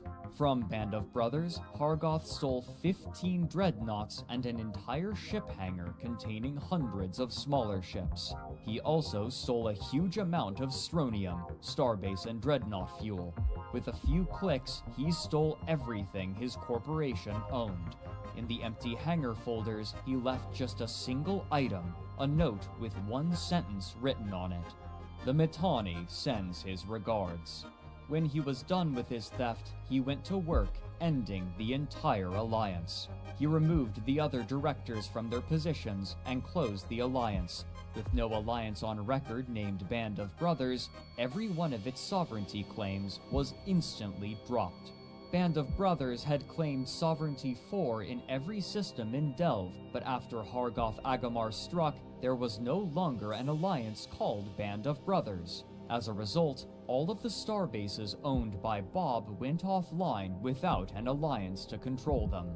Their capital systems were no longer invulnerable, and they had no way to stop enemy alliances from bringing heavy artillery right into the heart of Band of Brothers' empire.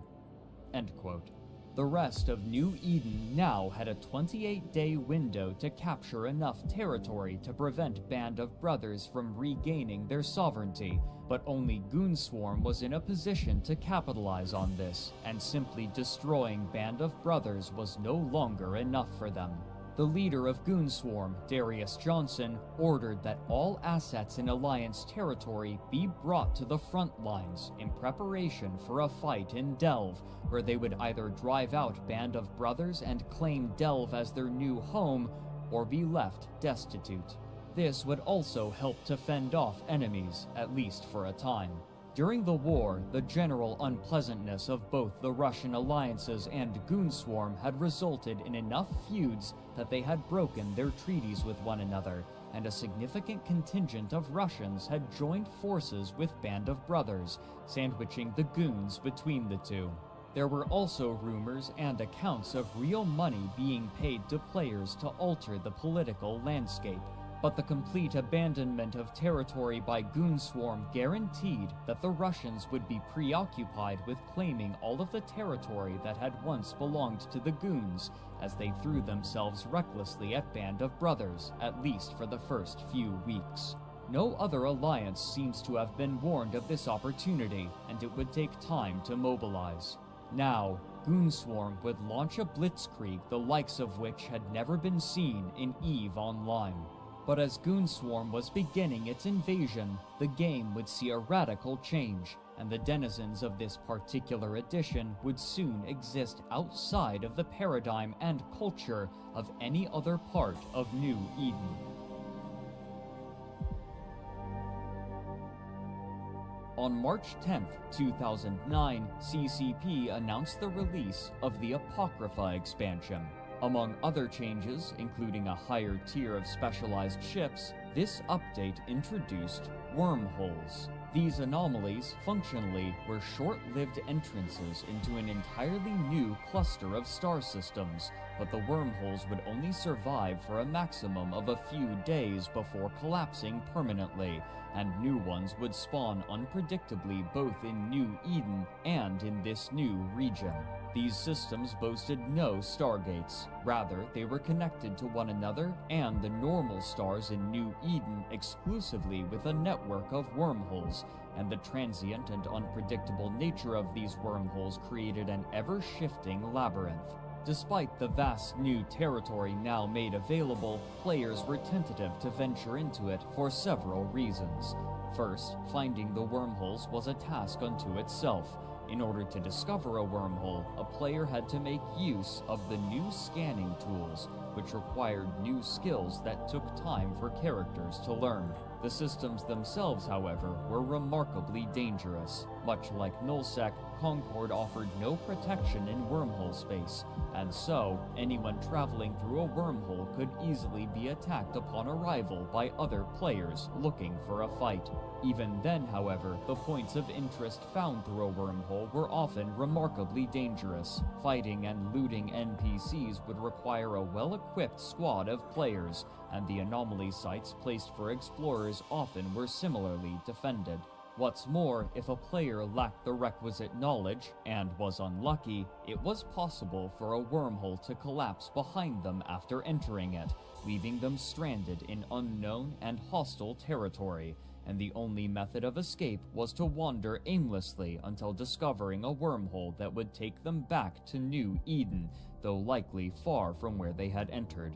Most had little interest in investigating beyond peeking out of curiosity. But there were others who saw potential in this new, unexplored region. Though the danger in wormhole space was higher, the materials there were commensurately valuable, as the gases required to make the new highest-tier ships could only be found there, and so, mining gas clouds became an important, if small, part of the EVE economy. Paradoxically, due in part to the random nature of wormholes, gas became a reliable resource, as it was difficult for aggressive players to attack others harvesting gas. Much like wormholes, gas clouds would spawn randomly and had to be scanned down with probes before their location was revealed, meaning that a reasonably attentive gas miner could spot the probes with a directional scan and escape long before any danger manifested. Beyond these more systemic limitations, there was another hard limitation that restricted the use of overwhelming force in wormhole space.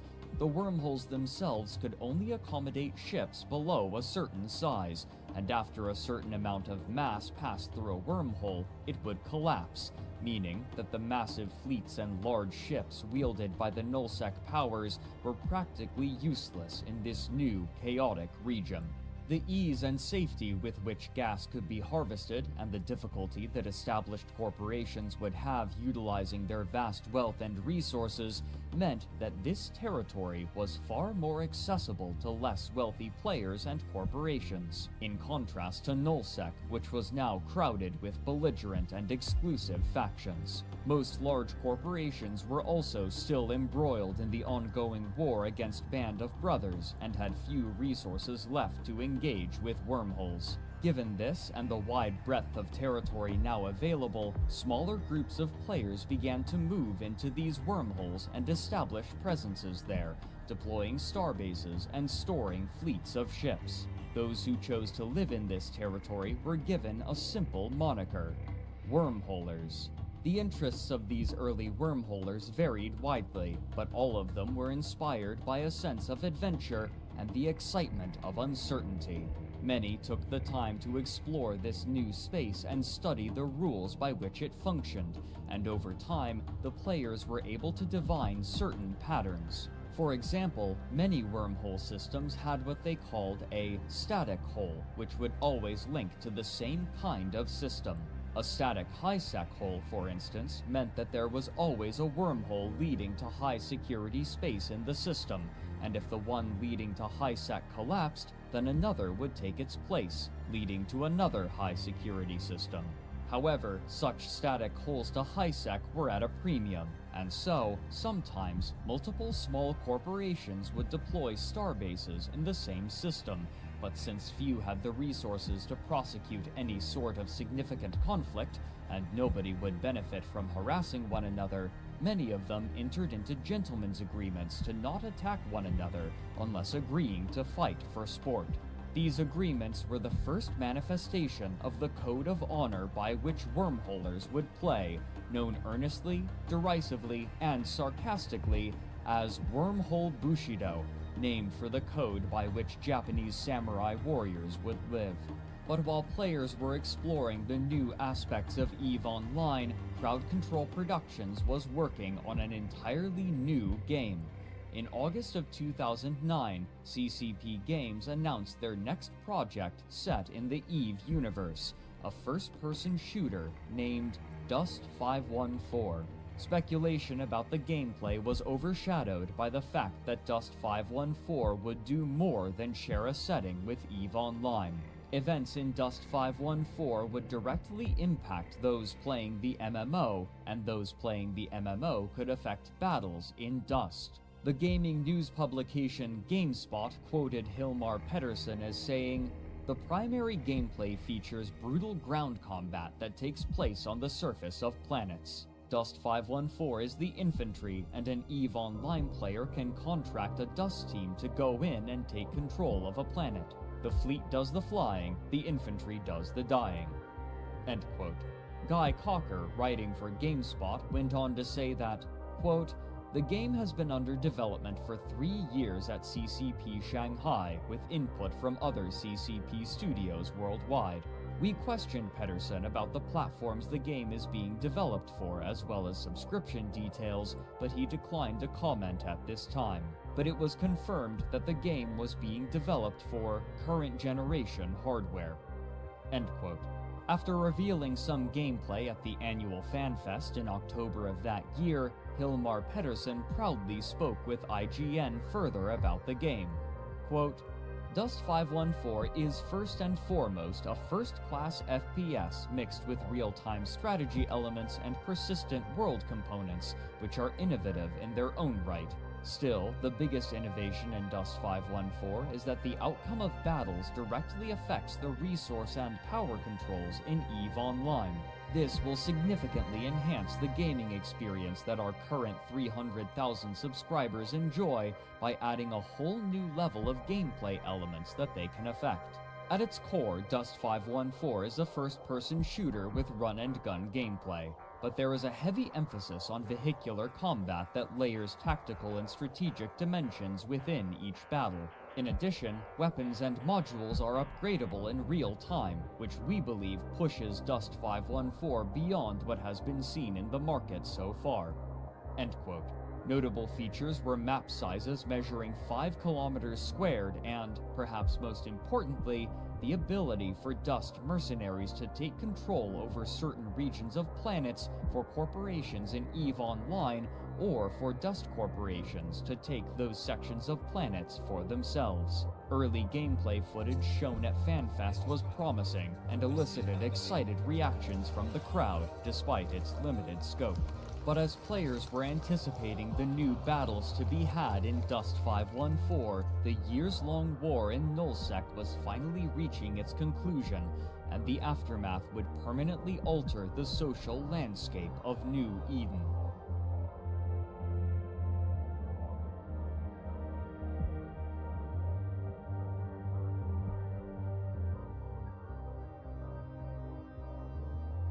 After such an extended period of direct conflict, the alliances in Nullsec had grown skilled at husbanding their resources and managing their fleets, the latter of which had grown into affairs often involving hundreds of people on both sides. This new method of waging warfare placed greater importance on management rather than moment-to-moment battles. But managing such a vast number of players was a difficult task.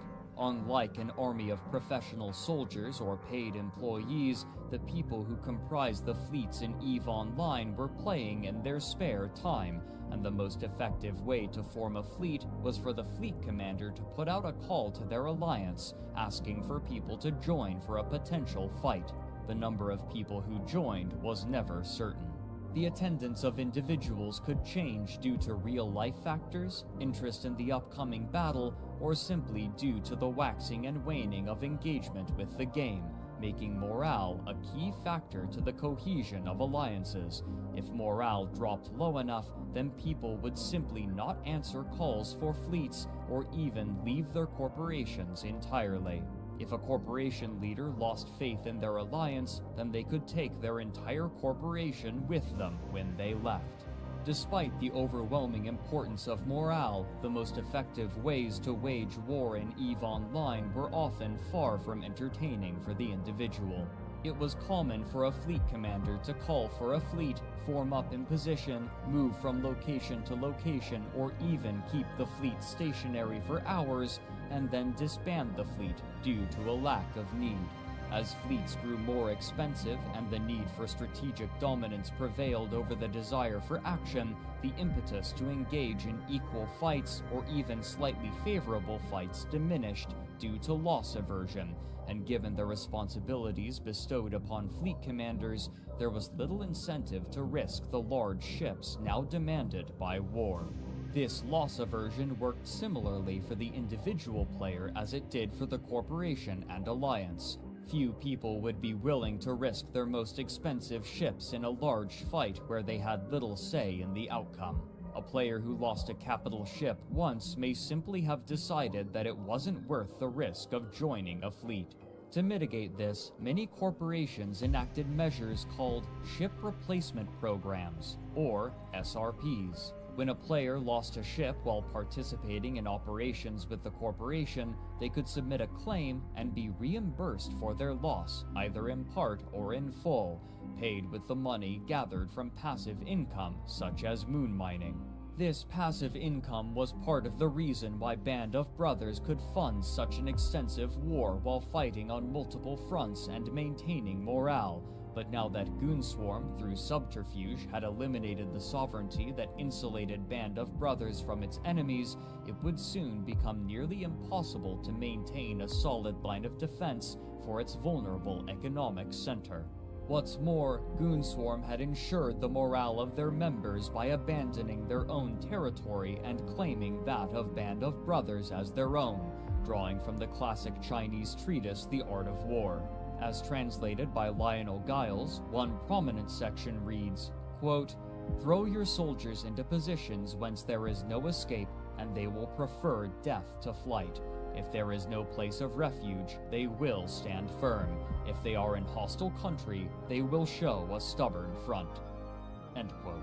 It is with this tenacity that Goonswarm descended upon the territory of Band of Brothers, striking at all constituent corporations at once, attempting to break their will before the sovereignty bonuses returned, and once again made invasion impossible. This would be expedited by a massive mistake made by Band of Brothers. Andrew Groen details the mistake in Empires of Eve. Quote, Band of Brothers ordered every one of its capital ship pilots to log off at an open NPC-controlled station in PRTAC 8CA in Delve. However, Goon Swarm spies found out about the massive stockpile of warships and called in their allies to organize a massive blockade of the station. They were able to surround the indestructible NPC station, trapping every last one of Band of Brothers' dreadnoughts and carriers inside. The blockade around Band of Brothers' fleet held for 30 days straight." End quote. By the time the Russians came to assist, it was far too late. Delve now belonged to Goon Swarm, as did its vast natural resources, and this readjustment of power would come to shape the game in ways that players could scarcely predict. Crowd Control Productions was planning massive additions and adjustments, one of which coincided with the end of the war in Delve. Up until the end of 2009, the presence of a Titan on the battlefield was overwhelming and oppressive due to the sheer power of its Doomsday weapon, capable of destroying nearly any non-capital ship in a 500-kilometer radius centered on a point of the pilot's choosing. Often, when a Titan arrived, the existence of anything smaller than a dreadnought was invalidated. However, on December 1st, 2009, a significant change was made to the Titan's signature weapon. Rather than a massive area of effect, the Doomsday would now be a focused single-target burst of damage, capable of destroying or severely damaging even the largest ships in a single blast. With this change, the importance of large populations in battle was re-emphasized. A fleet of smaller subcapital ships was always necessary for capital and supercapital ships to perform well, and now that a subcapital fleet couldn't be immediately decimated upon the arrival of a Titan, greater populations of players could again become a stronger deciding factor. But more importantly for most other players, who had only a tangential attachment to nullsec, another promised feature was being touted by Crowd Control Productions, something that they had been planning for the past 3 years. Ambulation, which had been renamed to Walking in Stations. Over the past year, the company had released various teasers and discussed their goals for the project. And what it's about giving the players a full body avatar and the ability to exit their ships and go into space station and go to bars and corporation offices and socialize and play minigames as an embodied avatar. However, there was some question as to the necessity of such a feature. The development time and work required were remarkable, but players were already socializing using various out-of-game methods that were far more visible and already established, such as IRC chats and even the official forums. While there was quite a bit of excitement, there was also trepidation that it would be superfluous or add extraneous requirements to what players could already do. As Crowd Control Productions grappled with how to implement walking in stations, other projects were floundering. The Eve collectible card game, which they had produced in conjunction with the recently acquired White Wolf Productions, had suffered a lukewarm reception after limited marketing outside of conventions, despite positive reviews from gaming publications. The single expansion released in 2007 had suffered a laborious release, reprinted 3 times before the cards were completed correctly, but shortly after a lackluster launch, it appears that the entire card game was abandoned. The company's other projects were also beginning to struggle. A scathing article from The Guardian in 2014 retrospectively described Crowd Control Productions as extremely disorganized when managing the staff from White Wolf. Quote, "Very shortly after initial development began, the company started blurring the lines between the World of Darkness and Eve projects. Repeatedly, staff were shifted over from the former to work on expansion projects for the latter. At times, our sources say, the entire World of Darkness staff was put onto Eve." End quote. The problems within the team itself were numerous. Developers interviewed for the article cited problems in various areas of development, including demands for small changes that required entire rewrites, weak creative vision, poor budgeting, a lack of managerial responsibility, and aggressive, hostile design meetings. Quote, most of the sources spoken to for this piece identified the same problematic CCP manager who had little vision for what the finished game would look like. Not once could he answer any question about moment-to-moment gameplay or areas of focus, says one source. Instead, he preferred to deliver buzzword-laden rambles. It was not uncommon for him to communicate in onomatopoeia. I once saw him looking over the shoulder of a programmer at some bit of user interface the poor guy had hacked together. He straightened up, put fingers to lips, and said, "No, this isn't it at all. Make it more..." He hissed on his fingertips like the air coming out of a bicycle tire, and then just walked away. End quote.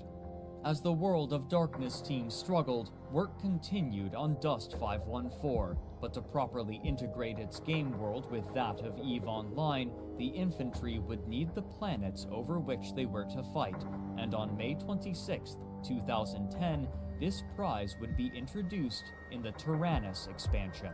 With this, the pilots in EveOnline would be able to lay claim to planets and exploit their resources by establishing infrastructure, with the intention of being able to contest them with Dust 514 mercenary groups. Such resources would only increase the wealth of the existing nullsec factions and their growing industries, now able to flourish with the end of the war against Band of Brothers. But who precisely would fight these battles was still uncertain. Since 2009, Crowd Control Productions had been mum about how people would be able to play the game, only specifying that it would be made for current generation hardware, a term typically reserved for consoles. In June of 2011, the concerns of many players were confirmed. Dust 514 would be exclusive to Sony's PlayStation 3 and portable PlayStation Vita consoles.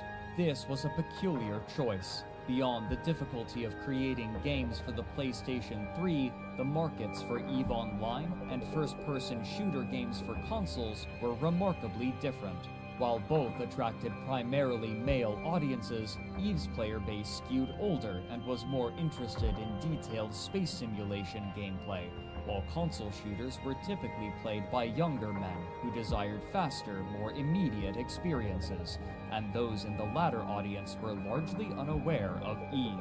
Many Eve players who otherwise might have had interest in Dust 514 didn't own a PlayStation or were unwilling to pay for the console specifically for Dust. Still, there was hope that others interested in the setting would play Dust to engage with the space sandbox. But the goodwill and hope of Eve's player base would be shaken during an incident that would capture the attention not only of those in New Eden, but the broader gaming public.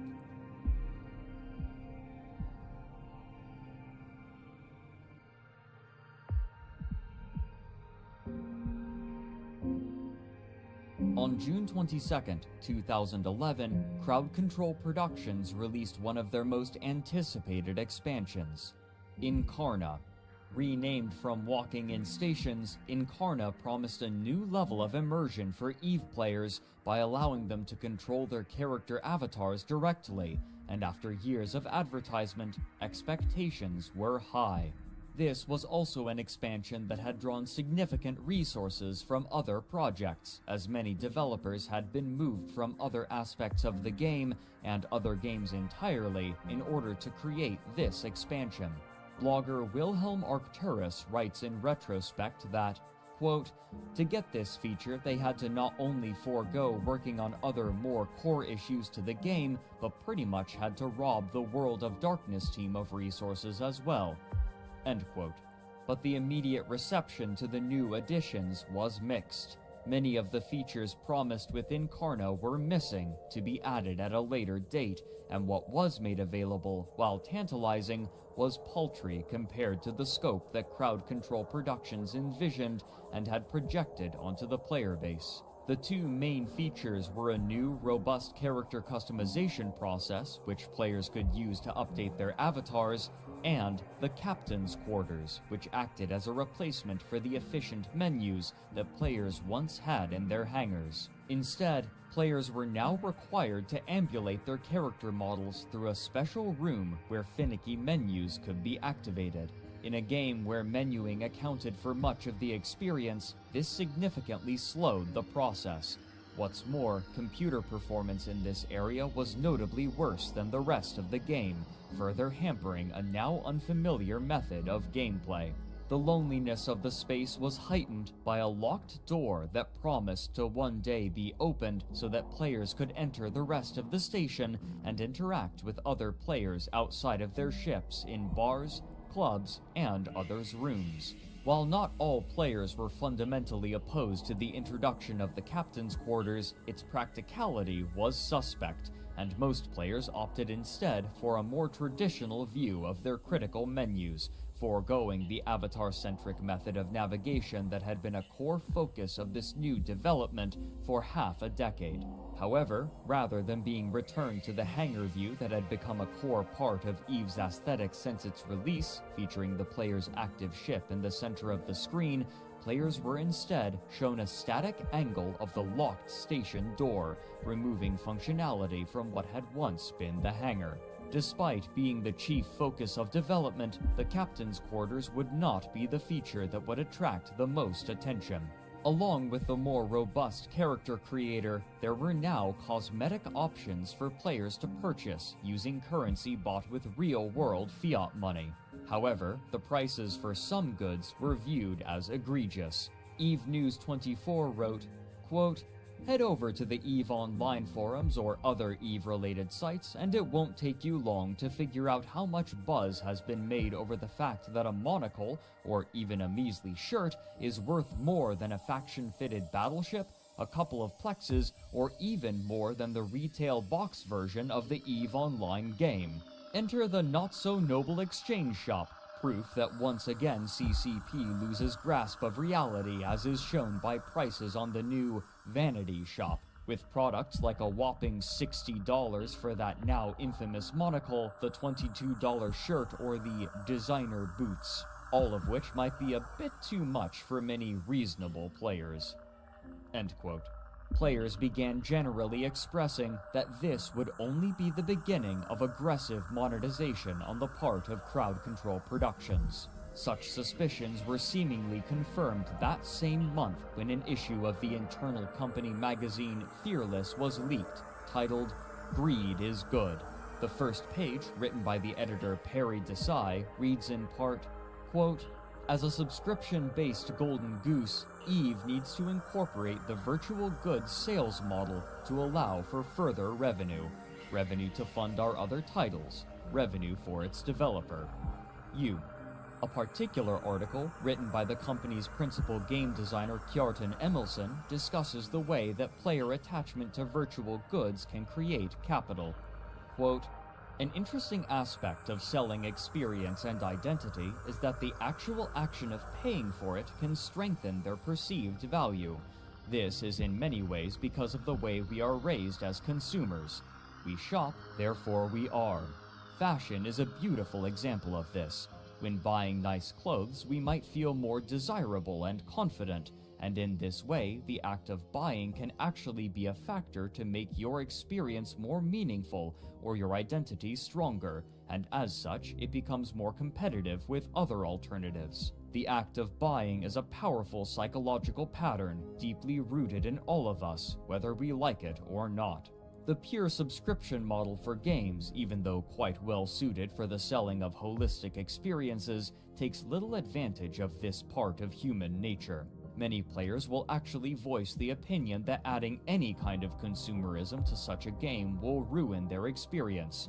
Those same players will buy Plex without any qualms to get instant access to that ship they just need to have right now, and they might even go as far as buying a $500 leather jacket that matches the one their avatar is wearing. A balanced approach should acknowledge consumerism as a powerful game design tool, amongst others, that we need to get familiar with, and that should be used carefully and with respect to create more enjoyable experiences and stronger identities for our players. If successful, this will result in their increased emotional attachment to our product and services for the benefit of all. If not, we run the risk of sucking our customers dry and leaving their shriveled corpses by the side of the road to the benefit of none." End quote. The debate portion featured noticeably little debate. Both employees writing for the piece, who had been approached and requested to support a given side, espoused the value of virtual cosmetic sales for real money, disagreeing only on the measure of tangible in-game advantage that should be allowed for purchase. The writer for the yes portion, a game designer named Christopher Toberg, wrote about his experience with the player base and their opinions on the matter. Quote, "I would like virtual goods sales in EVE. In fact, I'd like to sell a lot more than vanity items. Does this mean I'm an evil capitalist that, unless stopped, will cause the entire company to catch fire and be buried at sea by a secret team of Navy SEALs?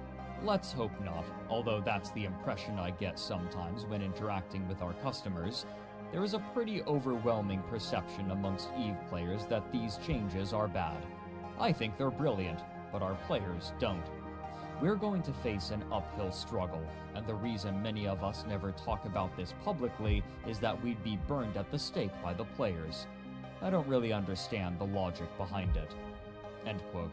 A later part of the feature states that the company was suggesting selling faction standings, an important limiting aspect of the game. Speaking of Dust 514, a header reads, "Next summer, people will be flocking to play Dust 514. There will be an entrance fee, but we will make sure to also provide some proverbial free towels. We will be charging for the swimming goggles, though." Towards the end, it discusses the inevitability of charging players for in-game advantages for the upcoming World of Darkness. Quote, "Escalation of commitment is another key concept for the value of virtual goods sales. When a person has put time, effort, or money into something, she's more likely to be attached. If players can spend more money directly on our game, their enjoyment will heighten and they'll bond more strongly with it." After discussing strategies to allow players to purchase an appropriate amount of in-game power, it concludes by stating, "The question of virtual goods sales is not to do or not to do. Rather, it's how do we do this? For the yet unpublished World of Darkness, the details are foggy, but the philosophy is strong."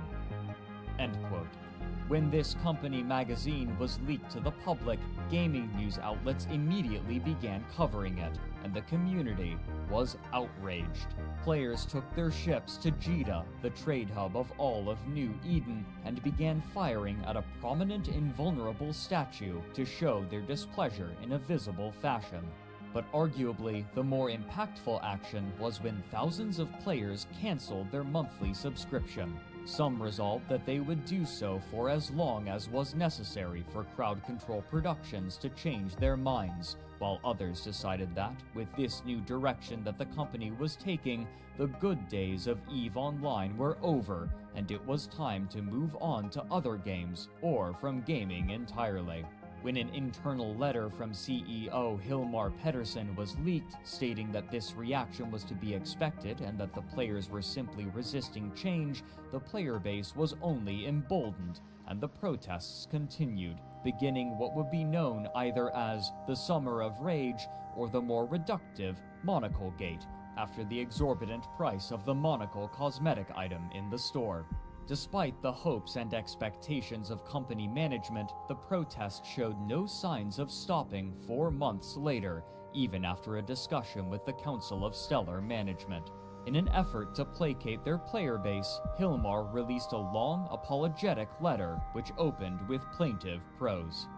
Quote, "Dear followers of EveOnline, the past few months have been very humbling for me. I've done much soul-searching, and what follows is my sincere effort to clear the air with all of you.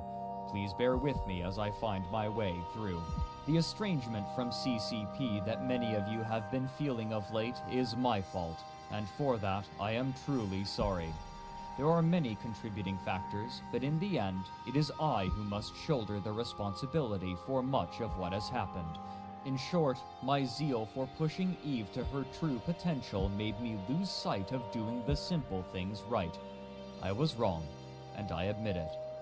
End quote.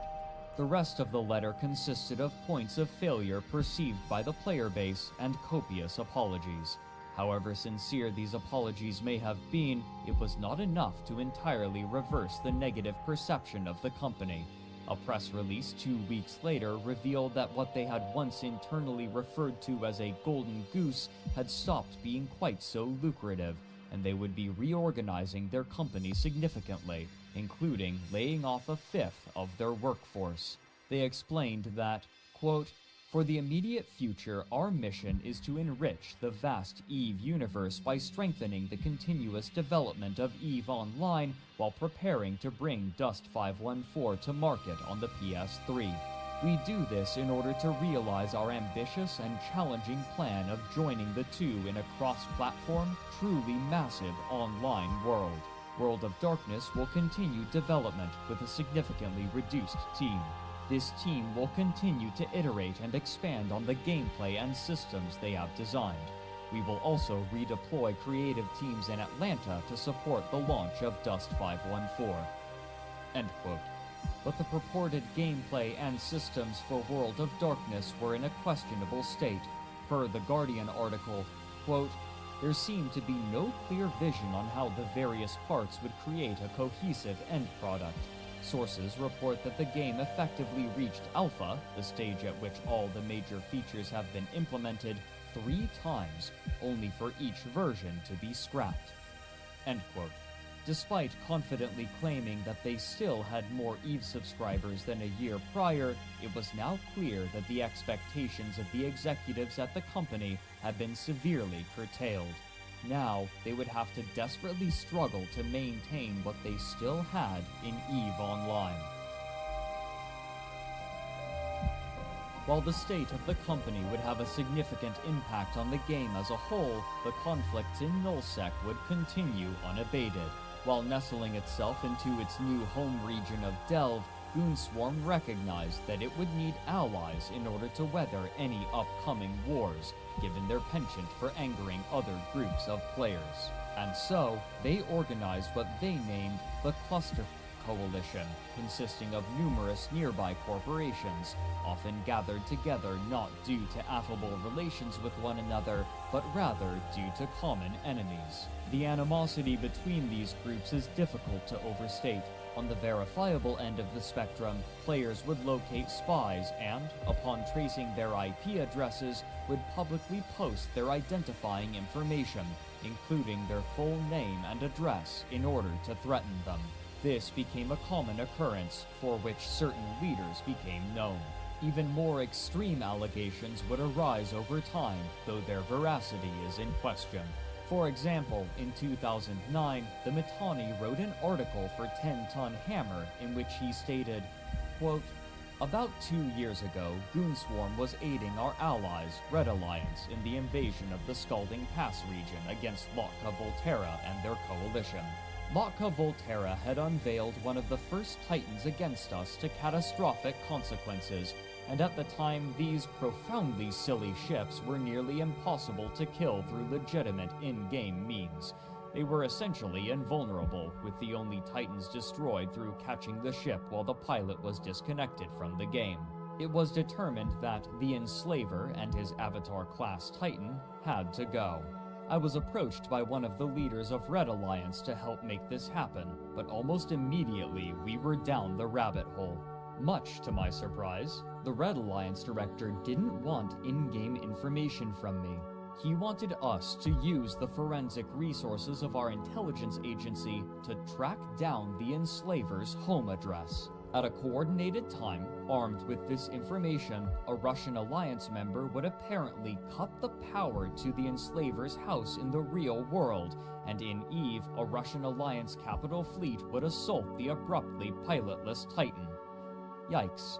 As one can imagine, I demurred, but the Russian Alliance director didn't want to take no for an answer, and I didn't fancy telling him that I thought he was completely insane. I said that I'd look into it, and that's when things began to get really crazy. Kugutsumen got involved. Kugutsumen is a French national living in Jakarta, Indonesia, who was convicted as a teenager in the early 1990s of freaking the FBI's conference call system and running up $250,000 in international calls. He copped a ban from CCP years ago for breaking the T20 scandal after penetrating the Band of Brothers director forums, but it seems the banning completely removed all restraint on his behavior regarding the game. He set up his own forum to cover the hidden news of EVE by publishing snippets from the forums of other alliances. Why didn't I have to deal with the Red Alliance trying to cut the power to the Enslaver's house to kill his Titan?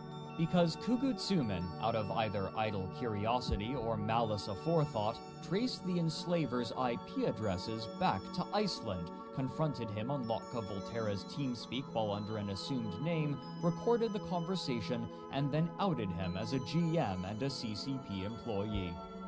End quote. But to the northeast in late 2011, the Russians, having once been relatively united, had again split due to internal divisions between the leaders of major powers, often involving what was known as RMT, or real money trading, another name for the black market economy in which wealthy players would exchange their in-game ISK for real money.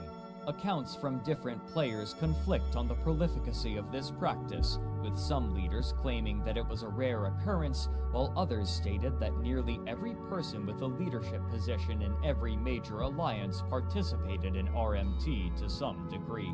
The desire to sell ISK for real-world fiat currency was heightened for those in leadership positions who had accumulated more wealth than they could feasibly spend, and there was always a temptation to raid a corporation or alliance's assets and sell them. Many large alliances were making remarkable amounts of money by renting space controlled by the alliance to smaller corporations. An article for Gamer Tribute describes some of the conflicts of interest. Quote, certain players were rumored to make thousands of dollars in real life through RMT operations, which meant threatening renter space put real-life income sources at risk for some players. End quote. While it's impossible to say for certain, the Russians had a reputation of partaking in RMT far more than other groups, which made a massive heist in July of 2011 only more bitter. A trusted and well-known leader in a Russian corporation stole nearly 1 trillion ISK worth of goods and cash, including 2,400 plex valued alone at approximately $42,000. This would not stand, and the Russian federations, who had once been relatively peaceful, fractured and declared war on one another. As these wars raged, fleet commanders began to experiment with wormholes as tactical tools, especially as an escape route in case a fight was going badly. However, given the relative unfamiliarity with wormholes, nullsec corporations would sometimes make grievous errors born from ignorance of this chaotic space. For example, after losing a fight, the elite members of Pandemic Legion, closely affiliated with Mercenary Coalition, hid their heavy battle fleet in a wormhole. However, the combined mass of their ships was too great for the wormhole to remain stable, and it collapsed behind them. None of the 46 characters who made it through the wormhole was equipped with the probes necessary to navigate a way out of wormhole space, and so, with little knowledge of wormholes, they decided instead to simply destroy one another's ships and respawn back home. Elsewhere, the dissolving of familiar alliances meant that old enemies after the war were far more vulnerable, and wars began to break out all across nullsec, with wild border adjustments on a regular basis. Not even Goonswarm was able to hold on to its prize of Delve. As these wars became larger in scope and game-related writing began to resemble more traditional news outlets, web traffic began to funnel into more professionally produced operations, but these outlets were often controlled by groups with special interests, most obviously the Mittani, a website owned and operated by its namesake, with writers creating all kinds of media. On November 13, 2012, the blog EveGanda wrote, Quote, "The Mittani has killed Eve blogging. Why read through dozens of sites when you can just visit one? You get features, news, opinion, and the unquestionable loyalty of the largest single block of players in-game, fed daily through forum support that rivals none other." I've been approached 3 times to write for the Mittani. The first was back before it launched, and the most recent was by the very same Mark Scaris that now poses the question of what to do with these blogging features. It is no mistake that other community-involved bloggers are also involved in that site. By the way, I turned all 3 of those requests down flat. Personally, I can't support the Mittani or the goons behind him. I don't link to the site here, nor will I ever do so. That is a role-playing choice primarily. But it is also because I knew full well what that thing's coming meant. And here we are. And it is only natural. Things change, remember? Eve is getting close to being a decade old. It is as predictable as the sun rising and setting that eventually something like that site would appear. End quote.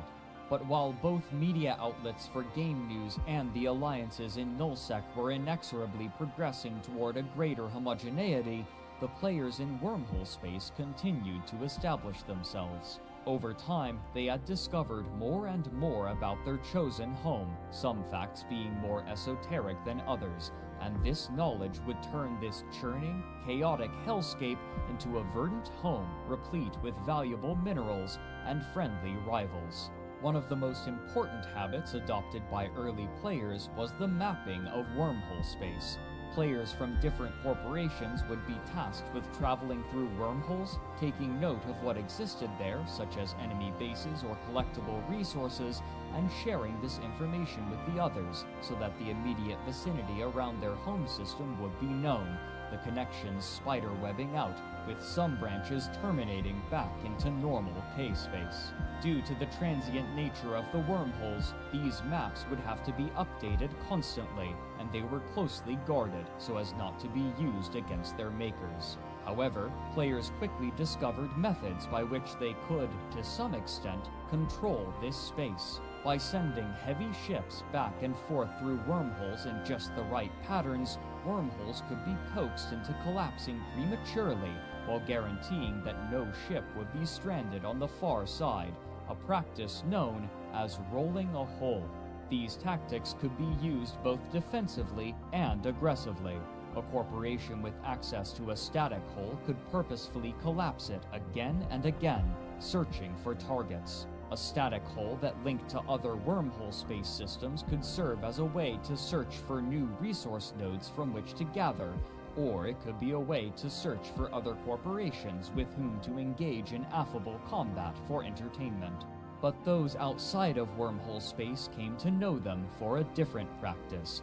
If a wormhole corporation gained access to a nullsec static, then they could quietly use it to search for ripe targets. Once a proper target was spotted, a small raiding fleet would burst forth from the wormhole and begin raiding the surrounding space, destroying ships and looting until a response fleet could be organized. Given the relative power of nullsec corporations and the size and mass restrictions imposed by the wormholes, it was common for such response fleets to substantially outclass the raiding bands from the wormhole corporations. And so, upon sighting them, the raiders would retreat back through their wormhole, disappearing into the labyrinth. The relative secrecy and aggressive demeanor of the average wormholer placed them at odds with the nullsec empires, and over time, the two came to regard one another as bitter enemies, the nullsec alliances relying on stability and strength, and the wormholers embracing disorder and agility. Despite the equalizing forces of wormhole space, it still harbored its own elite, and they tended to occupy the C6 wormhole systems, the most dangerous and also the most valuable. The higher class systems tended to have unique stellar bodies, such as black holes and pulsars, which could dramatically alter certain statistics about ships, making them even more difficult to assail, as their denizens would specialize their ships to utilize these peculiar features fully for defensive purposes, their ships funded by the valuable resources there and in the wormhole systems that tended to link to them. These larger corporations naturally became targets for others looking for a good fight. The most well-known example was the corporation Rooks and Kings, who delighted in discovering ways to push the game to its limits, and their French corporation, Guillotine Therapy, who primarily lived in wormhole space. Their YouTube series, named Clarion Call, attracted the attention even of those outside of the game, as their stories of frustrating the efforts of much larger corporations became legendary. In particular, they became known for a unique tactic: pipe bombing. By outfitting a small fleet of battleships with smart bombs and equipping defensive modules that allowed them to resist the particular kind of damage that the smart bombs produced, they could effectively destroy any intercepted enemy fleet while remaining mostly intact. This was made possible in part due to the rigid habits of fleet commanders in nullsec corporations, who were predictable enough for these strategies to continue to work for months. But even as great powers were establishing themselves, there was a new, unorthodox section of EveOnline growing faster than any other: the casinos. By sending ISK to trusted banker characters, players could exchange their in-game money for tokens to be used on gambling websites, much like chips at a real-life casino, and soon, players with vast stores of liquid assets and nothing else on which to spend them would gamble large amounts for entertainment. The money being funneled through these websites was massive and only growing day by day. But all of this was contingent upon Crowd Control Productions managing their game while simultaneously launching further games, something that would prove to be a titanic struggle.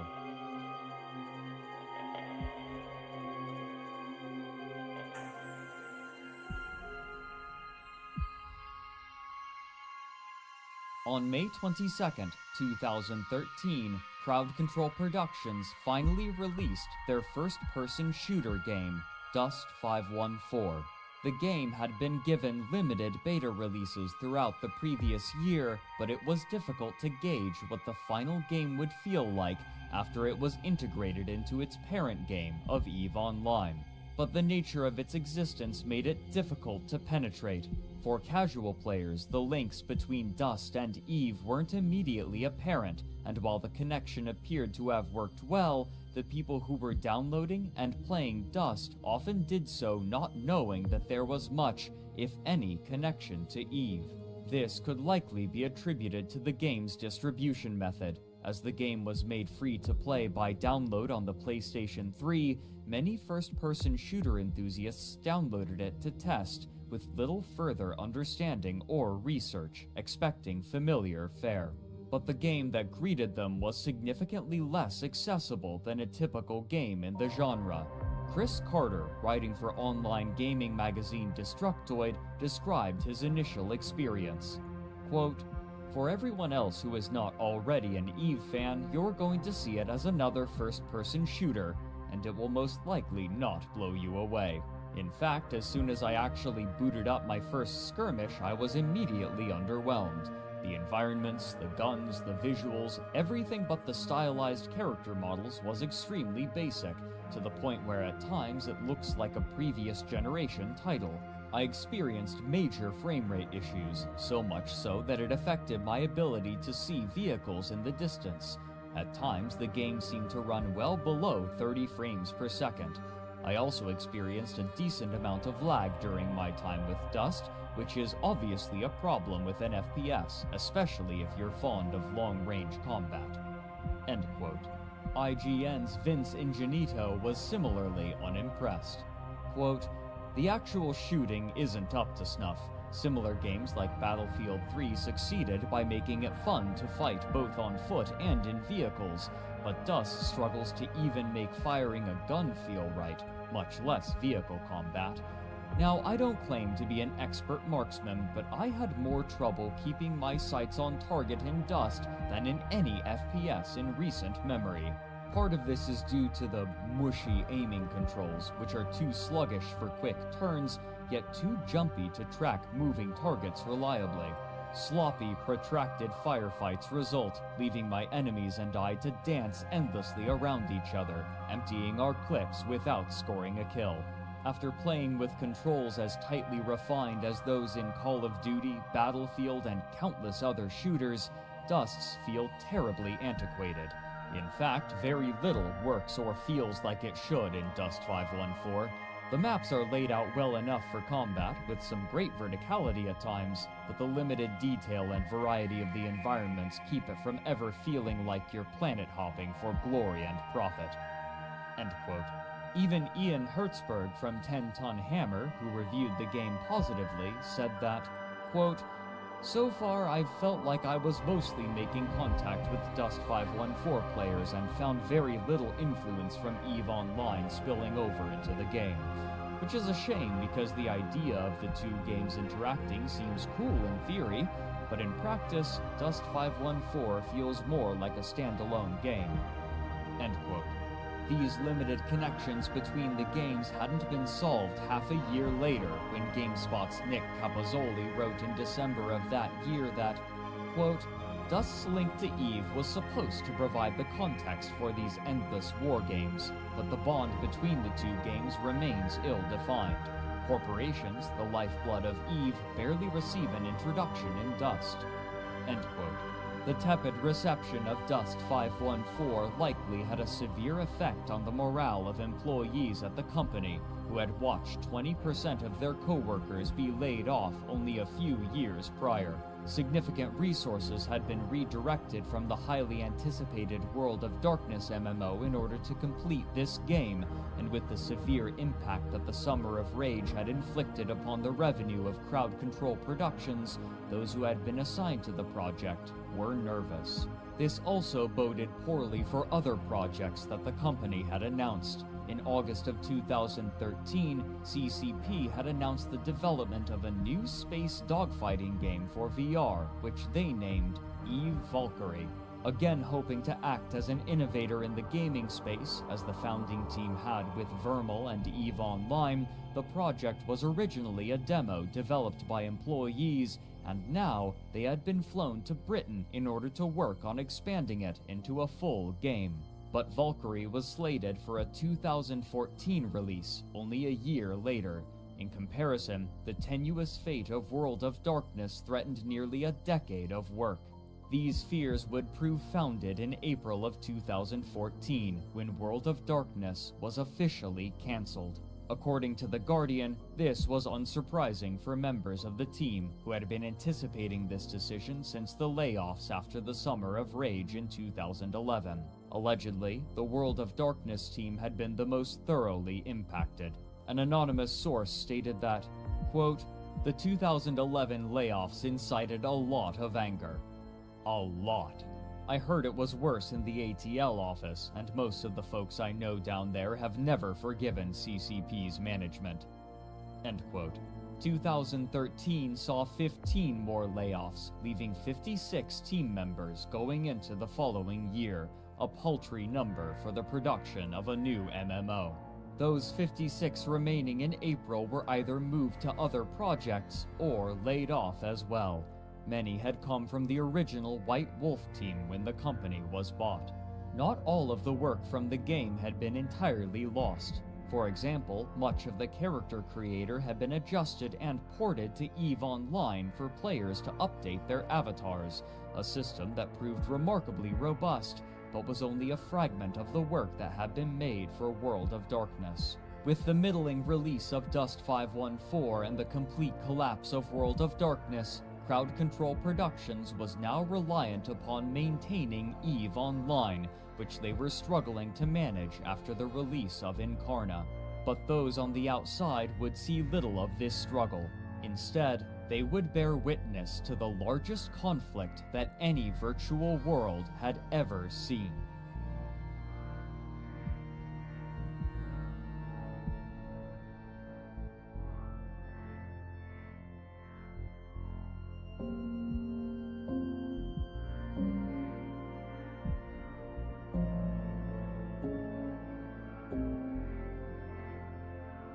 By 2013, the pattern of warfare in Nullsec had been established as a constant state of conflict punctuated by larger-scale wars between alliances and power blocks, and in October of that year, a new war roiled to life once again as Goonswarm's Cluster Coalition, or CFC as it was known, was expanding.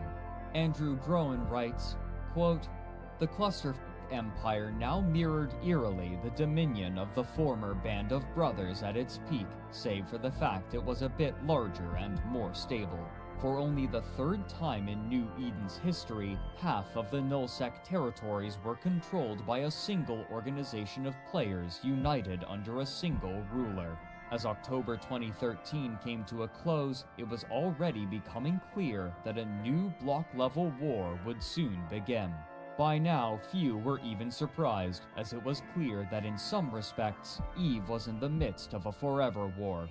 The individuals that made up these alliances could not be destroyed, and neither could their very real animosity for one another, which was compounding through the years." End quote. This animosity exploded in 2013 into what came to be known as the Halloween War. As the Russian coalition attempted to capture space in a border conflict, their allies in the CFC sent minor support, which quickly expanded into their entire supercapital fleet. Uniting to fight them, a massive group of Nullsec players gathered under the name N3PL and prepared for war. For 3 months, the war raged until January 27, 2014, when an opportunity arose for the CFC.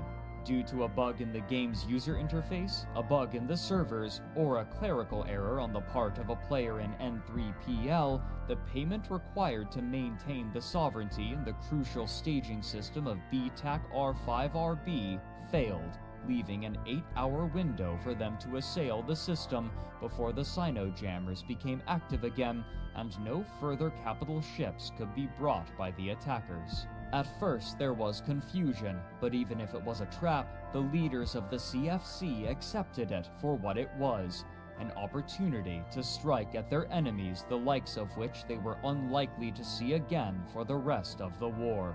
The call was made, and despite being off hours for the CFC, fleets were formed. Few had any conception of what was about to happen. Writing for Crossing Zebras, player Sindel Pelion wrote, quote, "The reports that were coming in were saying that this was a supercap fight. There was a lot of talk that it would not last that long. We just needed to drop TCUs again and try to regain control of the station. No one, not me, not anybody, could have known what the next 20-odd hours held." End quote. Together, the Cluster Coalition and the Russian Alliance gathered their fleets and jumped into the beachhead system of BTAC R5RB.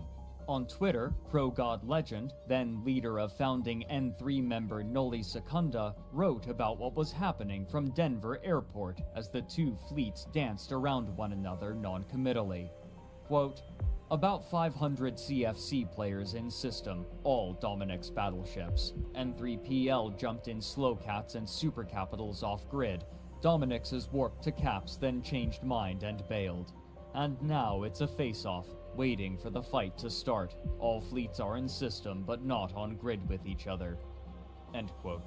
The commanders of both fleets knew the location of the other in the system, but nobody fighting could see anything except for their allies, waiting tensely with the bright nebulas surrounding them.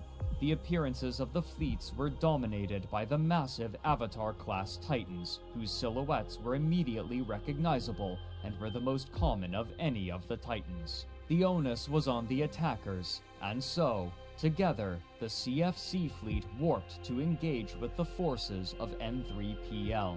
Given the amount of resources being invested in this battle, it was clear that if the Goons could win this fight, then there would be nothing standing between them and total control of Nullsec. But even before the first shots were fired, there was a complication. In 2011, a mechanic to compensate for lag in heavily populated battles had been introduced, called time dilation. When a server was faced with a load too heavy for it to handle, rather than simply allowing lag to impact gameplay, time in the region would be slowed to allow the server to process all of the data moving through it. But since time was only slowed in the immediate vicinity of the battle, reinforcements could arrive far faster relative to the damage being dealt, and so, given that the passage of time in BTAC-R5RB had been slowed to 10% of real time, the slowest possible, the battle rapidly grew, and given the strategic importance of the system, neither side was willing to concede. Images and video quickly made their way online even as the battle was raging, showing a kaleidoscope of colors and shapes dominated by the dark shadows of the Avatar and Erebus class Titans against a backdrop of blue interdiction bubbles, which locked every ship inside of them into combat.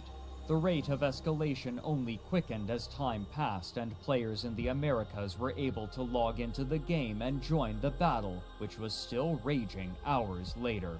By this point, thousands of players had already participated.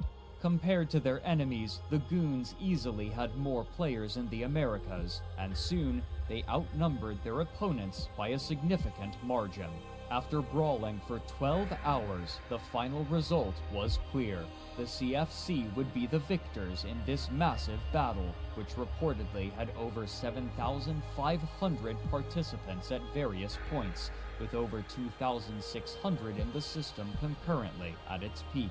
This latter number had only been eclipsed by another battle involving the CFC, in which they had smothered the Reddit-based Test Alliance in a battle involving 4,070 concurrently, but the result of that battle was a foregone conclusion, fought more for fun than any other reason.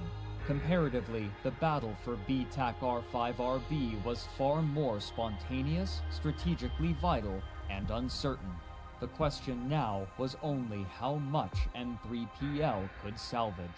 This number would prove far smaller than they hoped. Of the 72 Titans that they fielded, only 13 survived. Comparatively, the losses of the CFC were minuscule. Not only had the reserves of N3PL been broken, but so had their spirit during the 21-hour-long engagement. But from the outside, the conclusion looked significantly different. The introduction of Plex had given an approximate real-world exchange rate between in-game currency and real-world fiat currency, and when the damage was tallied and converted, the cost of the entire battle exceeded $300,000 US. This number was immediately attractive to news outlets, who printed simplified versions of the story to their bemused readers while sheepishly referring to the Cluster Coalition only by their acronym. Now, the Goons were left with the largest empire in the game and the media attention to make them the unequivocal masters of EveOnline, and they would soon come to embody that status in a familiar way.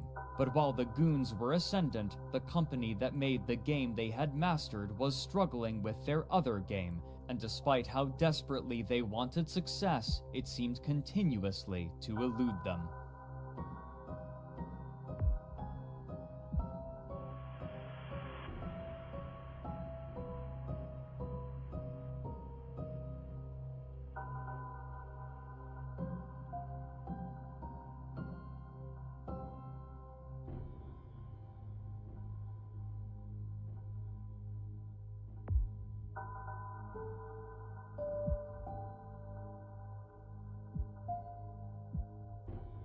Since its launch in 2012, Dust 514 had been struggling.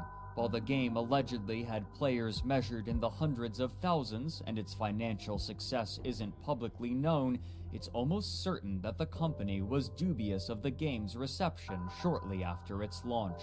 Many who had been excited for Dust were concerned from the beginning. The fact that it was a PlayStation 3 exclusive game severely hampered its growth, as most who were aware of EveOnline played games on their PC rather than a console, but perhaps more importantly, the PlayStation 3 was already nearing the end of its life cycle as Dust was being launched. Typically, game consoles have a limited lifespan due to the company's desire to create new consoles with updated hardware, and the first iteration of the PlayStation 3 had been released in 2006. This meant that, by the time Dust was released, the console was already 6 years old, and many were anticipating the release of a successor console in the near future. These expectations proved correct, as in February of 2013, less than a year after the release of Dust, Sony announced that the PlayStation 4 would be sold during the holiday season of that year. Frequently, console gamers will leave behind old consoles in favor of new ones quickly, and this meant that the future of Dust was in jeopardy. The game had originally been announced with a 5-year development plan, and CCP's Vice President of Business Development, Thor Gunnarsson, confidently repeated these claims to gaming publication Destructoid. Quote, "We know that our fanbase, dust-curious players, are buying the PlayStation 3 to get into our game. What we hear anecdotally is that PS3 sales are increasing. Sony have done a phenomenal job of managing console transitions like they did with the PlayStation 2's cost and size reductions. We can make the logical assumption that something similar will happen as the PlayStation 4 comes to market. If you look at the large third-party publishers, you'll see that Sony is not falling away from the PlayStation 3. End quote.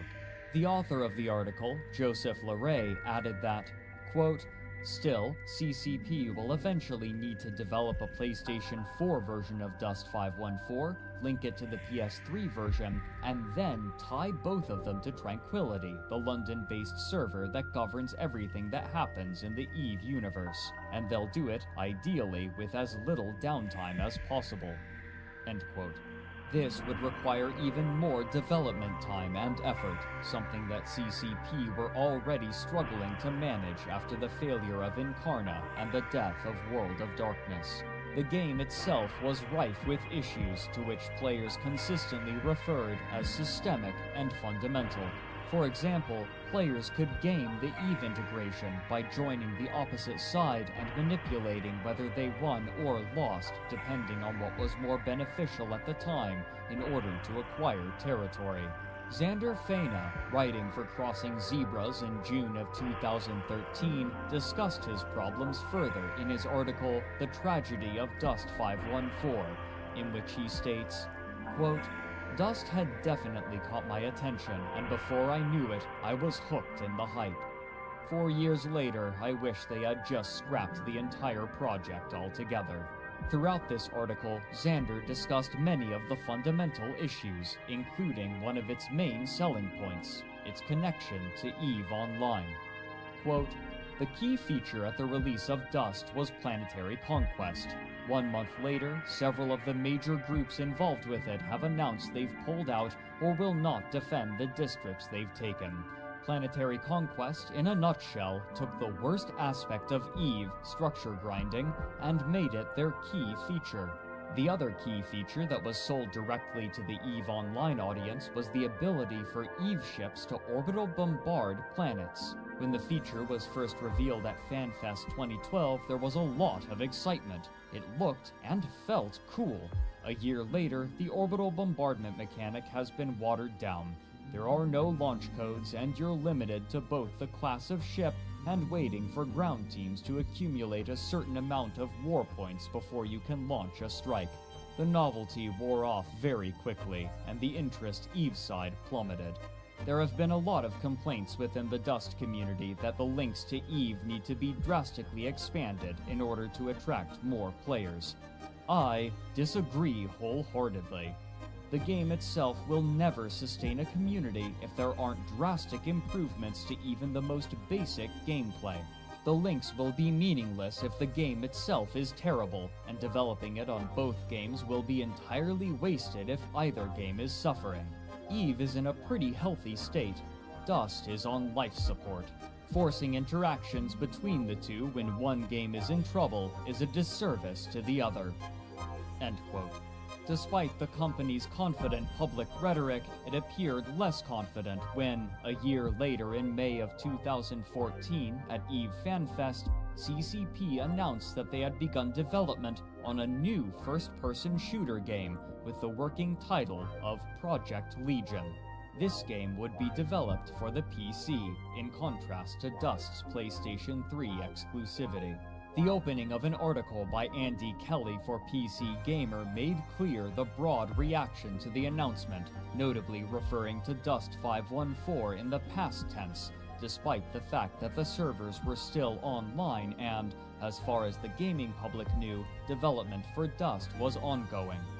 Quote, Dust 514 was a PlayStation 3 only FPS set in the EVE universe. Its limitations and flaws were obvious. Now CCP are bringing a reimagined version of Dust to PC with a greater focus on community, customization, and emergence. It's an attempt to marry the free-form, story-generating magic of EVE to a modern multiplayer shooter. Dust 514 and Project Legion share a common DNA, but Legion is a very different experience, says Jean-Charles Godachon, executive producer. It's a competitive shooter that takes place in a sandbox that mixes PvP and PvE. There's also a player-driven economy, which is really important. If you use the EVE name, you have to have an economy that's influenced by the players. It's all about loot, is how Godachon puts it. We're going to have these sandbox areas, planets that you'll drop into, where you'll see other players and an ambient threat. In high-security systems, where Concord are present to protect you, it's more of a social place. Here you'll go looting with AI-controlled drones trying to stop you. End quote. Even if CCP were unwilling to admit it themselves, the message to players of Dust 514, EveOnline, and the rest of the gaming public was clear. To the company, Dust was a failure, and the only question that remained was how long it would be allowed to continue.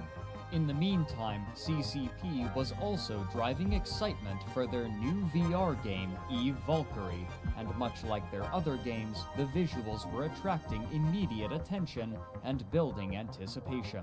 With this game, CCP were again attempting to entice the general gaming public into the EVE setting of New Eden, where they had failed before with their various other materials. These perceived failures were cemented when, in October of 2015, it was announced that CCP Games was selling White Wolf to another game publisher, Paradox Interactive, known for their intricate strategy and simulation games, such as Crusader Kings, Hearts of Iron, Europa Universalis, and Mountain Blade. Despite these struggles, by the mid-2010s, EveOnline had more subscribers than at any other point in its history. While the subscriber count would rise and fall with the breath of warfare and peace, the overall trend was still positive, and even as players burned out on the game after long, brutal wars, many would inevitably return. Despite the lukewarm reception of many new features, the basic features of the game had seen continual improvement and well-received iterations, from server stability to graphics, and despite the age of the game and its poor new player experience, it continued to attract players due to its continual modernization. As it was, EveOnline still promised to provide CCP with continuous, reliable capital for the foreseeable future, and the company was intent on building out their library of games, and now that they had sold White Wolf, they resolved that it was time to focus on building out New Eden. This was reinforced by another release from CCP titled Gunjack, an arcade shooter for VR in which the player takes on the role of a gunner for a mining expedition in New Eden, protecting against pirates. While a relatively small release, it received positive reviews, but the mainstream gaming public seems to have spoken little about it.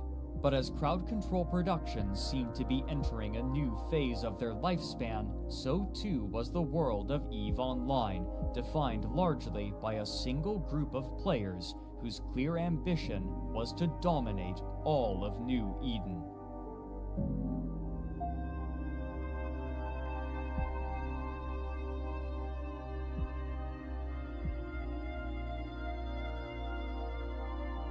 With all other major competitors in Nullsec eliminated, the Goons and their Federation had very few enemies with the resources to combat them. After consolidating their vast new territory, their first order of business was a name change.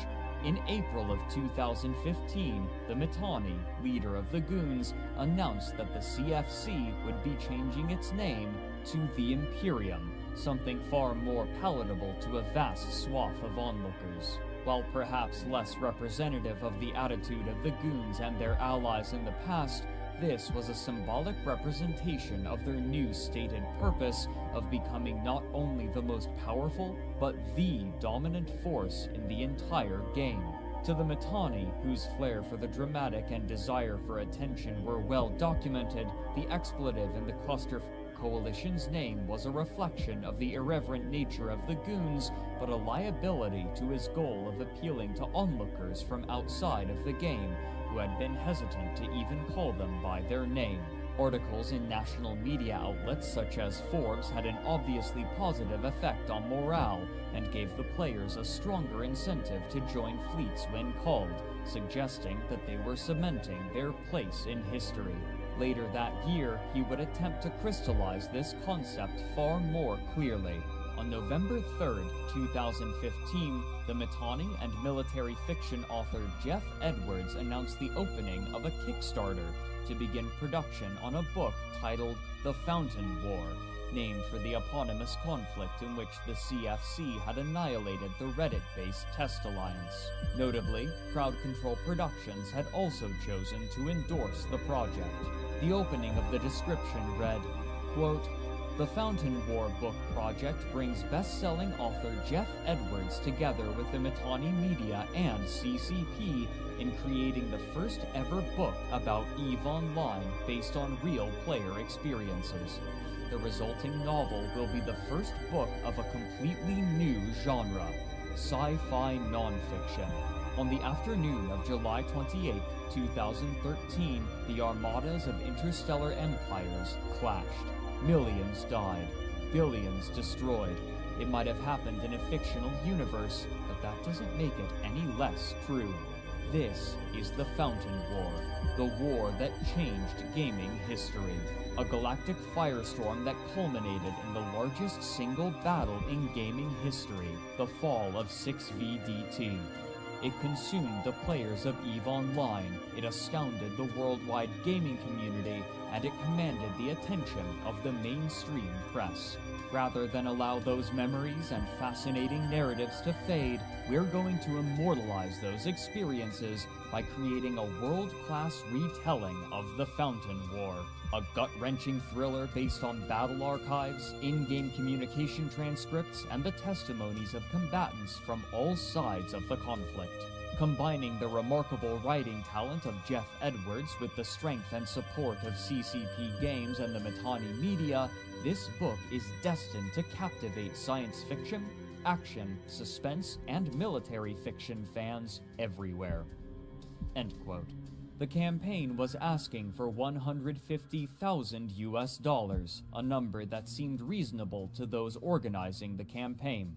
For years, the Goons have been taking sponsorships to push games besides EveOnline to the Alliance, business ventures that have proven lucrative to both parties. Similarly, this project would be pushed to their constituent members. But onlookers were dubious. The project's Kickstarter page included a writing sample near the bottom, and a piece of historical revisionism was already immediately apparent. Though they had been known as the Cluster Coalition during the war, the name had conspicuously been changed to the Imperium, the new name chosen only 7 months prior. This change led many to believe that this project would simply be another piece of Goon propaganda.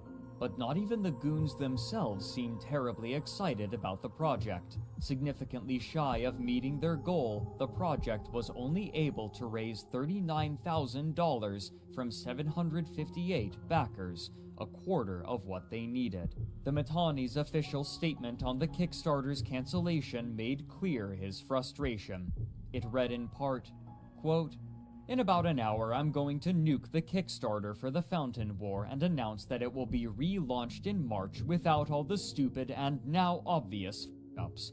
The 150k funding goal, the backer rewards, the shipping costs, the lack of sample fiction, the whole thing was rushed as and an easy win turned into an opportunity for our enemies to come at us with long knives and settle scores. The ultimate responsibility is mine. We've never listened to outside experts on anything, but for some reason on this one, even though my intuition was screaming that was wrong, I did the, what do I know, I just run a big space guild, and next thing you know, the whole coalition is attached to a f***ed up version of what is legitimately a really cool project. The f***up was not outsiders led us astray, blame them, the f***up was listening to them at all. Whose fault? Mine. Every one of you got dragged along behind that mess, and I've been kicking myself non-stop since it began, and I'm sorry. The most obvious fuck-up was not making a thread on goonfleet.com saying, yo, here's what we want to do, how should we do this, and what rewards and pricing, etc. do you guys think would be cool, and all this would have been avoided. End quote. Their imperial aims in-game, however, would remain unperturbed, and their boldness and confidence would be illustrated well in the public demands that they would soon make. On November 30th, 2015, the Mittani released a statement titled, Minifoe, there's only one way to deal with Rome. The naming scheme of the Goons' internal bureaucracy mirrored that of George Orwell's book, 1984, with Mini used as shorthand for ministry.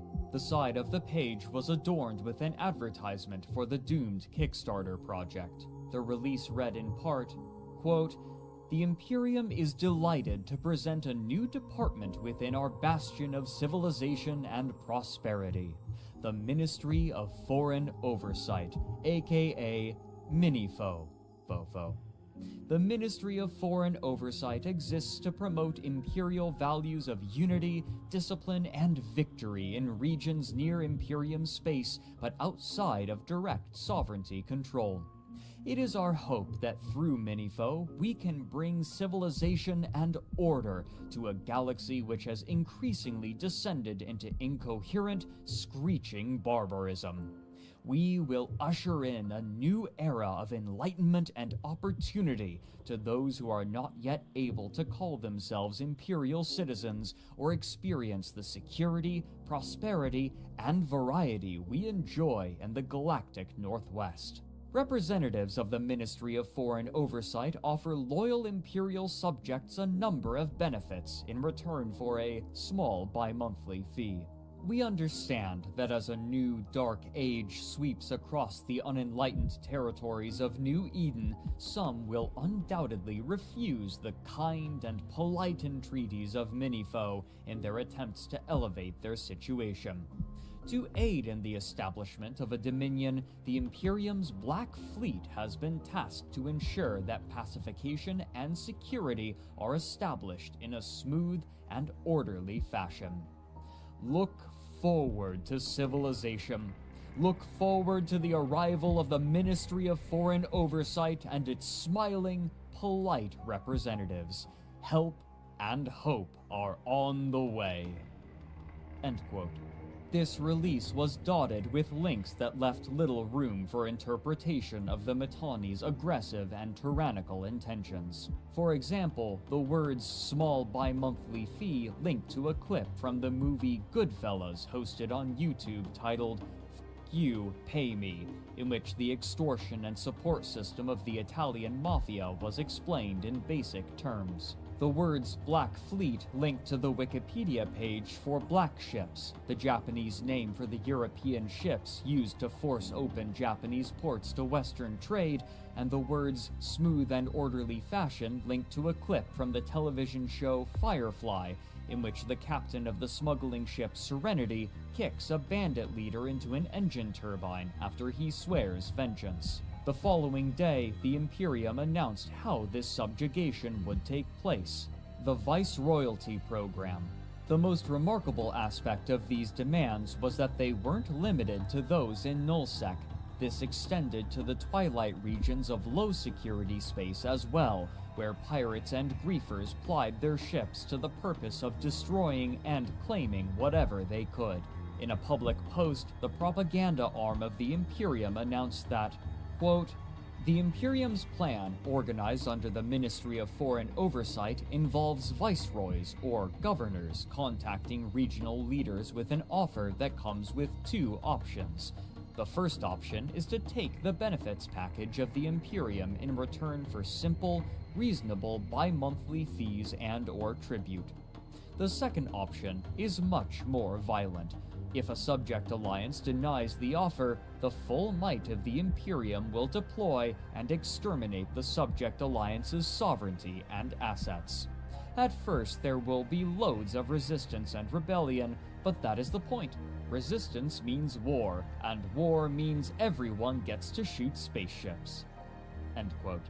The different benefits and tribute methods were detailed below this, but the proposals were comical in their boldness and almost certainly intended to trigger an aggressive and hostile response. Eve News 24 attempted to capture the general sentiment in an article titled "Imperium Viceroyalty Met with Defiance." Quote, "This announcement has effectively declared hostilities on the rest of New Eden. The Imperium has officially begun the Viceroyalty program and is actively targeting groups in neighboring regions."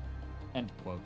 Below was included an exchange between an Imperium Viceroy and one of the alliances that they intended to subjugate.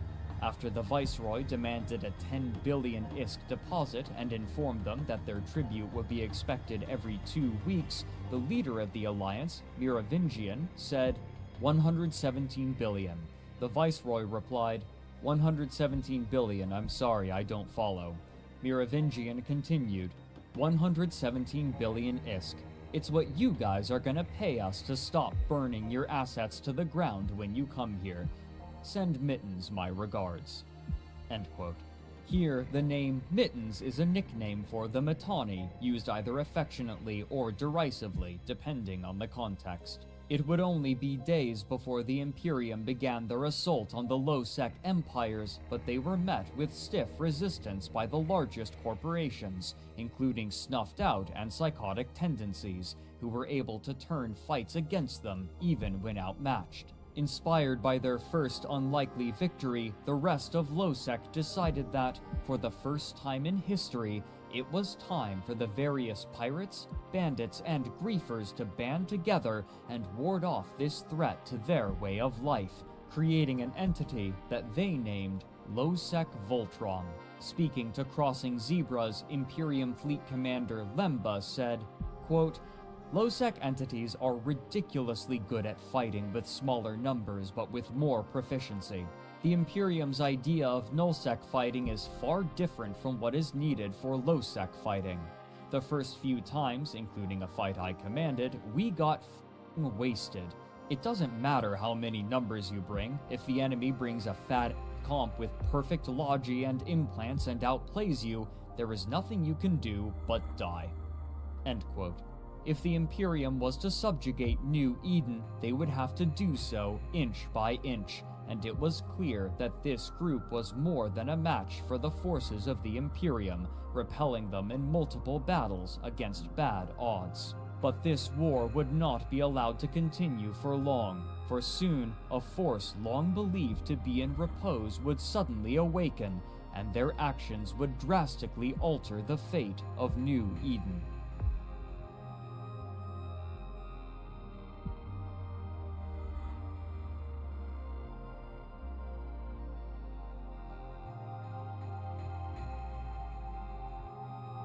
For years, while the alliances in Nullsec jockeyed for territory and resources, wormhole space churned, the Lowsec corporations struggled defiantly for their independence, and those in Highsec looked on nervously, another force had been openly gaining power with nobody to check them, and in fact, many of the richest players in New Eden were funding them.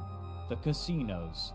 Far from underground operations, these casinos had become well-known and well-loved by many players, and their advertisements could be found everywhere, even on the Mittani's own website. Those that ran the casinos were commensurately wealthy, and this wealth would sometimes attract attention when it was flaunted. One of the most memorable was ISK Ironbank's skill injector incident. In 2015, Crowd Control Productions had introduced a new item into the game called skill extractors, which could be purchased with a currency obtainable only with real-world money.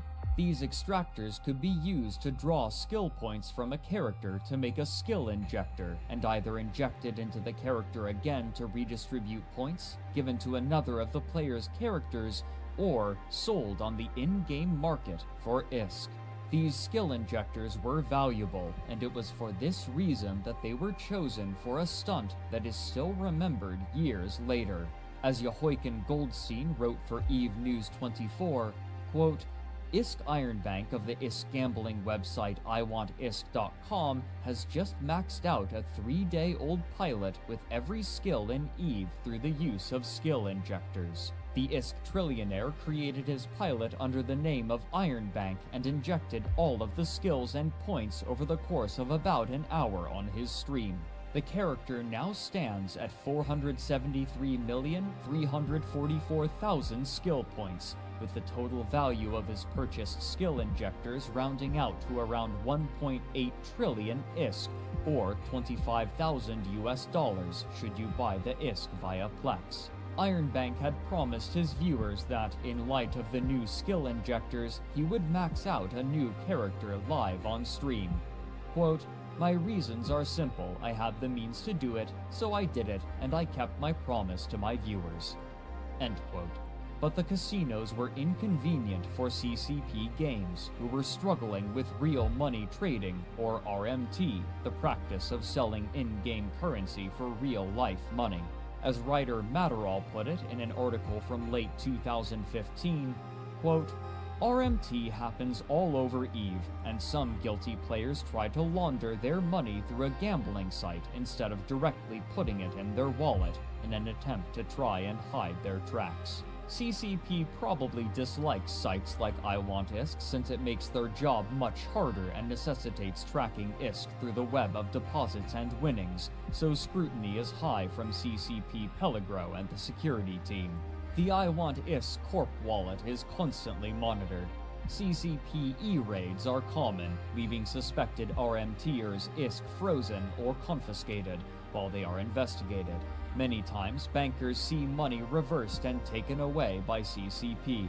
The site ensures bankers' losses in these cases to keep the bankers on the job. If iWantISK left bankers out to dry, the site would collapse. End quote. Despite the way that the casino owners would flaunt their wealth, the average player was unaware of the amount of power that these organizations could project, primarily because it was never necessary. The casinos would typically react predictably, and had little reason to interfere in the affairs of other organizations as long as outside groups wouldn't meddle in their own affairs. But this would abruptly change due to circumstances that, at the time, seemed relatively minute. The public first learned of the disagreement due to a Reddit post which included chat logs between Eep, the creator and leader of the famous and fabulously wealthy gambling website iWantISK, and Winnet, the director for the Space Monkeys Alliance, which was a member of the Imperium. The chat log itself was peculiar. After commiserating about their mutual struggle with stomach ulcers, the gambling magnate Eep accused Winnet and Space Monkeys Alliance as a whole of stealing from his bankers after kicking them out of their corporations. Winnet's responses were dismissive. He stated that the removal of the bankers from their corporation was due to them stealing large sums of money from Noobs Corp, their corporation within Space Monkeys Alliance, though he was unclear about the methodology used to uncover this information. Quote, Noobs no longer wanted them in Noobs after they did some analytical thing, and their evidence is 250-ish billion is missing from Corp assets. End quote. He then distanced himself and the Alliance from culpability by stating that it wasn't the Space Monkeys Alliance that stole from the bankers, only individuals within a corporation within the Alliance, and therefore this wasn't an Alliance matter. the Space Monkeys would not accept responsibility for what its members did.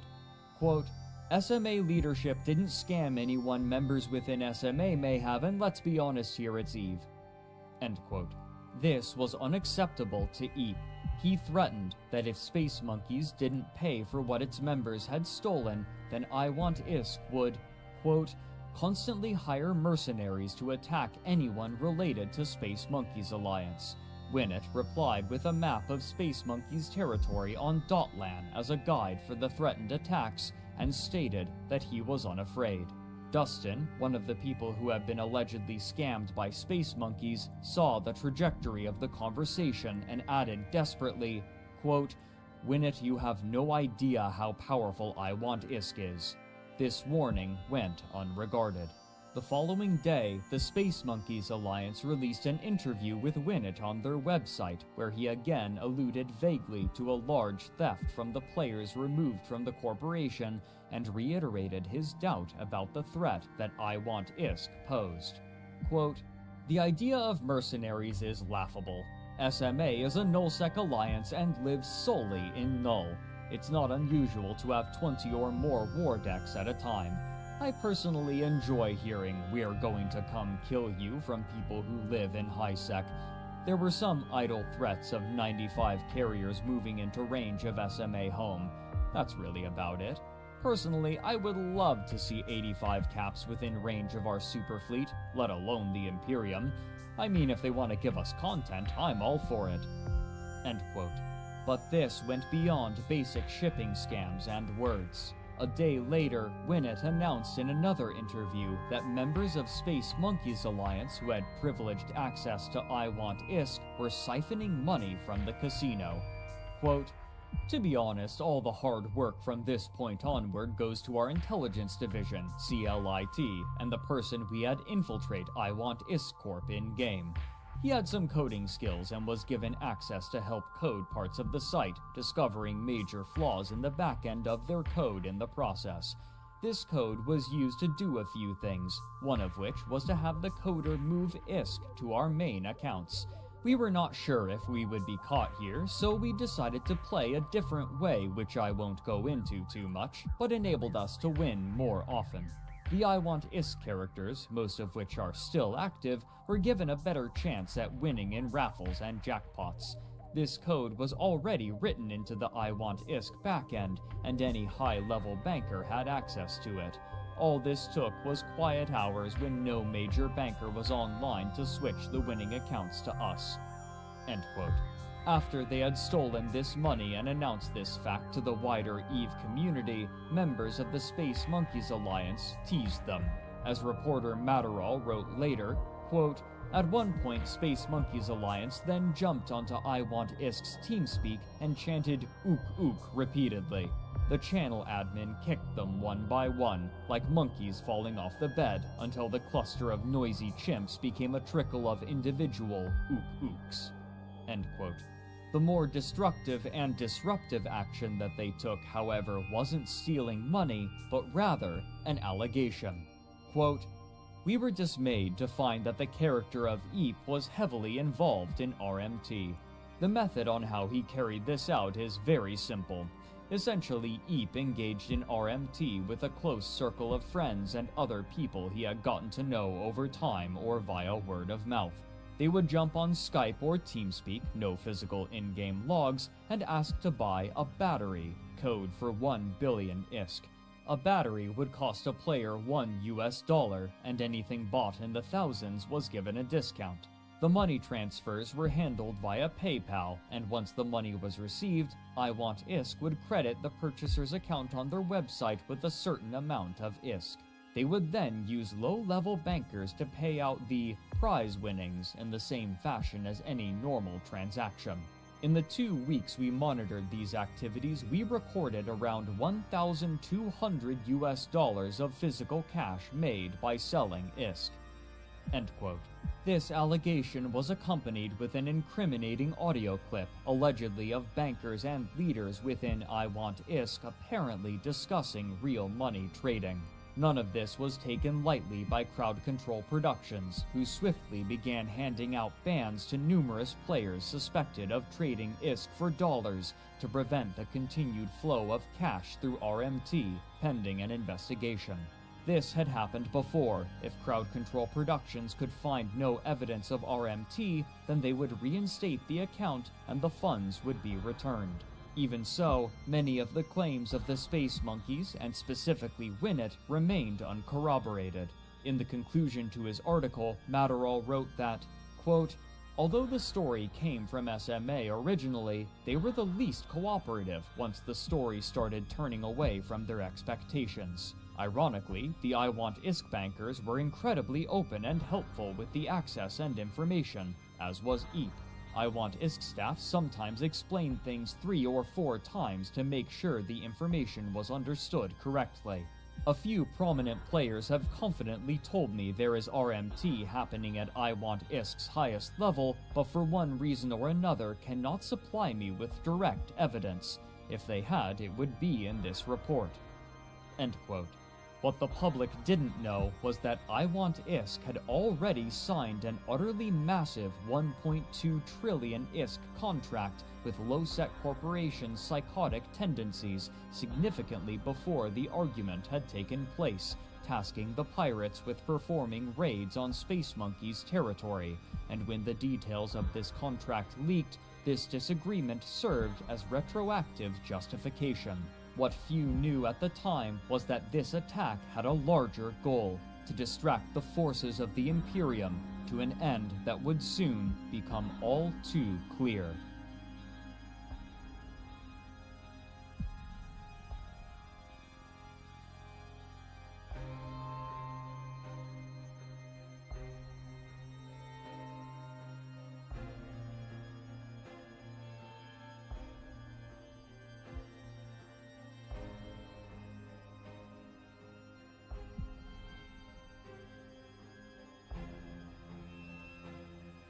While the fate of a portion of I Want ISK's bankers was in jeopardy, the organization still had vast amounts of liquid assets, and these would be bent to a singular purpose. Making good on their promise, I Want ISK offered the fighters of Losec Voltron a lucrative contract, which would pay out for every Space Monkey's asset verifiably destroyed. The low-sec fighters of psychotic tendencies proved more than a match for the quieter, less warlike players of SMA, and the attacks were so brutal that over 1,000 of its players left the Alliance, representing approximately 1/5 of its population, and despite their losses, the Imperium was slow to offer assistance. Only 2 weeks after the contract had been signed, the Space Monkeys had lost 100 billion ISK in assets, 70 billion of which was due to the Alliance's psychotic tendencies. The phenomenal success of these attacks was seen by other alliances, who quickly became aware of the open contract that I Want ISK had opened on Imperium ships and structures, and soon corporations were pushing into Imperium territory in warbands, smashing anything that they could find and sending the resulting kill mails to I Want ISK to collect their healthy reward. This pattern showed no signs of slowing, and in fact, the website for I Want ISK was seeing significantly more traffic due to the attention they were receiving. It's likely that they were making even more money than before, money that could be spent on further mercenaries. While the money offered by I Want ISK was tantalizing, the prospect of attacking a group so universally disliked meant that players were arriving from all over New Eden to collect their money, while simultaneously biting chunks out of the Imperium. The belligerent announcement of the Viceroyalty program had turned public opinion sharply against them, and their failure in Losec had shown them to be more vulnerable than others had expected. Corporations and alliances not typically known to take contracts arrived and began drawing battle plans together. The war had begun. What precisely to name it was, and still is, in contention. Many publications came to call it World War B, given the sheer scope and the fact that it was centered around the Imperium, whose fat bee mascot was instantly recognizable. Even those in high and low security space were eagerly launching attacks into Imperium territory. But the funding source offered another obvious name, one that would often be used colloquially: the Casino War. This latter name was preferred by the Imperium, as it placed more focus upon the eponymous casinos and their suspicious money, as opposed to the Imperium's aggressive and inflammatory disposition and actions that had predicated the war in the first place. Those who had gathered to attack the Imperium had varying affinity to one another, and were clearly cooperating only because of the money offered and their common enemy, and so, even if they won, it was unlikely that this coalition of convenience would remain after the war, but still, they needed a name. Given the fact that they were originally drawn together due to the money, and that nobody disputed that fact, they took to self-deprecatingly calling themselves the Money Badger Coalition, a reference to the contemporary internet meme, Honey Badger Don't Give a F. The possibility of eradicating the Imperium had been floated as recently as November of the previous year by I Want ISK bankers. Melos Excellion wrote for Crossing Zebras, describing how the Mittani had been tricked into deploying forces to attack an invasion fleet that simply did not exist. Quote, I Want ISK banker Lenny Kravitz too saw the deployment as a clear sign of the Imperium's weakness. Lenny determined that if the Mittani could be so easily deceived by an obvious ruse, then the Imperium's leader might be losing the situational awareness that had made him so difficult to challenge in the past. He could now be tricked. This might create a window for action that the Imperium's enemies could exploit. Lenny contacted mercenary coalition leader Saber A and asked how much it would cost to bring down the Imperium. Saber estimated that such a war might take as much as 2 years and would cost at least 7 trillion ISK to pay for the necessary number of mercenaries. He was stunned when Lenny blithely stated that he could provide that level of funding. End quote.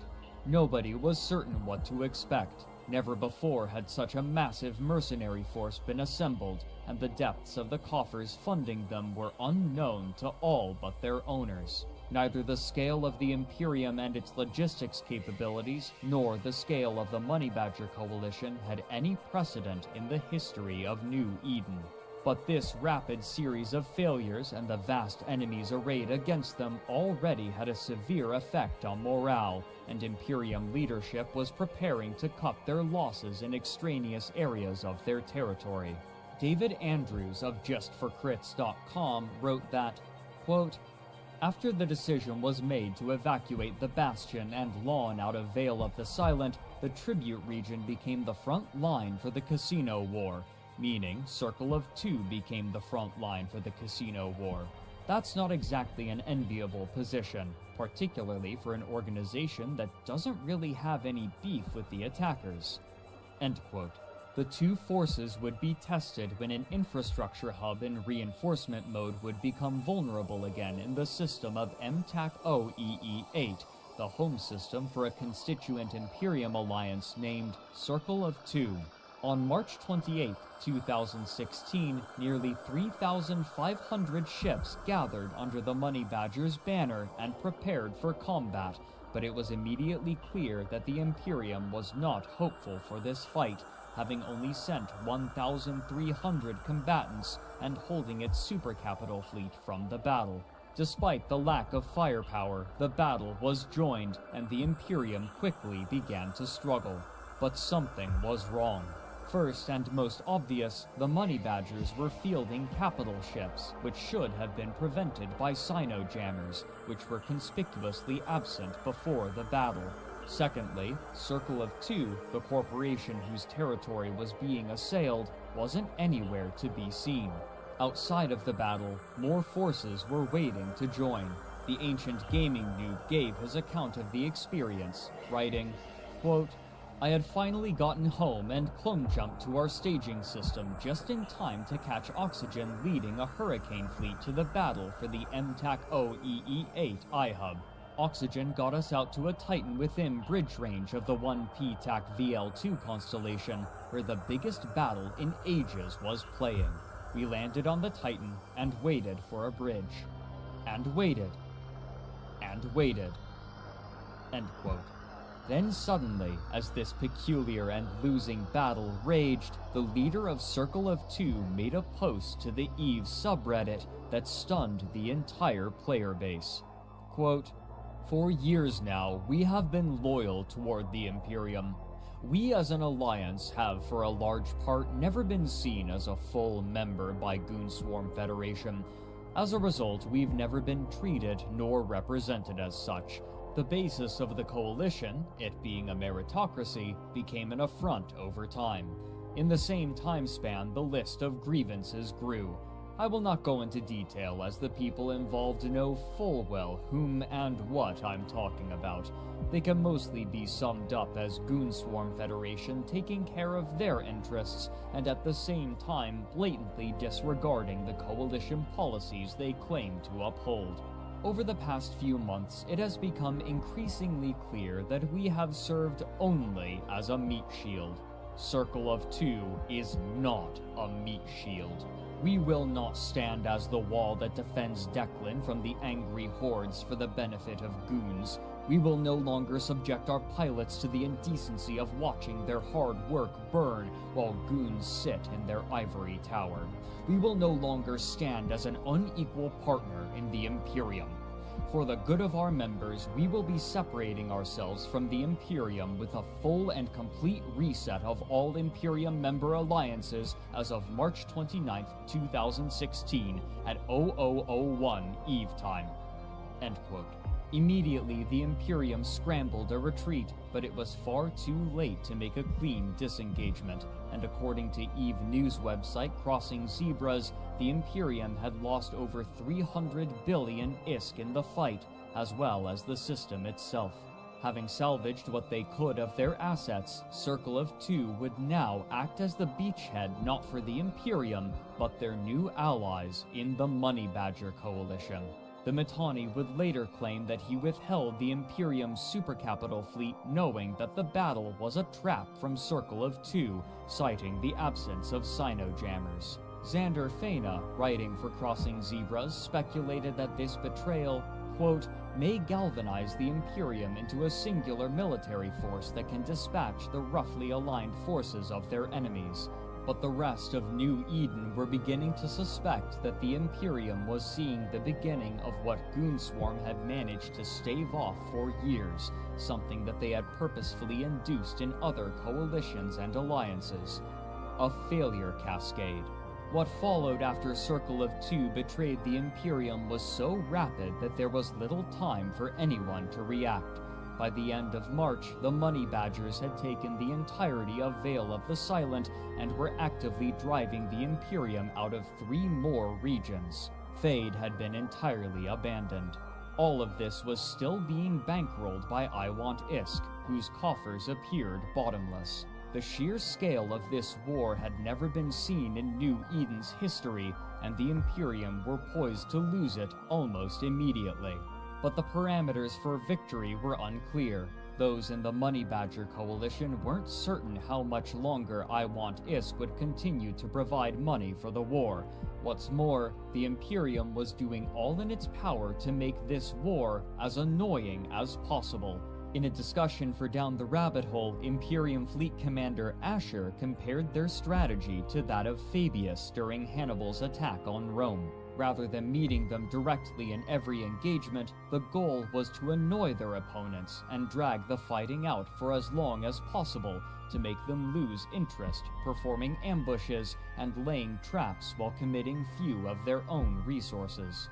The Imperium were unwilling to simply retreat and harry any overzealous attacks either. Even into May, the Imperium lodged deep into the low-sec staging system of Saarinen, using it to lash out and even push back into Fade and Pureblind, even as the Money Badger Coalition launched periodic raids. After a particularly brutal battle in the system in May, Asher told Crossing Zebras that, quote, "We still are vastly outnumbered. There is no stratagem where direct conflict works. We still plan to deny all ratting in the north and punish all capital usage where the entire Money Badger Coalition isn't formed to defend them." End quote. But even as the Imperium shed allies in the attacks, the prospect of destroying them entirely seemed unlikely.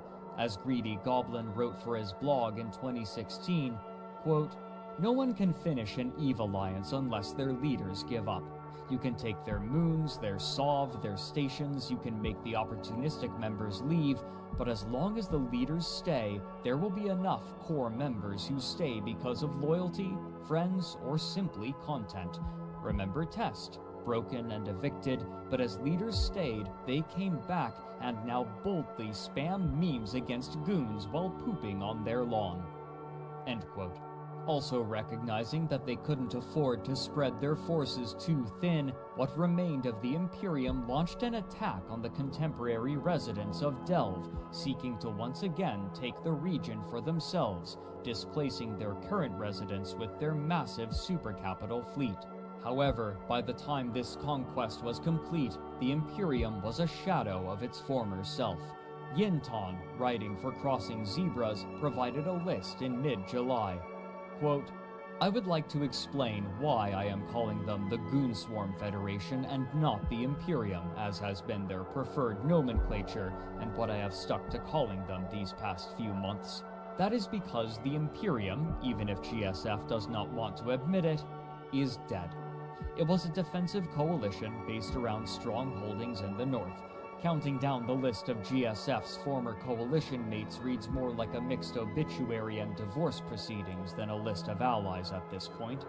SMA, almost completely collapsed with only a 300-man dust corp holding it above the 500-man mark. CO2, turned to the side of the Money Badger Coalition and holding a larger chunk of previously Imperium space. Razor, functionally Y-dotted previously with the acquisition of 4S and fully so with the leaving of both Roving Guns and Gladiators of Rage to MC. and Chaos respectively. FCON left the Imperium on good terms to find a new home within either the Vanguard Coalition or Stainwagon, depending on what day it is and who you ask. TNT seems to have kept relatively steady. Bastion, down nearly 700 members this month alone. This leaves Goonswarm Federation almost entirely alone in terms of being a strong, self-sustaining alliance within the Imperium, and whilst I would expect them to still lug around the alliances and help them to not cascade to the point of actually becoming non-entities, even the facade of being a coalition of equals is now almost painfully obvious in its falsity to an outside observer." End quote. But by the time everything else had been taken from them, there were few left on the offensive. The Losec coalition had fallen apart over the course of June, as is perhaps unsurprising for roving pirates, and while I Want Isk was still willing to fund the war with their incredible wealth, much of the impetus for the initial invasion had vanished. While ostensibly driven by profit, this narrative was undermined when almost all of the Money Badger Coalition abandoned the offensive, their members exhausted from the fighting and content with their victory. By the time the Imperium had completed its invasion of Delve and lodged themselves in, the only alliance pursuing them was Test, believing that if the offensive was continued, they could stamp out the goons entirely. But without the support of the rest of the Money Badger Coalition, there was little hope of cracking the defenses of what remained of the Imperium. The supercapital fleet of the goons was still far too strong, and without allies, they were eventually forced to retreat. Again, Nullsec was fractured, and after half a year, they could return to their numerous smaller wars, as was normal. But this war had elucidated myriad problems for Crowd Control Productions, and even as the company desperately attempted to juggle its other projects, it would have to continue its custodial duties to EveOnline or lose their only reliable source of income.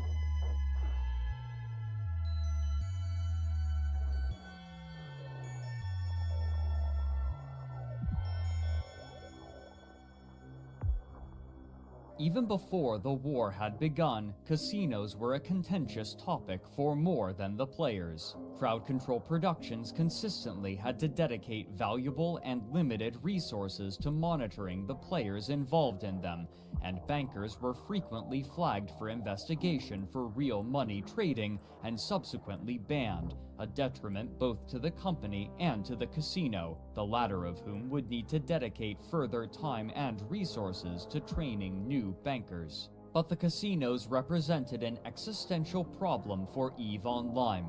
As had been doubted but now demonstrated over the course of the war, it was feasible for a faction with enough liquid assets to determine the shape of all of New Eden, and these factions already existed in the form of the casinos, with the bulk of their money-making mechanisms hosted outside of the game, where it was difficult for Crowd Control Productions to exert their influence. Compared to other in-game methods of generating profit, the casinos were too efficient. This was in part due to their clientele. While many less wealthy players participated, many of the richest had concluded that there was little to do with their amassed wealth, and so would bet and lose large amounts at the casinos. While the Imperium barely managed to survive the war with clever tactics designed to prolong conflict, and by moving farther away from its enemies, it was clear that any faction not operating its own casino would be unable to compete financially, and by extension, militarily. But the gambling magnates were not simply content to continue collecting money in Eve. Rather, they were preparing a total takeover of the financial markets, predicated upon an important expansion to the game released initially in April of 2016 during the war: citadels. These massive static constructs, known officially as upwell structures, were to incrementally replace the player-owned stations that were necessary for war, industry, and trade, and instead allow players to establish much more entrenched positions. While intricate and requiring significant setup, the plan itself was straightforward. By creating a web of stations throughout all of New Eden, players aligned with the gambling magnates would be able to utilize a special kind of cargo hauling ship called jump freighters, in tandem with the station's unique properties, to make themselves untouchable. Much like other large ships, these jump freighters were able to eschew the Stargate network by jumping directly from one system to another within a certain range, and one potential destination for a jump would be these new upwell structures. If the ship's jump arrival was close enough to an upwell structure, then they would immediately tether to it, making them completely invulnerable to damage. By jumping directly from structure to structure, there would be no time during which a jump freighter would be vulnerable, making it impossible to disrupt supply lines or trade routes without assaulting these sturdy structures. This safety would make their stations the most attractive to traders and buyers, which is where the final mechanism in the plan allowed them to make their profit. All goods bought and sold in these stations, in which players could dock like existing stations, were subject to a tariff collected by the station owner. If they could become the primary method of trading, especially in dangerous regions of space, then the gambling magnates could make untold amounts of money. This scheme was given the tongue-in-cheek name of the New Eden Trading Company. Their utility extended beyond acting as hubs for trade, however, and it was this fact that would, conceivably, make them nigh untouchable. While the immediate use for this network was to make the transit of jump freighters safer, they could likewise be used by any capital and supercapital ship, allowing for relatively safe passage, and this would require good standing with the gambling magnates. If they succeeded in their plan, then any party working against them would become a more vulnerable military target. But their dreams of a trading empire would be cut short by Crowd Control Productions. On October 12, 2016, they made a bold update to their end-user license agreement, with one particular section highlighted in an announcement. You may not use, transfer, or assign any game assets for games of chance operated by third parties. They then clarified, this addition to the EveOnline EULA means that as of the launch of EveOnline Ascension, players will be prohibited from using in-game assets and currency, as well as the EVE IP, to take part in or promote gambling services or other games of chance that are operated by third parties. With this in mind, as of this announcement, we have taken action against 2 organizations that are currently offering third-party services based around gambling and games of chance. The third-party service I Want ISK has been shut down in-game, and all ISK and assets have been confiscated after extensive and exhaustive investigation has brought forward compelling evidence of large-scale real money trading. Permanent account suspensions have been issued against those involved. The third-party service EVE Casino has been shut down in-game, and all ISK and assets have been confiscated after multiple and sustained breaches of our developer license agreement. Permanent account suspensions have been issued against those involved. As of the launch of EveOnline Ascension, the hosting of and participation in any form of third-party gambling service that utilizes in-game assets, currency, or the EVE IP will be strictly prohibited." End quote. But there was a major piece of information missing in this press release. Who had been banned? After investigating them, a large number of I Want ISK's bankers had been targeted, but the most notable names were Lenny Kravitz II and Iron Bank, the architects of the war, though they continued to protest their innocence. Lenny would take to Reddit to inform everyone that the trade network would continue as planned, but it would face stiff resistance. After being beaten back into Delve, the Imperium lacked much of their old infrastructure, but they still wielded one of the most threatening fleets in the game, and they would be joined in attacking some of the early structures in the trade network by some of their former enemies in the Money Badgers, intent on preventing its eventual establishment. With such powerful forces arrayed against it, and few willing to come to its defense without being paid, its future was in question, as the limitless supply of money from the casinos was now suddenly gone. How much money they still had left over was unknown. Crowd Control Productions' decision to forcibly dissolve the gambling corporations had dramatically altered the shape of New Eden's future, which they hoped would improve the health of the game, but even as they did so, they would finally lay another part of New Eden to rest.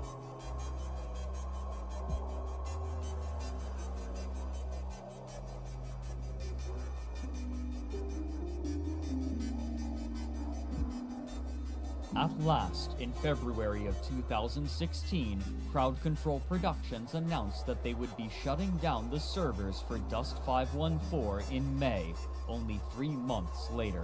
This was not a surprise for contemporary players who had been monitoring the ongoing development of the game, which had been live for only 3 years. 2 years prior, when the company announced the development of Project Legion, players of Dust were concerned that this new FPS was being developed because CCP lacked faith in their console-exclusive shooter title, in spite of their confident rhetoric. This concern was bolstered by the way that Project Legion was framed upon its announcement, with employees stating that it was a reimagining of Dust made by the same team. As Hilmar Pettersson stated to Eurogamer, quote, "It's taking all we learned from Dust and almost making a new game from scratch, even though it's the same team doing a first-person shooter, so they're very experienced now, and we've made good headway on it." End quote. With some of the Dust team now working on an entirely different title, future updates were in question. Another CCP staff member, Sean Decker, stated his dissatisfaction with Dust at the same time as he spoke of his hopefulness for Project Legion. As VG247 paraphrased it, quote, "It's in the same IP, same place and all the rest of it, but we want to do some fundamentally different things with it that we feel we missed out on and that we didn't do right with Dust. Honestly, we didn't make a great game to begin with. We tried to do too much." End quote. Even as CCP Games proclaimed the success of Dust, their employees seemed to deride it in favor of their new project. The concerns of the players proved correct, and after one final major content update in 2014, the game would only see maintenance and hotfixes until its death in May. But major changes were happening to EveOnline itself as well, and the introduction of Citadels promised to dramatically alter how warfare worked in New Eden.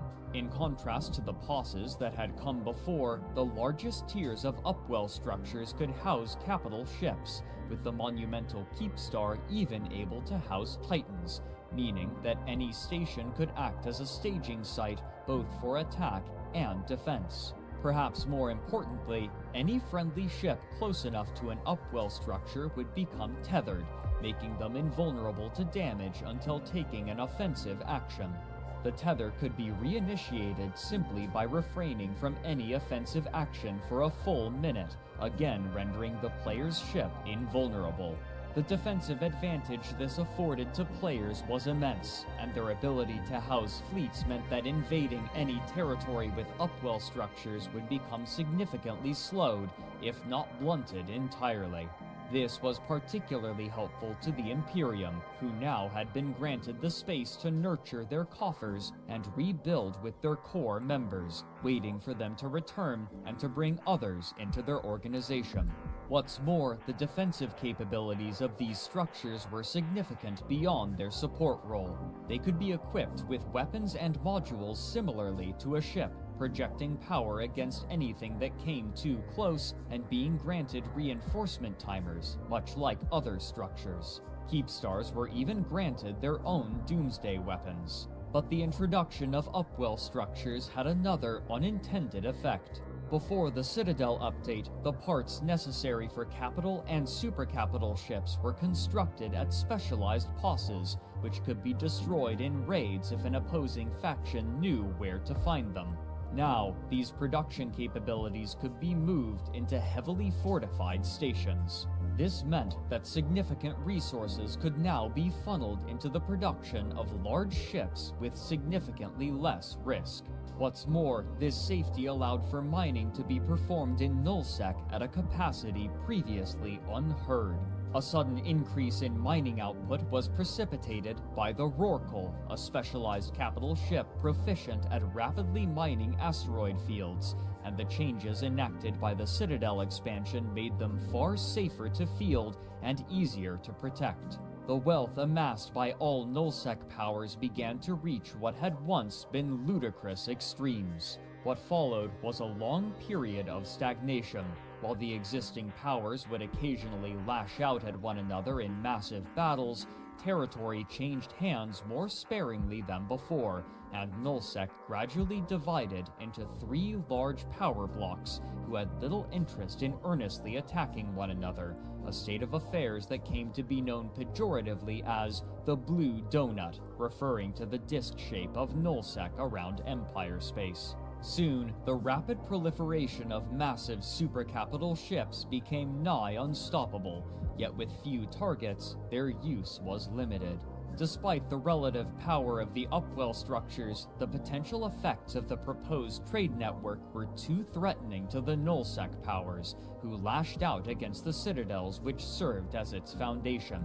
Without the money flowing from the casinos, the endeavor was cut short in 2017. For the next few years, New Eden was relatively quiet as the powers in nullsec amassed wealth and bided their time, unchallenged except by one another. Many agreed that, with the introduction of citadels, a protracted era of peace had begun, one far different from the New Eden that most had come to know, fueled by the safe income enabled by upwell structures. Even though the grand trade network envisioned by the one-time casino owners hadn't come to pass, many players established upwell structures in high-security space and allowed players to trade there, taking a broker's fee from every transaction. In March of 2016, Eve blogger Greedy Goblin made a post detailing his concerns over an increase in the amount of money that players could make in these citadels, writing that, quote, "There won't be any serious wars. Ever. Do you remember whining over top-down income because of moons? Imagine something 10 times bigger, without siphons, without having to fuel towers, without hauling, without even logging in. Remember that if you can RMT 1 billion ISK for $7, the trade citadels net you $200,000 per month. You don't choose playing a video game over getting such money. Every major alliance leader and FC will agree to keep the peace and stomp on anyone trying to disturb it. Such peace will obviously mean the end of EVE." End quote. This state of affairs culminated 2 years later on October 15, 2018, in the establishment of the Tranquility Trading Tower, a Keepstar-class citadel, the largest and most powerful available. Deployed by test and supported by the Imperium, this Keepstar was meant as a central location for their alliance's traders to sell their wares, where the brokers' fees could be collected and split between them and their allies. The location of this station was also conspicuous. It had been deployed in the system of Perimeter, immediately next to Jita and its all-important trade hub. Prior to this, their enemies in Federations NC. And PanFam had held a monopoly on trade in this vital system, but the establishment of this Keepstar and Test's ferocious defense of it ensured its survival, and soon, nobody was willing to strike out against the Tranquility Trading Tower. For a time, its survival seemed uncertain, but soon, PanFam, the Imperium, and Legacy Coalition, three of the major power blocks in Nullsec, agreed to split the money generated by the tower, despite their shaky relationship. This all but guaranteed its survival going forward, as these three came to be the dominant forces in Nullsec and exerted significant market pressure on the whole of New Eden. As players reckoned with the effects of these drastic changes, skirmishes still would occur between belligerent parties, but even if the stakes were less sweeping, the scale of combat had drastically changed. Speaking with Down the Rabbit Hole, Fleet Commander Asher recalled a war in 2018, 2 years after the Citadel's patch was released, when they launched an incursion into Northern Territory with their refreshed supercapital fleet. This culminated into a massive fight over a vulnerable Keepstar in the system of X47LTAC-Q, a fight that ostensibly should have been unwinnable due to the dearth of benefits that the Keepstar provided to the defending fleet. Not to be outdone, however, Asher hatched a plan. In spite of the powerful modules that could be fitted onto a Keepstar, its most useful tool was tethering. When a player fired their ship's weapons on another player's ship, it would begin what was known as a weapon timer, which precluded the attacker from utilizing the tether or docking for a full minute. Once the minute had elapsed, the player could again be tethered and dock, meaning that while protecting the Keepstar, all a defending ship would have to do if targeted was refrain from firing any weapons for 60 seconds, and then their ship would become invulnerable until they were prepared to enter the fight once again. This problem was exacerbated for the attacking Imperium forces due to a bug. When a Titan fired a Doomsday, a 5-minute weapon timer was supposed to be applied instead of the usual 1-minute timer. But if the target of the Doomsday died to the blast, then the 1-minute timer was applied instead, making it difficult to target vulnerable enemy Titans. But there was a way to prevent enemy ships from tethering to a station: warp scramblers. If a ship was warp scrambled, not only was it prevented from engaging its warp drive and traveling elsewhere in the solar system, but it would also be prevented from tethering until the warp scramble was broken.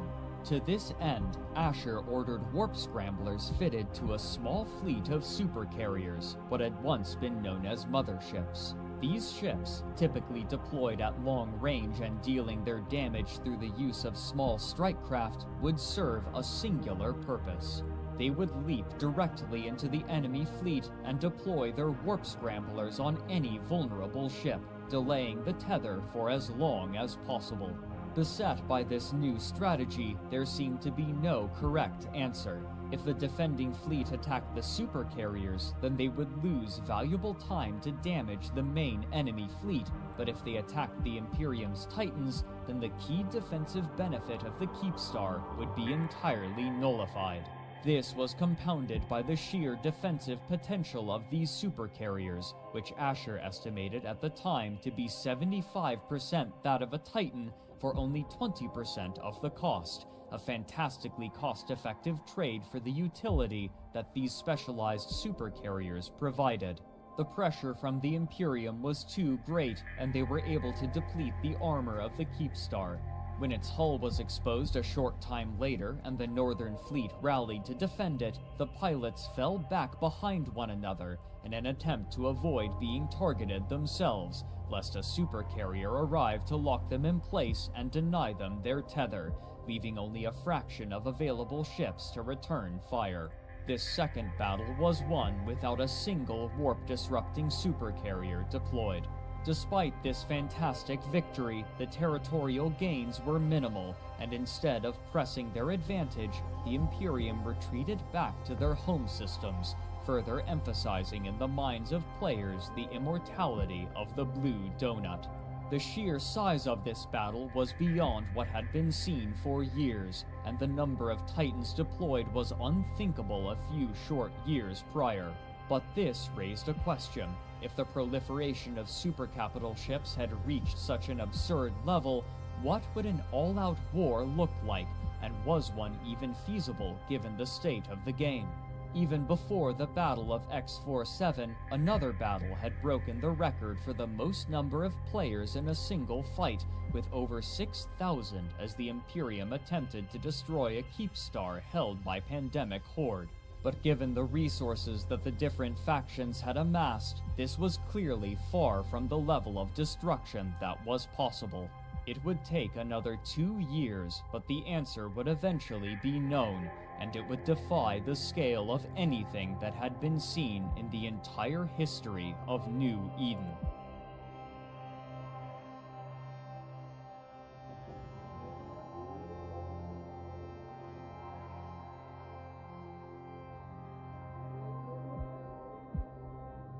While the players of EveOnline reckoned with the effects of these drastic changes made to New Eden's landscape, Crowd Control Productions continued work on their first-person shooter title, which they renamed to Project Nova, and in October of 2018, at a special event for EVE fans in Las Vegas, they allowed reviewers to play an early build of the game, both in its cooperative and competitive modes. Reports from reviewers were generally hopeful, with much of their articles discussing the history of CCP's first-person shooter endeavors, including the discarded Dust 514.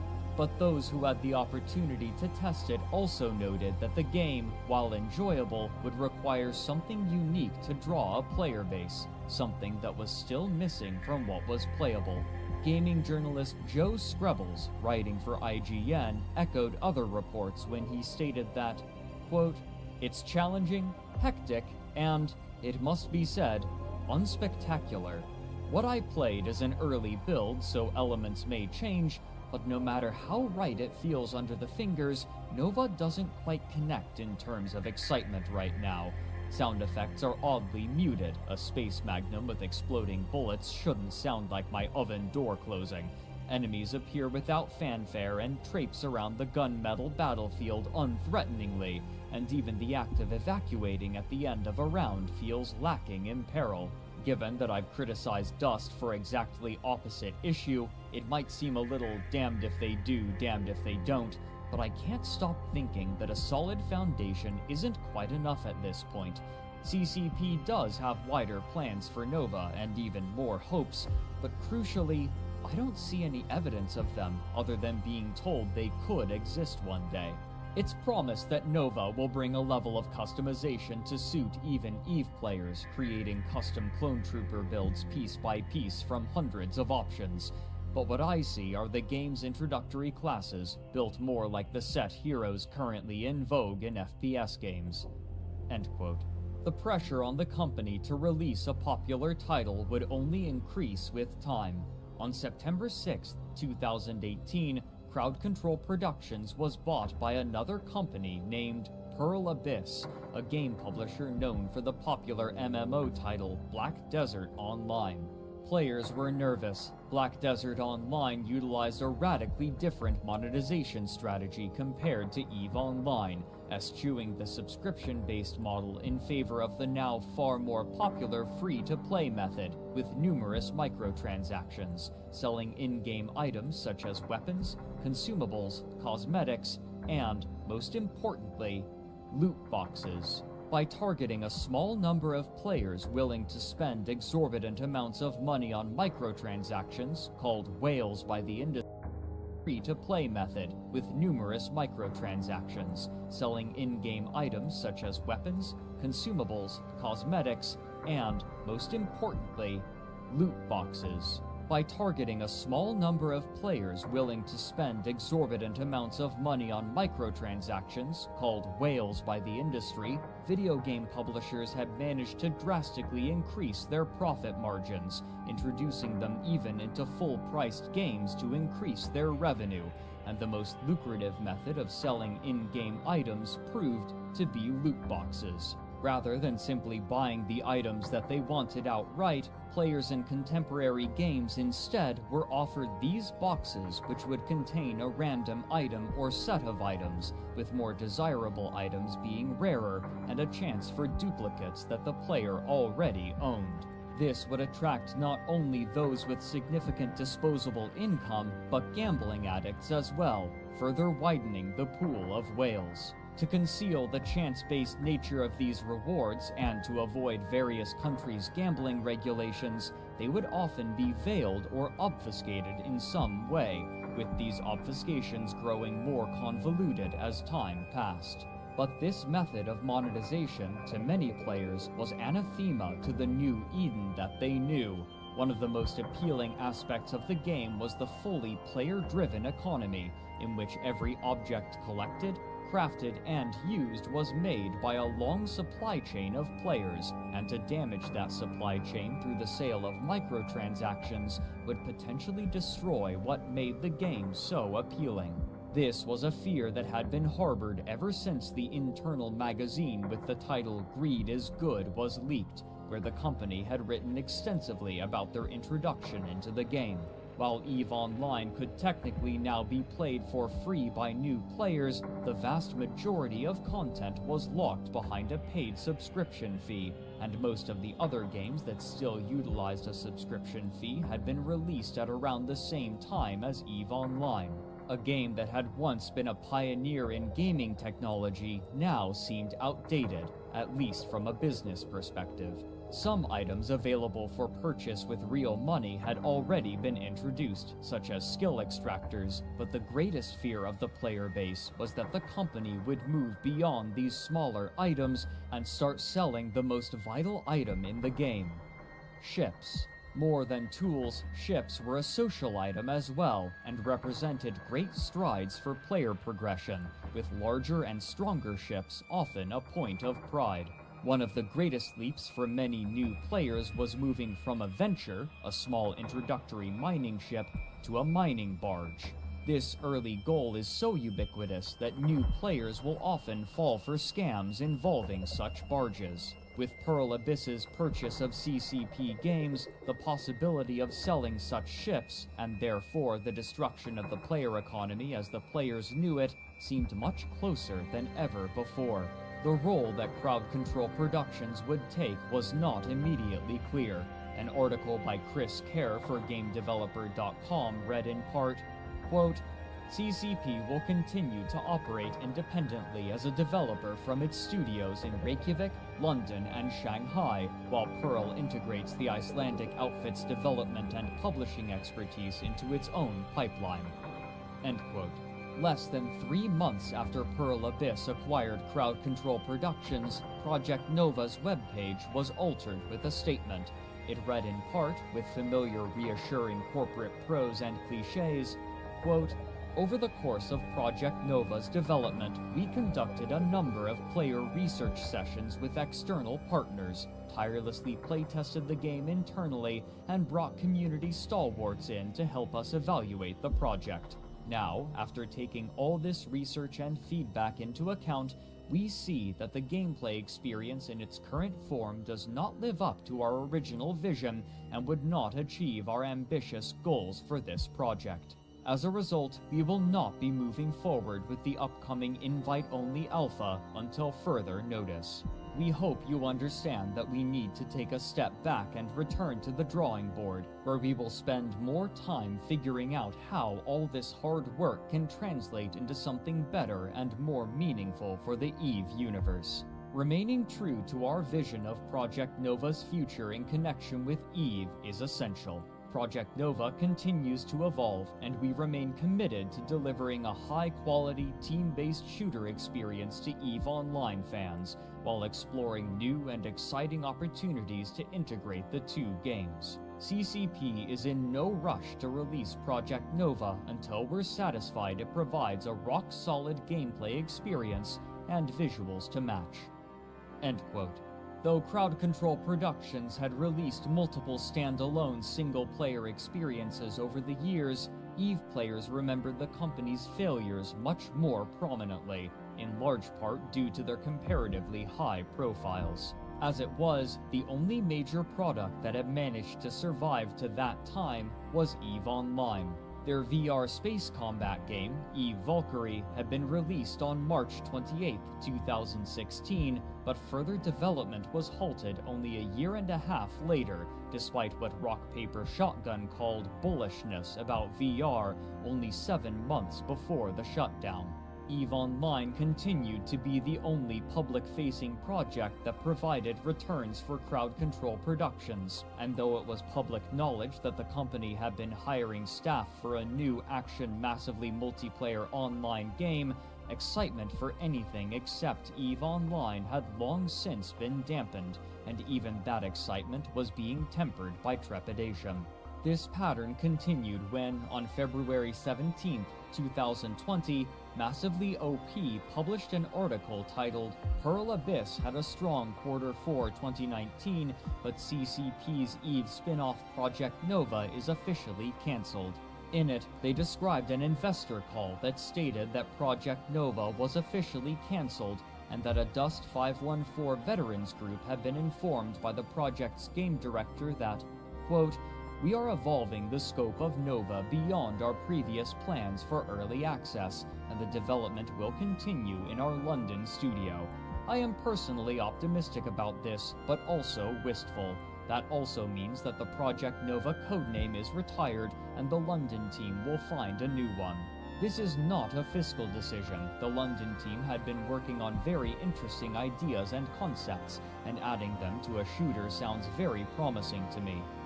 End quote.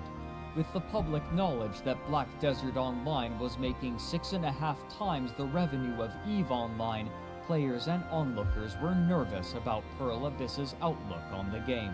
But inside the game world itself, a long period of peace had established itself, and the leaders of every faction knew that if they were to keep their members entertained and playing for them, then something would have to change. Even if the game's systems seemed uncompromising, every denizen of New Eden knew that war was inevitable, and when it began, the scale would be unprecedented.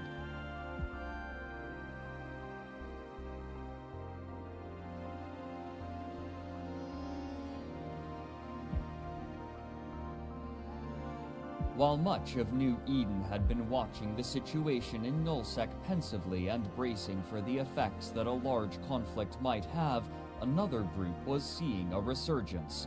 Early in New Eden's history, when Nullsec was first being colonized, two of the major factions, the Stain Alliance and the Northern Coalition, had been founded in part by role players looking to play characters within the game world, but as time passed, this method of play had declined as the players focused on efficacy took over their space and granted them few options to make an impact upon the game world. However, individuals would sometimes still engage in the practice, and among them was the character Katya Say. While the player had other characters with which they engaged in other sundry activities in New Eden, Katya was created with a singular goal in mind: to be the first character to visit every solar system in New Eden without losing a single ship. When her journey began on December 1st, 2009, the Apocrypha expansion had just been released, and with it, the new systems in wormhole space, meaning that there were 5,201 star systems in normal space to explore, and another 2,604 systems in wormhole space, a total of 7,805 systems, enough that they knew that they would need to pace themselves. In an interview with Polygon, they said, quote, "I only did this for an hour and a half each day just to unwind after work. I wasn't killing myself doing this." End quote. The systems in Empire space were not difficult to visit, and Katya only needed to avoid gankers who were generally uninterested in destroying the small ships that they utilized. But as they moved into low-sec and null-sec, ships with the ability to cloak would be necessary, and for a character trained into such a specialized task, the skill requirements would be trivial.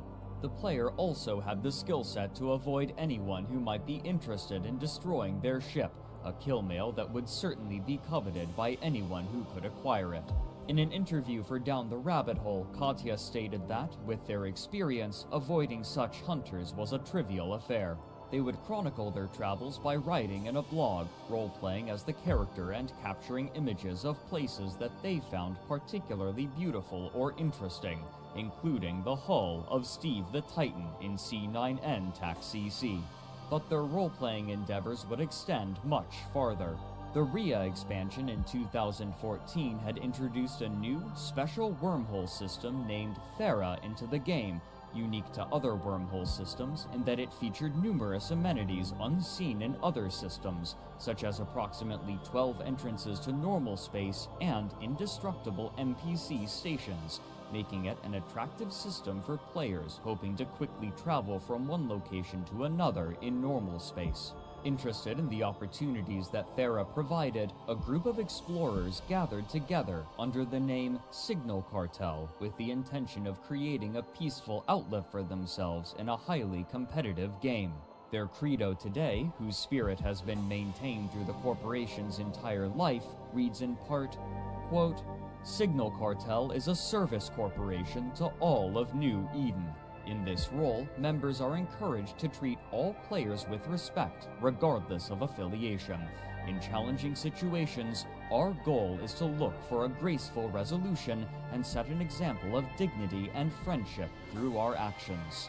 We embrace the attitude of a true explorer. We are friendly to others in our travels, neutral and never initiating aggression, and endeavoring at all times to be perceived by the New Eden community as a non-threat.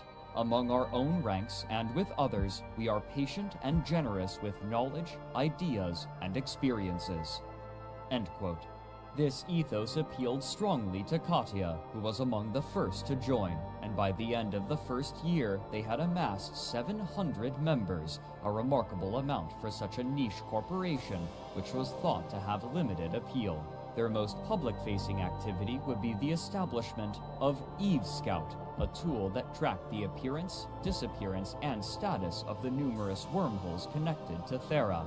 By utilizing this list of connections, players could drastically decrease their travel time anywhere, though its lack of any NPC security meant that doing so was somewhat dangerous, given the sheer amount of traffic through it.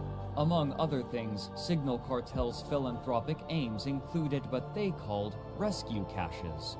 Unknowledgeable, inattentive, or reckless players could sometimes find themselves stranded in wormhole space, and without the proper tools or assistance, it could be impossible to discover any route out, finding themselves stranded in hostile and unknown territory. Placed in systems all over wormhole space, these rescue caches were containers equipped with everything that a player needed to chart a route out of wormhole space, as well as a few other objects that the cache's creator might find amusing, such as fireworks for the player to launch in celebration of their rescue. On November 1st, 2018, 4 years after the Signal Cartel's founding, Katya Say would approach them in need of assistance. After 4 years, Katya had managed to visit all 5,201 star systems in New Eden, visiting many of the planets and chronicling the journey in their blog, and had begun visiting every wormhole system as well, still without losing a ship, a remarkable feat given the belligerence of the roving bands of players who made their home in wormhole space. But after visiting the first 2,000 wormhole systems, a problem that Katya had been dreading became an issue. The chaotic nature of wormhole space and its constantly shifting, labyrinthine pathways made it nigh impossible to find every one of the remaining 600 systems. They would need assistance, and their friends in Signal Cartel were more than happy to oblige. To find connections to the remaining systems as soon as they opened, they would crowdsource data from their players. To do so, they utilized a game tool made specifically for Signal Cartel members that assisted them in tracking the status of their rescue caches. But in this case, it allowed Katya and their small cadre of trusted players to see when a cartel member was in a remaining system on Katya's list. Speaking with Polygon, Katya said, quote, "When a system was found, we generally had less than 24 hours to get through the pass, and depending on how deep it was, the more critical it was to get there fast." End quote. Finally, on March 9th, 2019, Katya announced to the rest of New Eden their accomplishment. Assisted by Signal Cartel, the character Katya Say had visited every single star system that could be visited in just over 9 years without losing a single ship. The accomplishment was noted even by those who had shunned roleplay, and the character came to be one of the most famous in the game's history, with a monument created by Crowd Control Productions in-game to celebrate the success. Sometime after this achievement, Katya would become the leader of Signal Cartel, helping to manage it and continue the work of aiding those in and outside of wormhole space through Thera and their rescue programs. But even as Katya, Signal Cartel, and the rest of New Eden celebrated, those in Nullsec bent their aims toward a much different end, and they wouldn't have to wait long to see their plans come to fruition and take part in the most intense and expensive war that the game had ever seen, a war that would drag out far longer than any could have thought.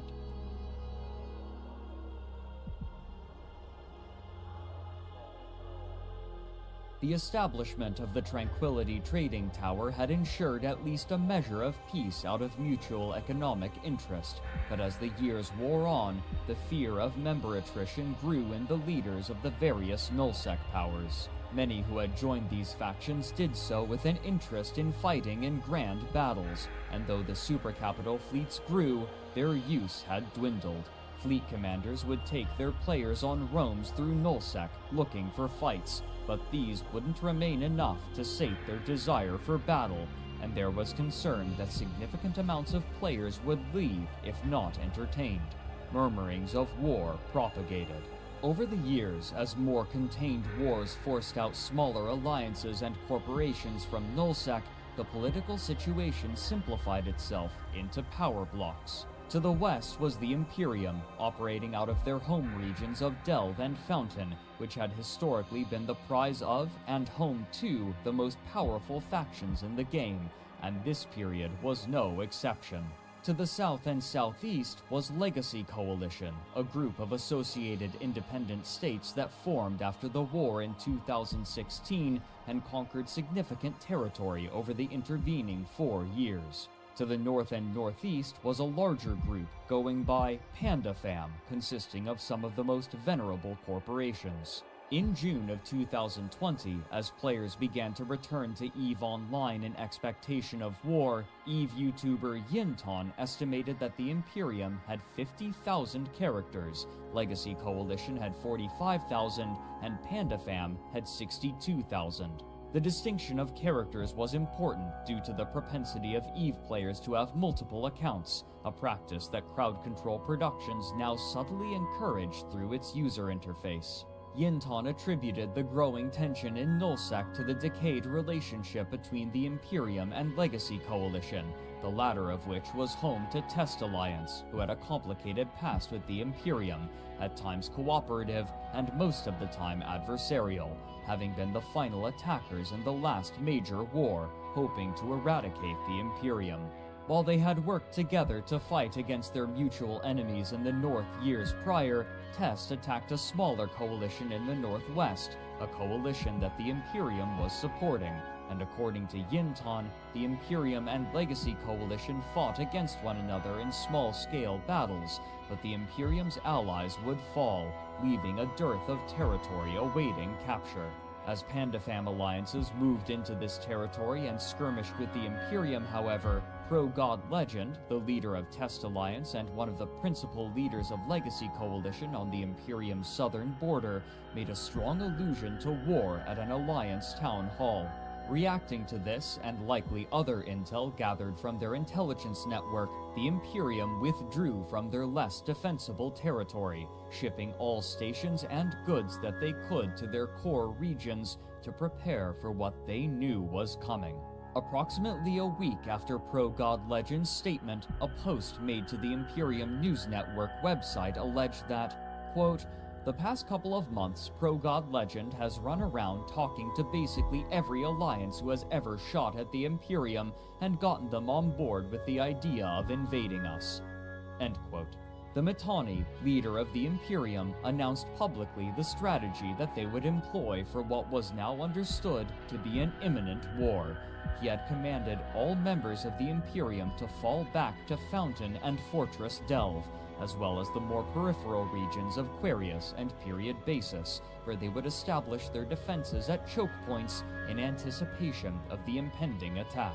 Soon afterward, the leaders of Legacy Coalition announced their withdrawal from the Non-Invasion Pact, which dictated a 2-week grace period before an invasion would be permitted by the agreement, though as was perhaps to be expected, various breaches of this stipulation were ignored by both parties. The goal of this war was clear, one that echoed the goals of the war 4 years prior. Currently there are well over 400 Titans converging from all over Eve, and that will combine with our Titan fleets from Legacy and Fire and all of our allies, and it will be the largest Titan force ever assembled in EveOnline. Most of Eve is unified around one goal. At this time, goons must finally be destroyed. All of the alliances joining forces today have agreed that we will not make the same mistake we made at the end of World War B. We will see this through to the end. Months from now, when this war is won, we will finally be looking at an Eve that is worth playing. Once again, the vast forces of Nullsec and beyond gathered together, but this time there would be no outside funding. Using the resources amassed during the years of peace, the united forces of Legacy Coalition and Pandafam would fund this war themselves, with the express purpose of destroying the Imperium once and for all. This temporary alliance between these two massive coalitions against the goons would be called PAPI, a portmanteau of Test Alliance's abbreviation TAPI and Pandafam. While the goals of the previous war were more nebulous, this time victory was singularly defined: the complete eradication of the Imperium. The roles of the participants in this war were also clear. The Imperium had willingly nestled themselves into just a few regions, preparing to act as the defenders against the invading forces of PAPI. This concentration of military might was a boon. All of the resources of the Imperium were now centrally located, and any ships or modules necessary could be moved from one front to another with relative ease and speed. Their centralized, autocratic organizational structure also meant that making important decisions would be a rapid process, something that had historically proven vital in New Eden. Despite the Defenders' advantage, the war seemed to be almost a foregone conclusion. PAPI's forces constituted the combined populations of Legacy Coalition and Pandafam, and together they outnumbered the population of the Imperium 2-1. At this stage in New Eden's history, when population was vital for any alliance, these numbers seemed insurmountable. But the Imperium's defenses were stout. If defended tenaciously enough, any gains made by Pappy forces would be incremental and costly.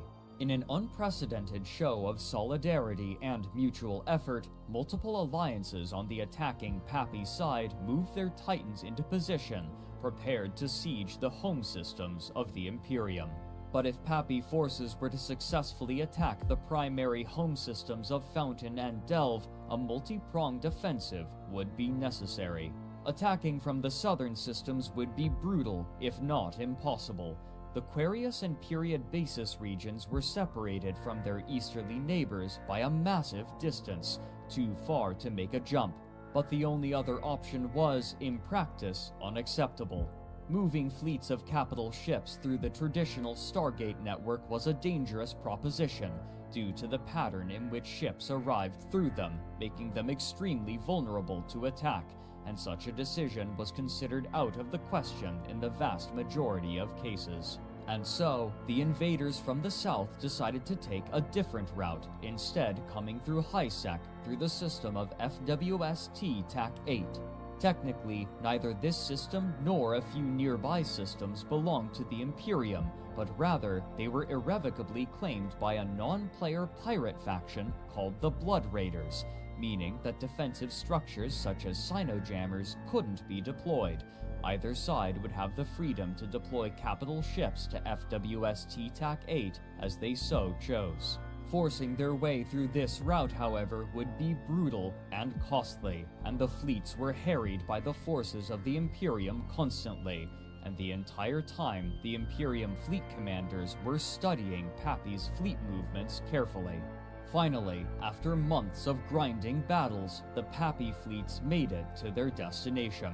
The goal of Pappy forces was to anchor a keepstar as a base out of which they could prosecute the war on the northern front, a boon that would make raids and attacks into Imperium territory far easier. If the Imperium could blunt this attempt, then victory would almost be assured. Pappy would attempt to anchor the first keepstar in the beginning of October, and the Imperium were ready, with hundreds of dreadnoughts prepared to bring their heavy weapons to bear against the keepstar before it could come online. When the Imperium arrived, they were significantly outnumbered by the Pappy forces, a trend that would continue to repeat itself throughout the war, and they had little hope of driving their foes from the battlefield. However, their definition of victory was not to push back the enemy fleet. Rather, they needed only to destroy the Keepstar, a goal that superseded any concerns over cost. As the dreadnoughts focused their fire, they in turn were targeted by enemy ships, and they began to drop one by one. But the damage output of these siege batteries was too great for the Keepstar to weather, and the structure would be destroyed before it could come online. Despite achieving their objective, the toll was extremely heavy for the Imperium, with 250 of the attacking dreadnoughts destroyed, significantly more valuable than what Pappy had lost. And so, they tried again. But the response from the Imperium would shock both New Eden and the gaming community at large. On October 6th, the second Keepstar was deployed. Pappy ships surrounded it, ready to defend it against what the fleet commanders expected to be a massive response from the Imperium's supercapital fleet by stationing their own Titans around the Keepstar. But what they received instead was an unbelievably massive swarm. In an offensive that mirrored the old strategies from the beginning of Goonswarm, thousands of players from the Imperium arrived in Raven battleships armed with long-range missile weapons and charged headlong into the fray. What would come to be known as the Fury of FWST TAC-8 had begun. As the battle escalated and more ships arrived, time dilation automatically activated, reducing the speed of all actions to 10% of their normal values and allowing support ships to arrive much faster relative to the pace of the fight, further increasing the scale. As the hours wore on and more battleships arrived to replace those lost, Pappy leadership realized that the damage was too great for the Keepstar to bear, and forces were scrambled to intercept Imperium ships as they arrived, but the flood of incoming Imperium forces was too great to stem. As the fight spilled into the following day, the Keepstar disintegrated, and Pappy ceded the field. Whether they knew so or not, those who attended the fight had made history. According to CCP, the battle in FWST TAC 8 had broken a record, with 8,825 characters involved, more than had ever been seen in the game's history. While losing 2 Keepstars was a heavy toll, the losses suffered by the Imperium were even greater, but unlike previous wars, the vast accrued wealth of all sides made such losses far less impactful than they had been in the past. At this stage, the 3 more important factors were strategic objectives, available population to fight, and as always, morale. For Imperium leaders, such monetary losses helped to show their resolve. But Pappy would not relent. 3 more times they would attempt to deploy a Keepstar as a forward base of operations, and each time the Imperium swarmed with their battleships to batter it with missiles and prolong the assault. But finally, on the 19th of October, in the system of YZ-9 TAC F6, they would find purchase. Imperium forces once again arrived in their missile-laden Raven battleships, but this time Pappy were prepared. Rather than allow the enemy fleet and their reinforcements to arrive at a safe range, they surrounded the nascent Keepstar in warp disruption bubbles, which pulled the arriving enemy ships into range of the entire defensive fleet. By calling their targets carefully, battle groups could pick off the battleships one by one with little trouble. The Imperium was forced to cede the field. Frosty's OP, an EVE player and YouTuber chronicling the war, estimated that about 140 warp disruption bubbles were deployed for the purpose, each of which was then destroyed by the Pappy forces, so that they could enter their newly anchored Keepstar. In reference to a popular science fiction show, the method by which it was defended, and the number of attempts to anchor a station, this new structure was dubbed Bubble-on 5. The tactic of bubble wrapping a station was not a new idea, but according to Asher, this tactic had been explicitly banned by the game masters of EveOnline until special permission was secretly given to Pappy forces to perform it. In response to this claim, Pro-God Legend made a post to Reddit which read, "Despite what Matani is pinging to you, placing 140 anchored bubbles on a grid is not an exploit. Whatever the case may have been, Bubble-on 5 would stand." The war had dragged on for 3 months, from the summer into the autumn of 2020, and there was hope from most of New Eden that this Keepstar would perpetuate a swift end to the war, one that would again see the Imperium defeated and, this time, obliterated. Such wishful thinking would prove comedically wrong. Shortly after this Keepstar was anchored, the Russians of the Red Alliance announced suddenly that they were changing their allegiance from Pappy to the Imperium, bolstering the forces of the defenders who were suddenly taking losses to their infrastructure and facing incursions that disrupted their resource harvesting operations, damaging both their reserves and their morale. In order to preserve some of their industry, the Imperium made the decision to enact a gate camp in a choke point leading to a large dead-end area of Delve, now vital for resource harvesting, a situation likened to Helm's Deep. As long as the defenses held and the Sino-jammers were active to prevent any capital ships from jumping in, the industrialists could continue to gather their resources and produce the tools for war. But there was now no question. Delve was under siege. While significant assets were being lost, direct fights were uncommon, as neither side was willing to commit to risky, decisive battles, instead choosing to fight only over major strategic objectives such as Bubble-on 5, and Pappy continued to spill from the north into Quarius as well, foregoing the southern connections entirely. The next major fight, however, would once again break records, and the price of the war would reach absurd levels. Toward the beginning of the war, Asher had bragged that not a single Keep Star had been destroyed, but after the establishment of Babylon 5, Pappy had specifically chosen to target the numerous Keep Stars to break the defenses. This effort was proceeding at a grinding pace compared to other wars in the past. It had already been raging for over 6 months, which dwarfed most other wars in the game, and at the turn of the year, the Imperium was making an effort to take back key systems in Delve. To do so, they lashed out against the Sino-jammers that Pappy had deployed in numerous systems. While they sent a major force to a system, they simultaneously attacked the Sino-jammer in the nearby system of M2 TAC XFE in a lightning strike.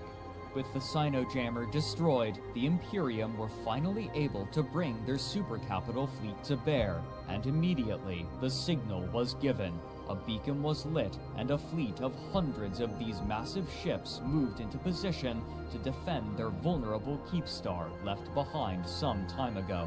For tense minutes, they were silent as Pappy brought their own fleet and began firing on the Keep Star, unable to target the Imperium's fleet due to the protection of the tethers. But suddenly, the Imperium forces all opened fire at once in a massive cascade to take the initiative. Even as they traded blows in a somewhat conventional battle, the Keep Star was forced into its reinforcement timer, meaning that there was no longer an objective to take. But in a move that surprised onlookers, neither side was willing to cede ground, and the fighting continued. At first, Pappy appeared to be taking the fight, but server downtime was coming, meaning that all of the fighters would be logged off and wouldn't appear again until they logged back in. According to Frost, the Pappy forces failed to make the proper preparations to effect a retreat from the fight, and after downtime, the Imperium pounced, placing warp disruption bubbles on the location where Pappy's Titans would return when they logged back in. Pappy's ships were trapped. As long as the Imperium continued to place warp bubbles, these ships would be out of position when the reinforcement timer finished, and the Keep Star would be vulnerable again. Pappy spent the intervening days bringing more Titans to the front lines to assist the attack on the Keep Star, and when the time came to jump into position, they decided upon a bold strategy. They would jump in directly above the Keep Star, just out of range of the enemy, accepting a small sacrifice of Titans in order to bring the full weight of their ships to bear at once. The previous battle had attracted attention, and according to PC Gamer magazine, over 13,500 players were in position for this second battle, prepared for a fight. This was a tactic that had never been implemented on this scale, and with good reason.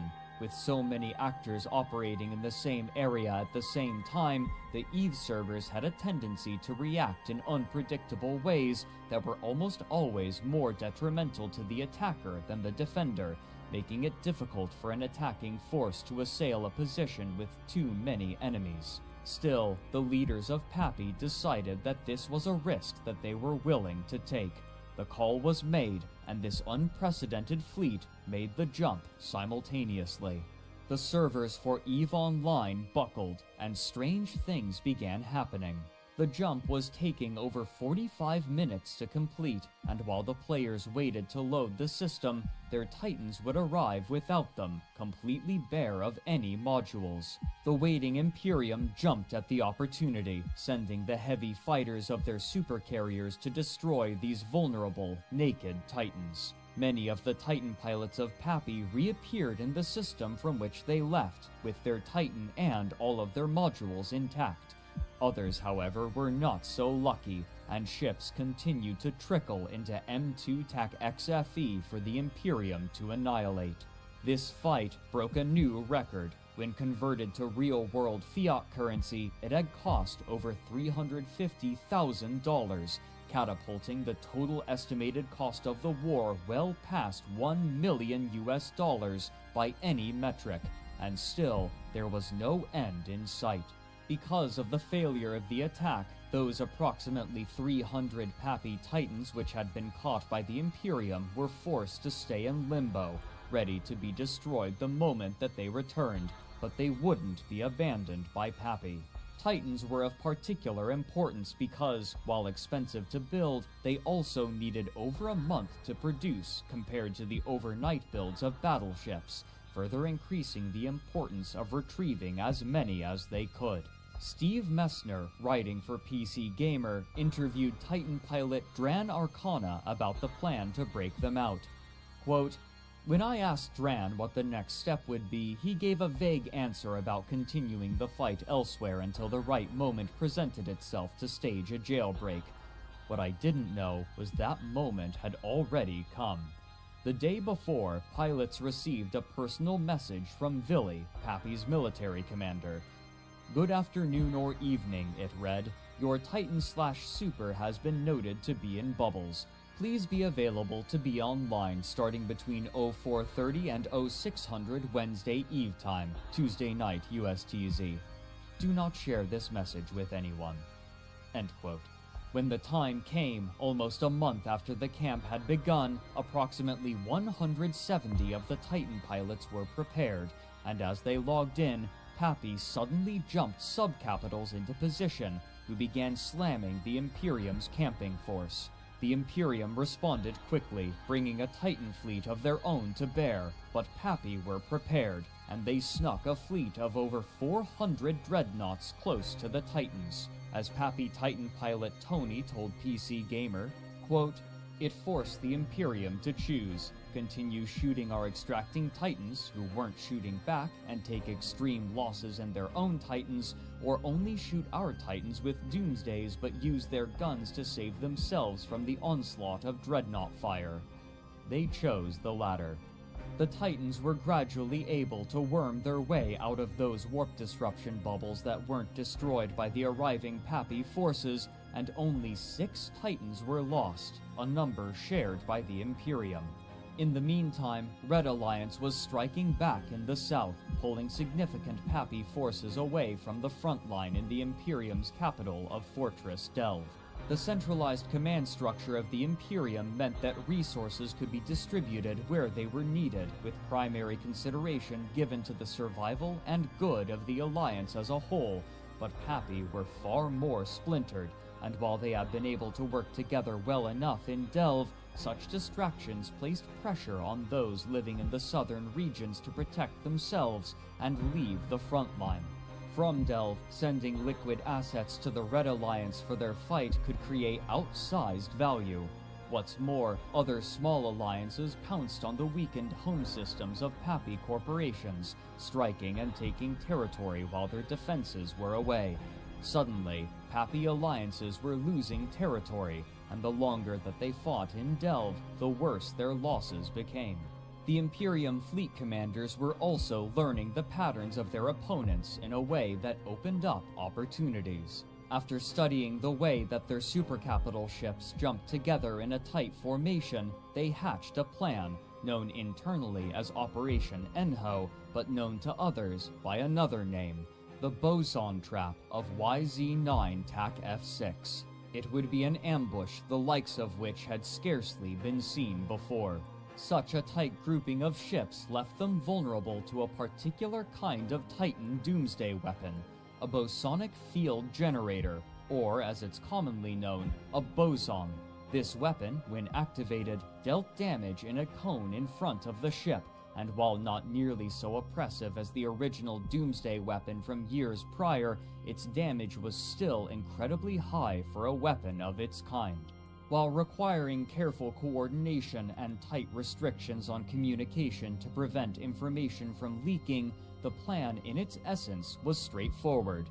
When the supercapital ships of Pappy jumped into a fight, a fleet of Titans, all spread out across the solar system, would warp into predetermined locations, aim their bosons, and fire all at once, dealing enough damage to wipe out the Titans clumped together.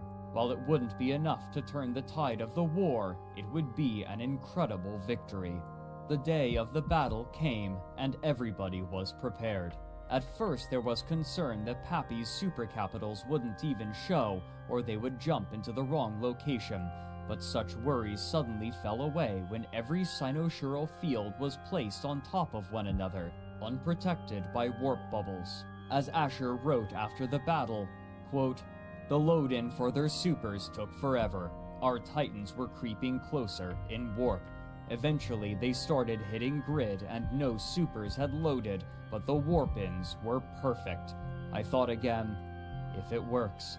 We had executed the warp-in perfectly, a beautiful spread, a fleet killer.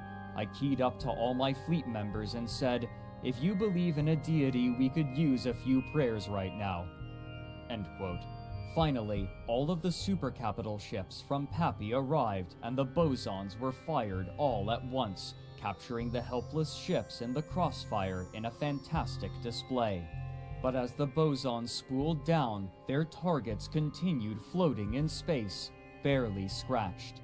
Due to a bug, only a tiny amount of the damage from the bosons have been applied. With the entirety of Pappy's fleet now in fighting position and the Imperium's Titans all in awkward locations, the only thing that the Imperium could do was retreat. Such a tactic would not be allowed by Pappy again. Months wore on as Pappy systematically destroyed the keepstars of the Imperium, and the gradual pressure even allowed them to lash out against the defenses in Helm's Deep, and over the course of months, system after system of Delve fell. Soon, the Imperium was locked in one final constellation of 7 systems, with their capital of 1DQ1 TAC A as a choke point. The sheer defensive abilities of the Imperium and the key choke point that allowed them to maintain sovereignty in the constellation meant that attacking directly would be foolhardy for Pappy, even given what they had learned in M2 TAC XFE about the effects of massive numbers of players in a single system. Though they had the Imperium surrounded, there seemed to be no way to break into their capital, and the longer they took, the more chaos brewed in their home systems, and the worse morale became. The purpose of the war was clear from the outset: demolish the Imperium, but the Imperium refused to budge. The longer that Pappy took to achieve total victory, and the more losses they took on the home front, the more morale dipped for the attackers. In contrast, the Imperium's morale was only building, as every day that they survived was another day that they defied the enemies that sought to eradicate them entirely from the game. The Imperium continued to hold until summer, when they finally began to strike back out, and Pappy could not afford to leave Delve without losing territory that they had fought so desperately to take and hold. The deciding event of the war, however, wouldn't be military, but economic. As Pappy had been laying siege to Delve, they had relied on the continuous income from the Tranquility Trading Tower, but suddenly, Crowd Control Productions announced a change that would reduce the taxes that players faced when buying and selling goods at NPC stations, making it more profitable to sell in Jita rather than at the neighboring Tranquility Trading Tower, meaning that the income for these corporations relying on the trading fees was suddenly and drastically diminished. While far from the only factor, it would prove to be the final one. The call was given. Pappy alliances were ordered to unanchor their citadels and leave. Different outlets would blame different factors, including splintered interests among Pappy leaders, the loss of territory, low recruitment numbers, and waning resources, but it's most likely that all had some role to play in the decision. After a long and arduous year, the war was over. The Imperium now stood victorious and defiant.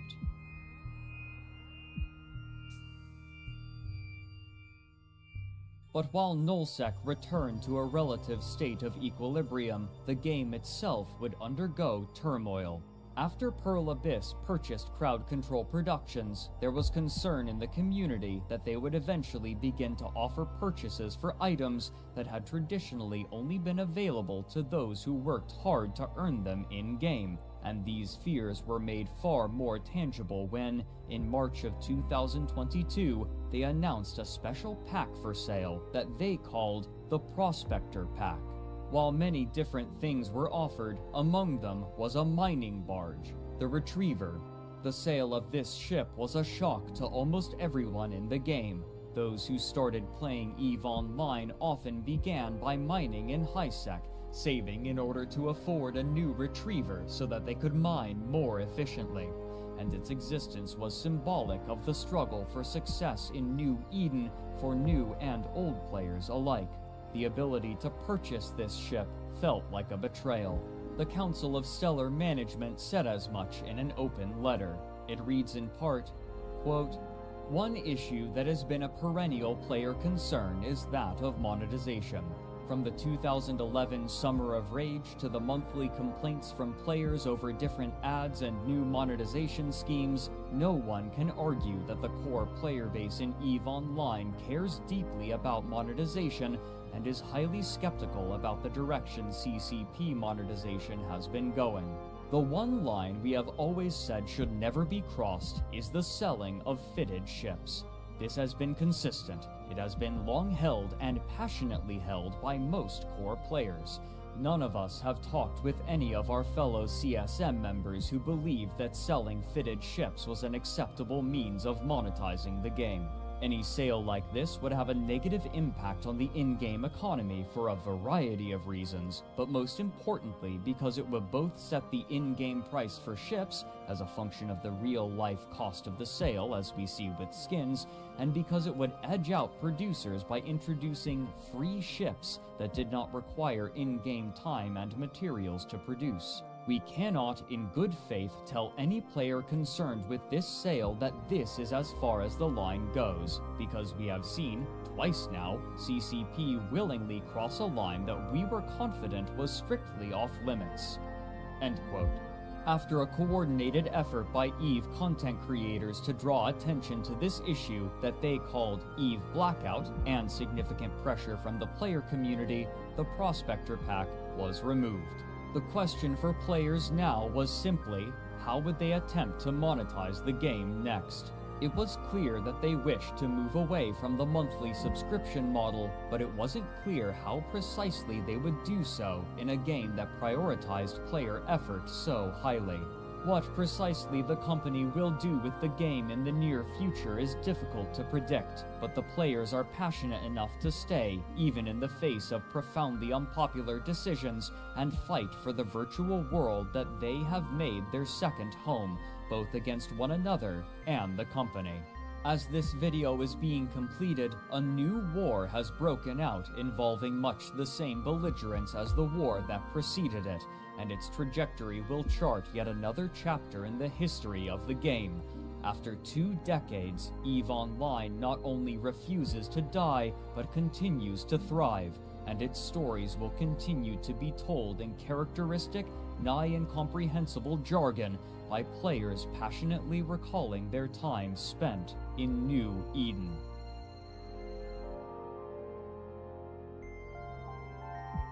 This has been an incredibly incomplete overview of the history of EVE Online. Every aspect discussed, from the way that ships are fitted to every subculture of the game, is rich with history and complexity, and to gather all of it would be more than a lifetime's worth of work, and it is still growing. A single aspect discussed could have filled multiple videos of the same runtime. This is true for the maneuverings of high-sec corporations, the drama swirling in low-sec, the intricate politics of null-sec, the history of evictions in wormhole space, the growth and evolution of industry, the history of day trading commodities in economic hubs, the regular tournaments between skilled combatants, factional warfare, the lore of the game, the science of fitting ships and creating fleet doctrines, and a cavalcade of other topics, not least of which being the stories of individuals, such as the maneuverings of the late Vilerat, the resignation of the Mittani from Imperium leadership, and the efforts of Jade Constantine to create the first nullsec trade hub. The harrowing tales of spies, saboteurs, defectors, and fleet commanders cannot be overstated either, all leaving their mark on New Eden.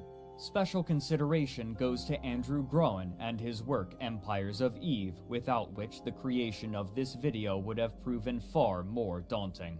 His effort to chronicle the history of the nullsec empires has not only been foundational to this video, but its knowledge is essential to all those hoping to understand the complexities of those factions. Eve University and its Wormhole campus also deserve mention, without whom the game would have been far more mystifying and impenetrable. I wish to personally thank Rogueflight, who patiently sat with me and explained the most bare of basics multiple times. Much of what was discussed in this video was knowingly incomplete for the sake of viewer comprehension and runtime, and there are almost certainly inaccuracies due to error or ignorance. I have presented this work knowing that these deficiencies exist, and I both hope for your forgiveness and for your enjoyment regardless. Thank you for your time.